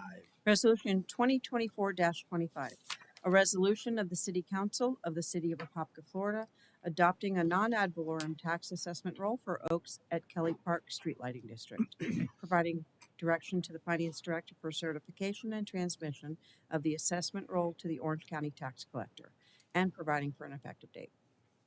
No changes. No changes. Michael Ortiz. Yes. All right. Anybody from the public wish to speak on this matter? If not, we'll close the public hearing. Look for a motion to approve resolution 2024-25. So moved. Got a motion by Commissioner Velasquez, Second. second by Commissioner Anderson. All those in favor? Aye. All opposed? Motion carries unanimously. Next up, resolution 2024-26. Resolution 2024-26, a resolution of the City Council of the City of Apopka, Florida, adopting a non-ad valorem tax assessment roll for Southwest Apopka Street Lighting District, providing for direction to the Finance Director for certification and transmission of the assessment roll to the Orange County Tax Collector, and providing for an effective date. Any changes? No changes. Okay. Anybody from the public wish to speak on this matter? If not, we'll close the public hearing. Look for motion to approve resolution 2024-26. So moved. Got a motion by Commissioner Smith, Second. second by Commissioner Velasquez. All those in favor? Aye. All opposed? Motion carries unanimously. Next up, resolution 2024-27. Resolution 2024-27, a resolution of the City Council of the City of Apopka, Florida, adopting a non-ad valorem tax assessment roll for Summit Ridge Street Lighting District, providing direction to the Finance Director for certification and transmission of the assessment roll to the Orange County Tax Collector, and providing for an effective date. Any changes, Michael? No changes. Okay. Anybody from the public wish to speak on this matter? If not, we'll close the public hearing. Look for motion to approve resolution 2024-27. So moved. Got a motion by Commissioner Velasquez, Second. second by Commissioner Anderson. All those in favor? Aye. All opposed? Motion carries unanimously. Next up, resolution 2024-28. Resolution 2024-28, A resolution of the City Council of the City of Apopka, Florida, adopting a non-ad valorem tax assessment roll for West Kelly Park Gardenia Reserve Street Lighting District, providing direction to the Finance Director for certification and transmission of the assessment roll to the Orange County Tax Collector and providing for an effective date. All right. No Mike changes. Ortiz, no changes? Okay. All right. Anybody from the public wish to speak on this matter? Not, we'll close the public hearing. Look for a motion to approve resolution 2024-28. So moved. Got a motion by Commissioner Smith, Second. second by Commissioner Velasquez. All those in favor? Aye. All opposed? Motion carries unanimously. Next up, resolution 2024-29. Resolution 2024-29. A resolution of the City Council of the City of Apopka, Florida, adopting a non-ad valorem tax assessment roll for West Kelly Park Oakview Street Lighting District, providing direction to the Finance Director for certification and transmission to the assessment roll to the Orange County Tax Collector and providing for an effective date. Michael Ortiz, any changes? No changes. Anybody from the public wish to speak on this matter? If not, we'll close the public hearing. Look for motion to approve resolution 2024-29. So moved. Got a motion by Commissioner Velasquez. Second by Commissioner Smith. All those in favor? Aye. Aye. All opposed? Motion carries unanimously. Next up, resolution 2024-34, an act opt out for Live Local Act. Resolution 2024-34, a resolution of the City Council of the City of Apopka, Florida, finding that Orange County has been identified as having certain surplus of available affordable housing pursuant to Chapter 196.1978, paren 3, paren O, Florida statutes, electing to opt out of providing the ad valorem tax exemption under Section 196.1978, paren 3, paren D, 1A, Florida statutes to eligible properties, providing for conflict, severability, and an effective date. Mayor and council, this opt-out is something that we may not get to do in the future, but because we're in Orange County and because based on the analysis that is provided through this report that you see attached as an exhibit to the resolution, the Schemberg annual report, it proves for the purposes of this Live Local Act that we have in Orange County sufficient affordable housing based on the statistics that they use. And so in that situation, at least for as long as we have sufficient housing per that report, we can opt out of the tax exemption that would otherwise apply to these projects in our area. That's not insignificant. As you know, we just went through a tough budget season. It was really tough in Maitland because two of the projects there had applied before this exemption existed and cost us over $1 million in revenue. So this is the purpose of this opt-out. It is so that at least for the upcoming year, you won't be blindsided by people getting into this Live Local Act and being exempt from the tax rolls when you counted on it for your millage. However, I would point out that what is true this year may not be true next year. We may be in over the number or under the number that we need, and we may not have this as an option. But this year we do. That's what this is for. All right. Any questions for Cliff? Didn't we do this last year? I don't remember whether it was just created recently. It was just a presentation. I'll say we spoke about this, and I feel like we had similar it was data. just created this past legislative session, and literally it was done in Maitland. I think we did it in July or August, but then those are the two communities I obviously know about that are potentially affected by it. So there you go. Okay, thank you. No, he spoke about it early in July because I have it here. It was July when he first presented. Of this year? Yeah, that he. That's when it would have been signed by the governor. Okay. That's what he gave us. Yeah, that's true. Commissioner Smith? I'm good. Good. Commissioner Anderson? Good. Yeah, Okay. All right. Anybody from the public wish to speak on this matter? Not, we'll close the public hearing. Look for a motion to approve resolution 2024-34. So moved. Got a motion by Commissioner Velasquez. Second by Commissioner Smith. All those in favor? Aye. All opposed? Motion carries unanimously. See, council reports. Commissioner Nesta, why don't you get us started? Sure. I just want to thank all of the volunteers that came out, as well as city staff that helped me coordinate the cleanup at Dream Lake Park, at the Challenger Memorial Park, and some of our residents that had reached out and needed some cleanup help from the hurricane. It was very well attended, and I think the park looks great now. It's very welcoming. And, you know, I mean, it's tough with our Parks and Rec staff that, you know, they definitely need as much staffing as possible, and this helped to fill in a void that wasn't being met. So I think it was incredible to see the church come out. It was Grace Point Church come out in huge numbers, and then as well as Boy Scout Troop 211 did the same thing, and it was very cool to see. That was the same troop that did the bridge there at Dream Lake Park, so that was very cool to see them come out and kind of revitalize it. So just want to say thank you for that. It looks great now. And the only other thing I have, and it came up earlier this meeting, Attorney Shepard, it's a resident had asked, what other entities or governing bodies can request a forensic audit? The only thing that throws me is the term forensic, because I don't know what kind of audits they do. But the only other agency that I'm aware of in Florida that does audits of governmental entities is the Auditor General. And the reason I'm familiar with them is because I know from time to time, and I don't know what the triggering mechanism is, they will audit CRAs. But again, I don't know whether it's based on a complaint, or I don't know whether a citizen can request. I don't know how any of that goes, but it's the only other agency I know that does audits of governmental entities. Again, I know that because of CRAs. I have no idea where they would, for example, come in and audit a city, and I do not know whether it would be a forensic audit. Understood. No, I think that, again, it was a resident's question. I think it's worth answering. Thank you. That's all I have. Hey, Commissioner Smith. I just want to say thanks to the Apopka Police Department for coming out last night to the National Night Out on Crime that was held at 927 South Central Avenue. Thanks also to the mayor and to Commissioner Anderson for stopping by, as well as Commissioner Christine Moore. So appreciate that. It was a great turnout. Also, at our last budget meeting, we talked about a fund to assist customers who are having difficulty with their water bills. And I found out that the program the county has only does electric, does not contribute to water bill. And so that we would have to set up a fund of some sort of our own to assist our customers that are having difficulty with their water bill. And so I just like for us to take a look at that and see if we can come up with something for those individuals that would be in need that may have difficulty getting, because water is a necessity. How much do you think we could, do you have a goal number for that? I guess do you know what Orange County does? Because we were talking, I guess, the electric program. Because when I spoke to Commissioner Moore, she did tell me that LEAP program is really for just electric and not water. But she says that the utility company for Orange County does have a program.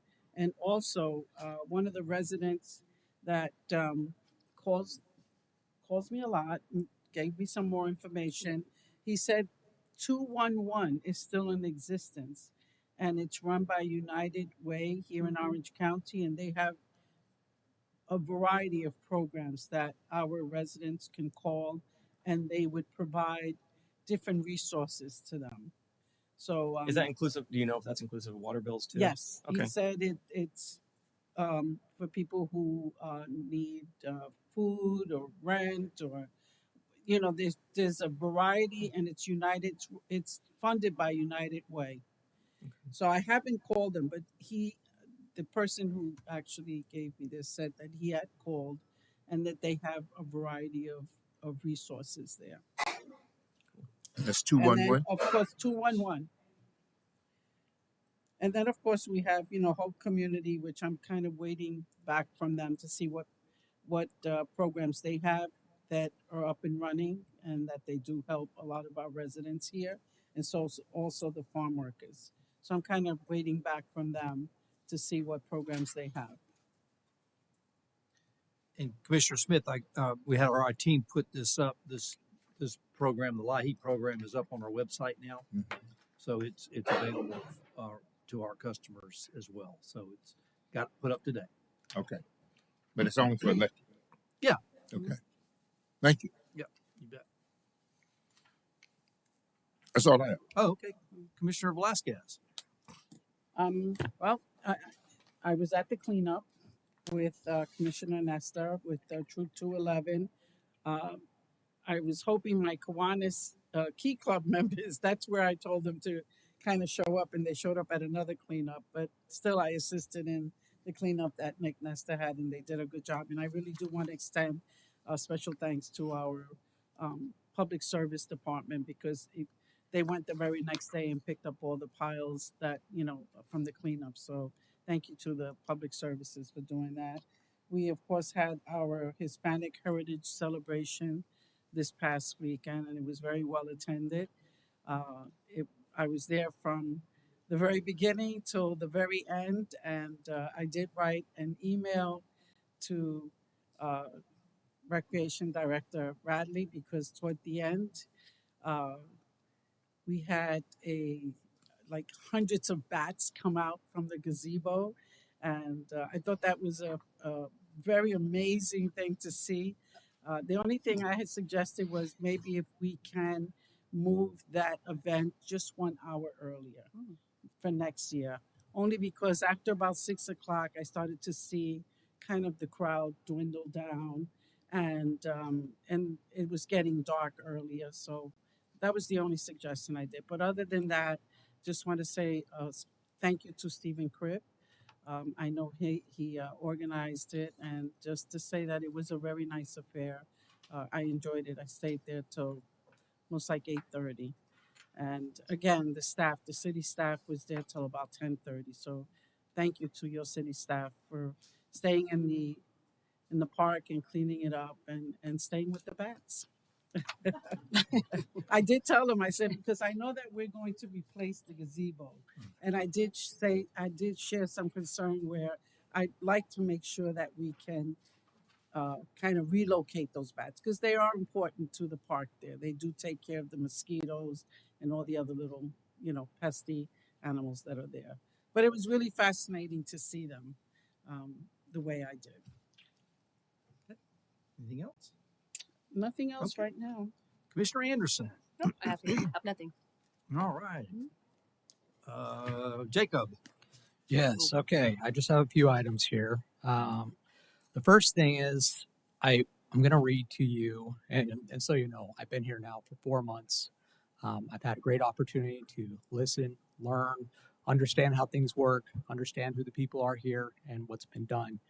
And this may be a change from what's been done in the past, but this is how I would like to move forward as the administrator with the staff of the city. So to preface that, I'm going to read section 2.06 of the city charter that states, nor shall a city commissioner give orders to an employee other than orders by action of the city council, and nothing herein shall be construed to deny a city commissioner access to records or information maintained by city employees. So based on this information, and this is why earlier I asked, I want the council's consent to move forward with expanding the scope of the impact fees. So that's in compliance with that law, making sure it's not just one or two, but it's the group as a whole. For the sake of our employees, I'd like to follow the following, do the following procedures. And all employees will become aware of this as well. If a commissioner has a question or needs information, I see no problem with them communicating via email directly to the director, which that's occurring right now, but I need to be CC'd on all of those emails so I can ensure the communication is happening both directions, as well as to interject if need be, if it's something that I feel like needs to come to the full council. Like if the scope of work is more than what is the day-to-day duty of that employee, I would ask that we can bring that to the council and see if the council as a whole agrees that we should put forth the effort and the time and whatever resources it may be for that employee to do whatever that request is. And also, just be aware, don't order any employees to do something. That's actually the mayor and my role to do that. You can make departments aware of any issues, and the department will do what they do with everybody else so that it's impartial and it's fair, is they will prioritize whatever that request is with the same as the other requests that we get in from residents directly.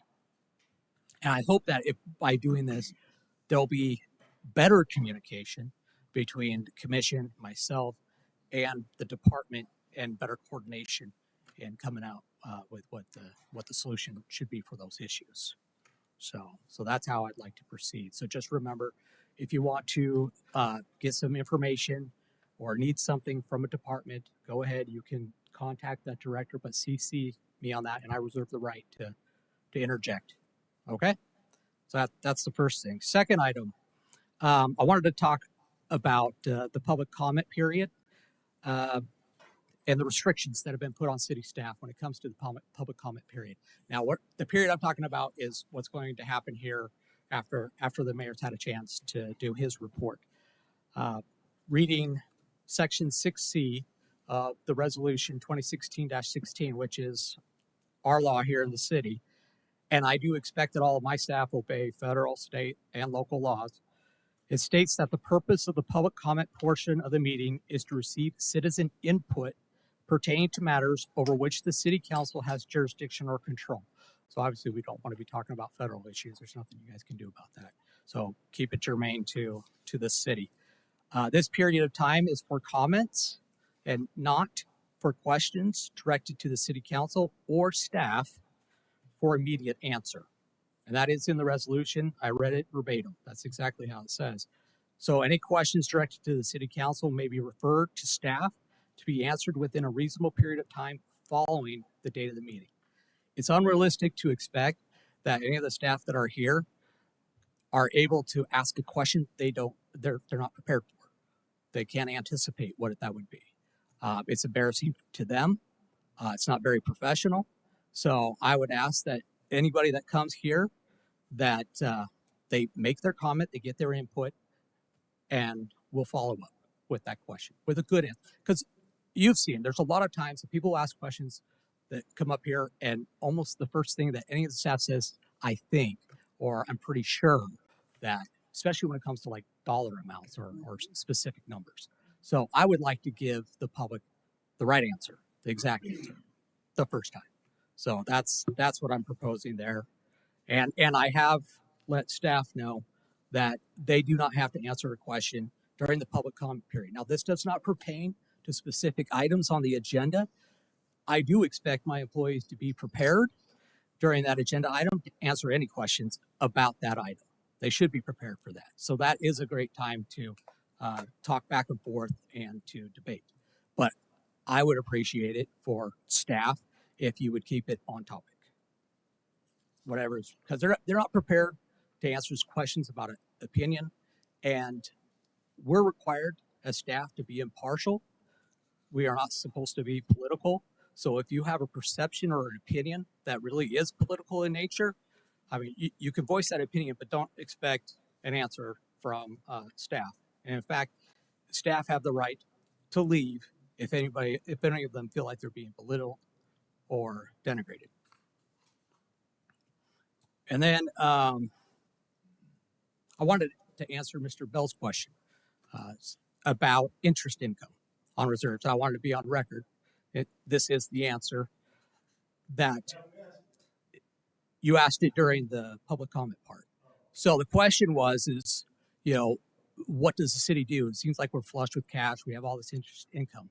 Just so you know, and for the whole public to know, that is actually a budgeted source of revenue. We project how much interest we are going to receive in this next year, and that is under a line underneath the revenue.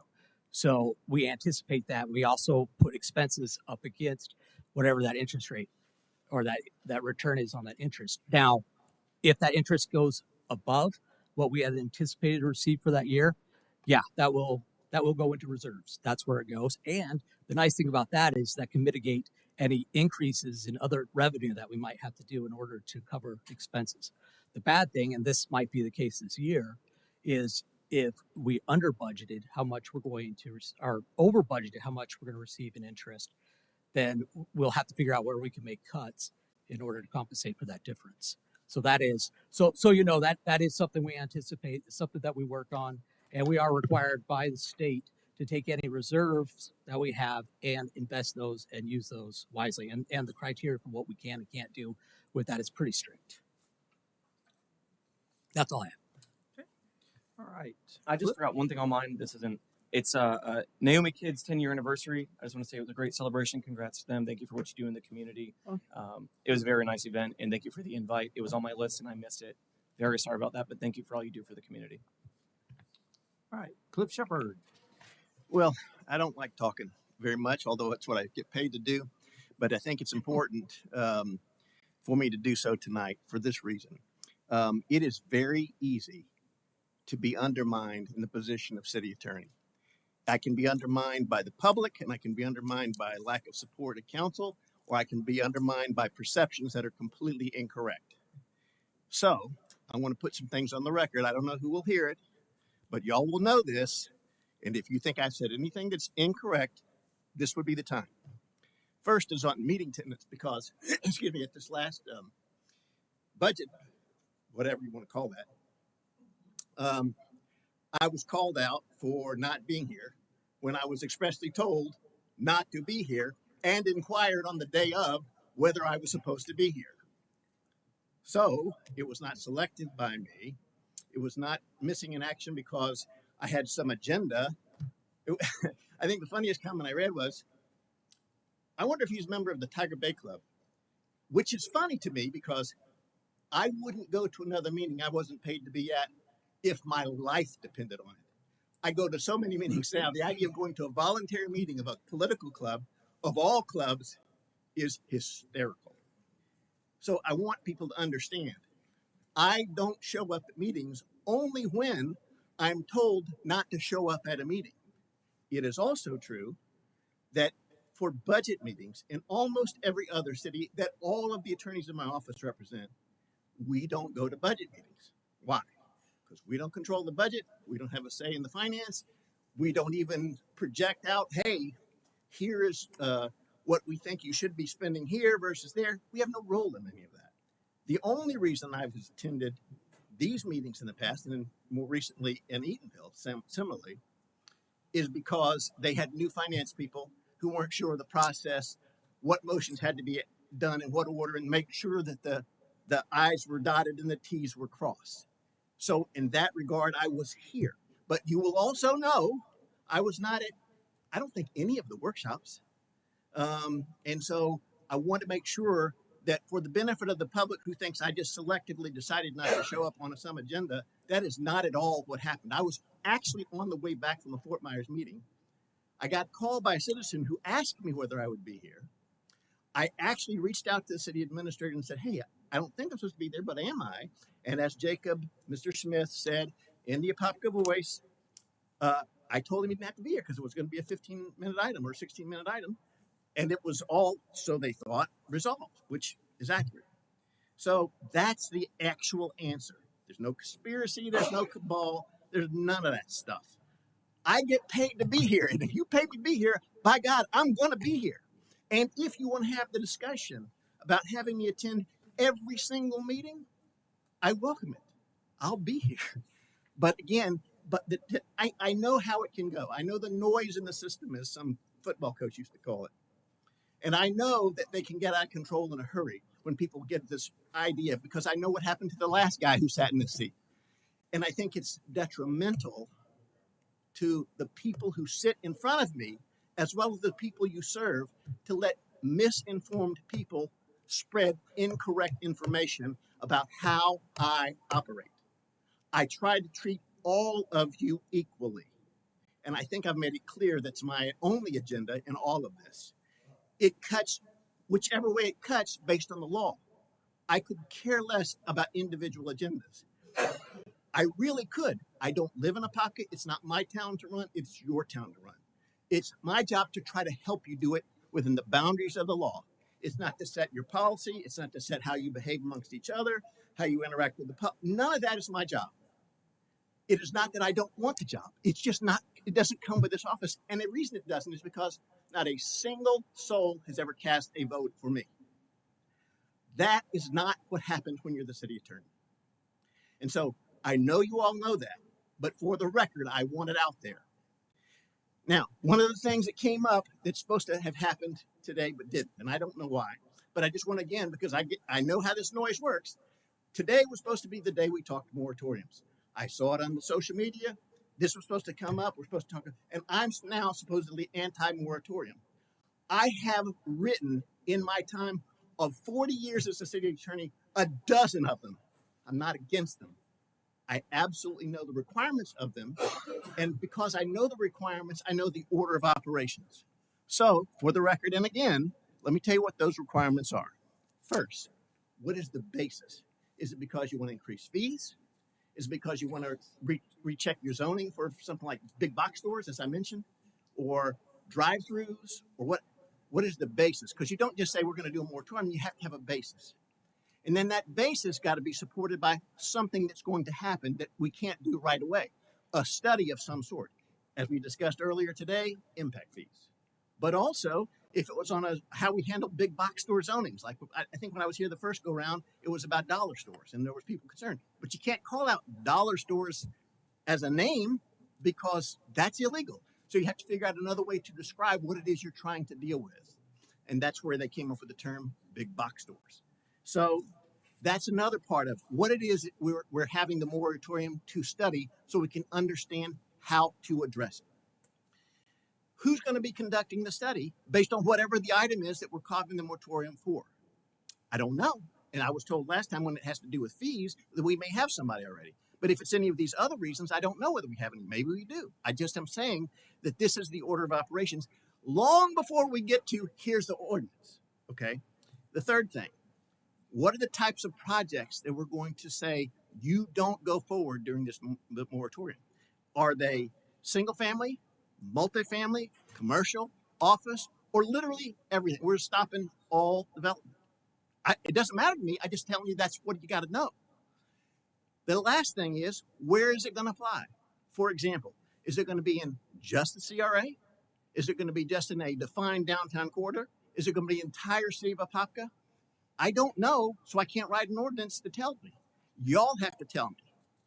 And then the last part is how long?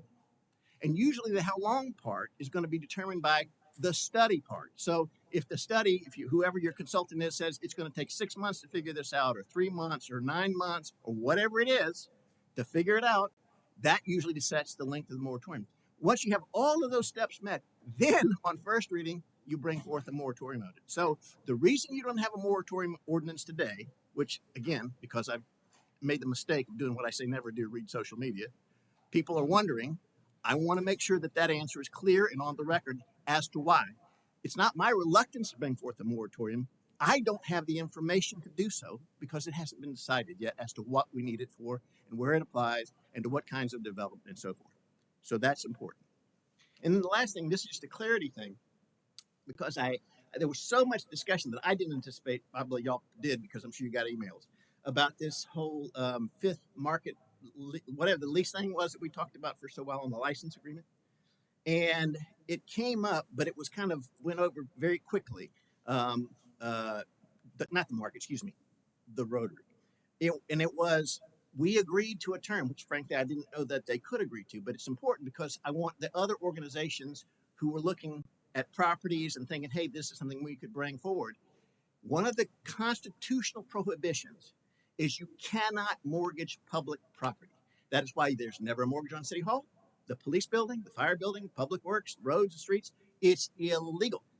So, in order to take a piece of public property and provide it to an entity that wants to build on it, that entity has to have the financial strength and wherewithal to do it in cash, because they cannot, and you cannot allow, as long as you own it, there to be a mortgage on the property. So if you don't sell it to them, but you lease it to them and they're going to build on it, even if it's over 99 years, they have to do it with cash, not a mortgage. And not every organization that you're going to come across has that ability. And indeed, when I sent the lease drafts before I even realized it was an issue with 3030 back, when I got to that part where they were thinking that they could do a mortgage or pledge the property as security for the mortgage, and I said, this may be a deal killer, but you can't do that. I was surprised, happily surprised, that they said, no, we can still make this work. But the reason I bring it up is not to cheer for Rotary or anybody else. There are very few organizations that would be able to do that. And that is something that kind of got glossed over. And so I want to make sure that that is understood by you all. That is not a small thing. That is a big deal. It's not something that you can do. You couldn't take out a mortgage on any of these properties either. So for what it's worth, I thought those things were worth saying today. I appreciate you sharing that information. But they could do they could do other debt financing that doesn't lien the property. As long as it doesn't pledge the property. Right. Okay. So they could still get debt on it. It may not be cash. Not on the property. No, but I'm saying they could get financing somewhere. Somehow, if they have other assets to pledge, sure. But our leases or whatever are not saying you have to have cash with this. No debt financing in any capacity. What it says is you can't pledge this property so that there's any chance we will ever lose this property based on your debt. Okay. And then if I can just respond to the first part there, I did get your email today. I will respond to it in an official capacity. What you did educate me on, though, is that it wasn't your decision, that Mr. Smith, you made that decision that the attorney wouldn't be here. Mayor, did you know that the attorney wasn't going to be here? Didn't think anything about it. Didn't. It's a yes or no. Did you know? I guess no. You didn't know. You had no. You were surprised like me then. And I wasn't Commissioner Nesbitt. surprised because I didn't think a budget's a budget. It's got nothing to do with an attorney. Yeah, I have never had an attorney at a budget hearing. I didn't see, and I didn't see the reason why we needed And I one. mean, it's 200. Listen. I figured, yeah, save the Talk about taxpayers fiscal some money. responsibility. He's do $250 pay an him. hour. So we can bring him to every. As he said, he's happy to come to every meeting you want to have him. When in. we're approving a $100 million budget and there's questions to it, There aren't any questions about the budget. There weren't questions. Your questions it weren't would about have been budget. nice to be educated on that. That was a unilateral decision that you made that none of us knew about. Well, no, that's how it is. So I'll just let you know that now. That's not how the common charter's practice. written. So It's not how that's not common practice to have an attorney at a budget hearing. well, that's okay. You can consult with us then and ask if that's something we would want or not. Well, no, I don't think I'll do that. But thank you. That's not per the charter. The city clerk and our attorney are specifically referenced as something the council and the mayor can direct. It doesn't say city Okay. administrator. Okay, then you can direct him to come. He was going to come, and No. you told him not to. No, he was not going to come. He was asking if he needed to come. And I said, no, I don't see any reason. Nobody told me any reason why the attorney should be here. Give me the reason. I have a question. Have you came to have attorneys been at the previous budget hearings that we had in the city for the past 4 years? I'd been to the one just immediately the week before when the millage was worked out and got the unanimous vote. The final. Yeah, not the final one. The final one was one last Wednesday, right? Yes. So I was there the week before at the prior one, which I was asked to be at. So I was there. Well, and that was to make sure we got the motions correct and so forth. Yeah, because it's correct. Exactly. That's the point. So you were there for that one, and then nobody advised otherwise that you weren't going to be there. Mr. Shepard, this isn't Attorney Shepard. Excuse me. This isn't an attack on you, but it's lack of communication again that broke down a lot of things. Mr. Smith, all I'm asking for is a communication. You're wanting the same thing. You want us to communicate with you effectively. So you want me to, because the question was asked about 1 p.m., you want me to reach out to all of you, and how am I supposed to determine that the majority says, yes, we want the attorney there? Through an email that says it.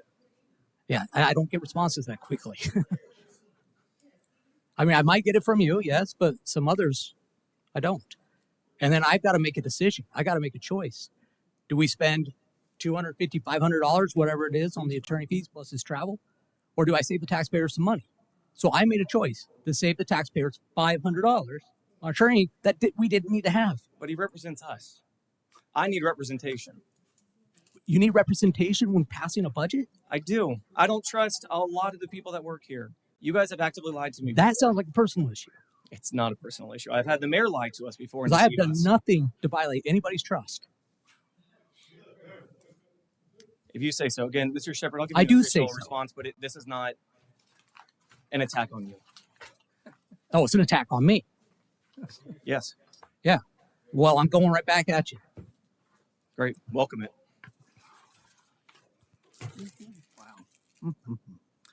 all right. Let's see here. Where do we start? Apopka Proud concert. I guess I need to bring that up.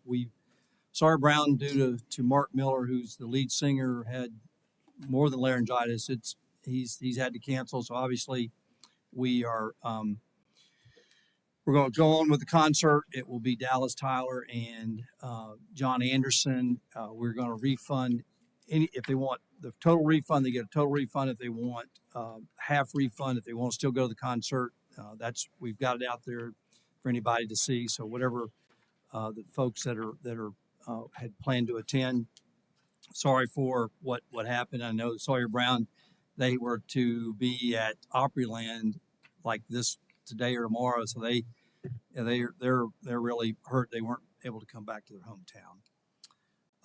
Next up, just so everybody knows, on October 7th, which is Monday, to show solidarity with our brothers and sisters from Israel, we're going to be raising their flag here at City Hall.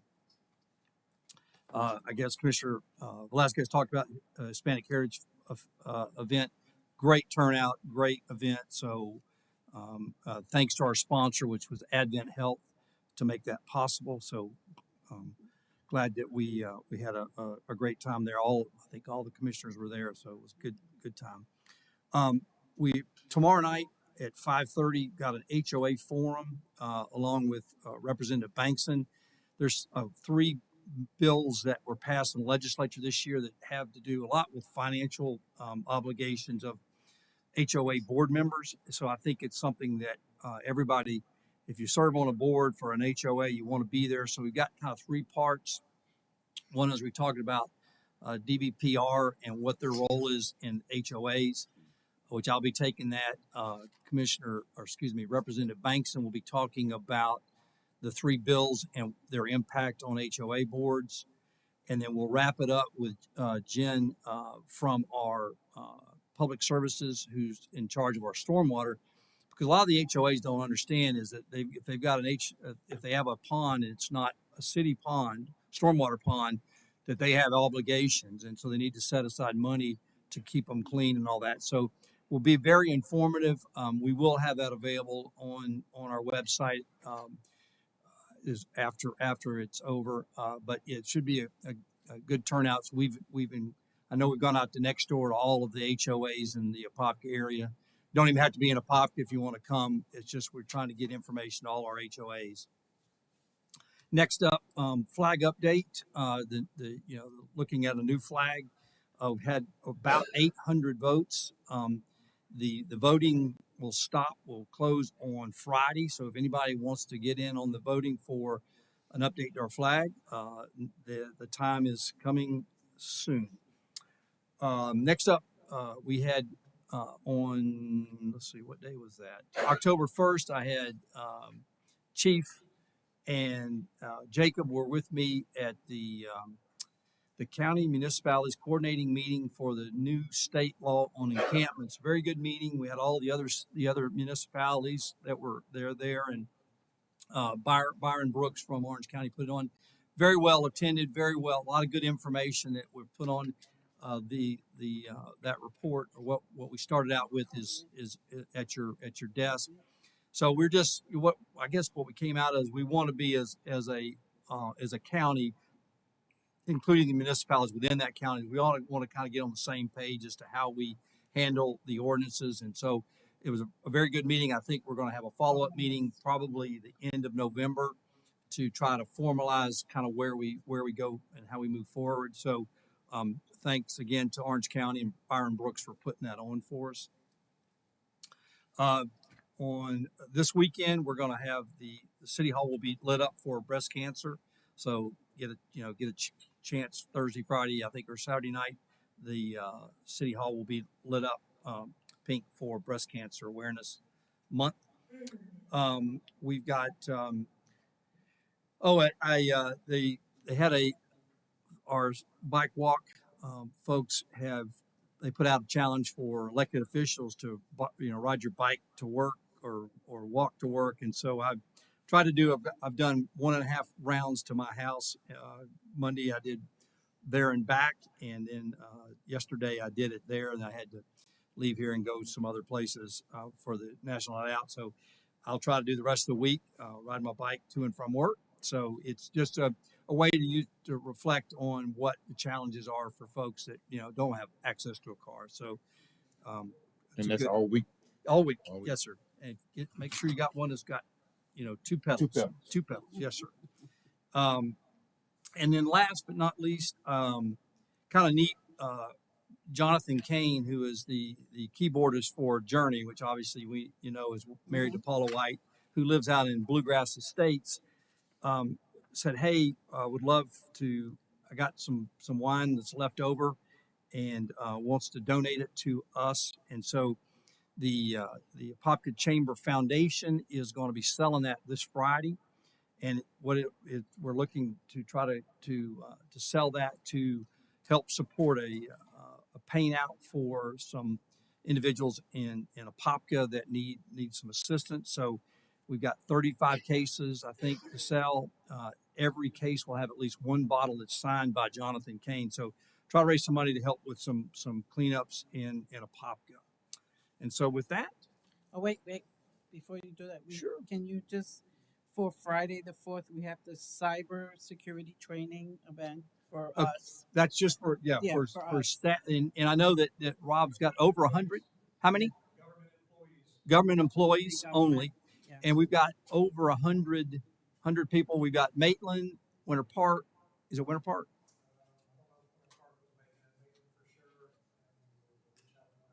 Yeah.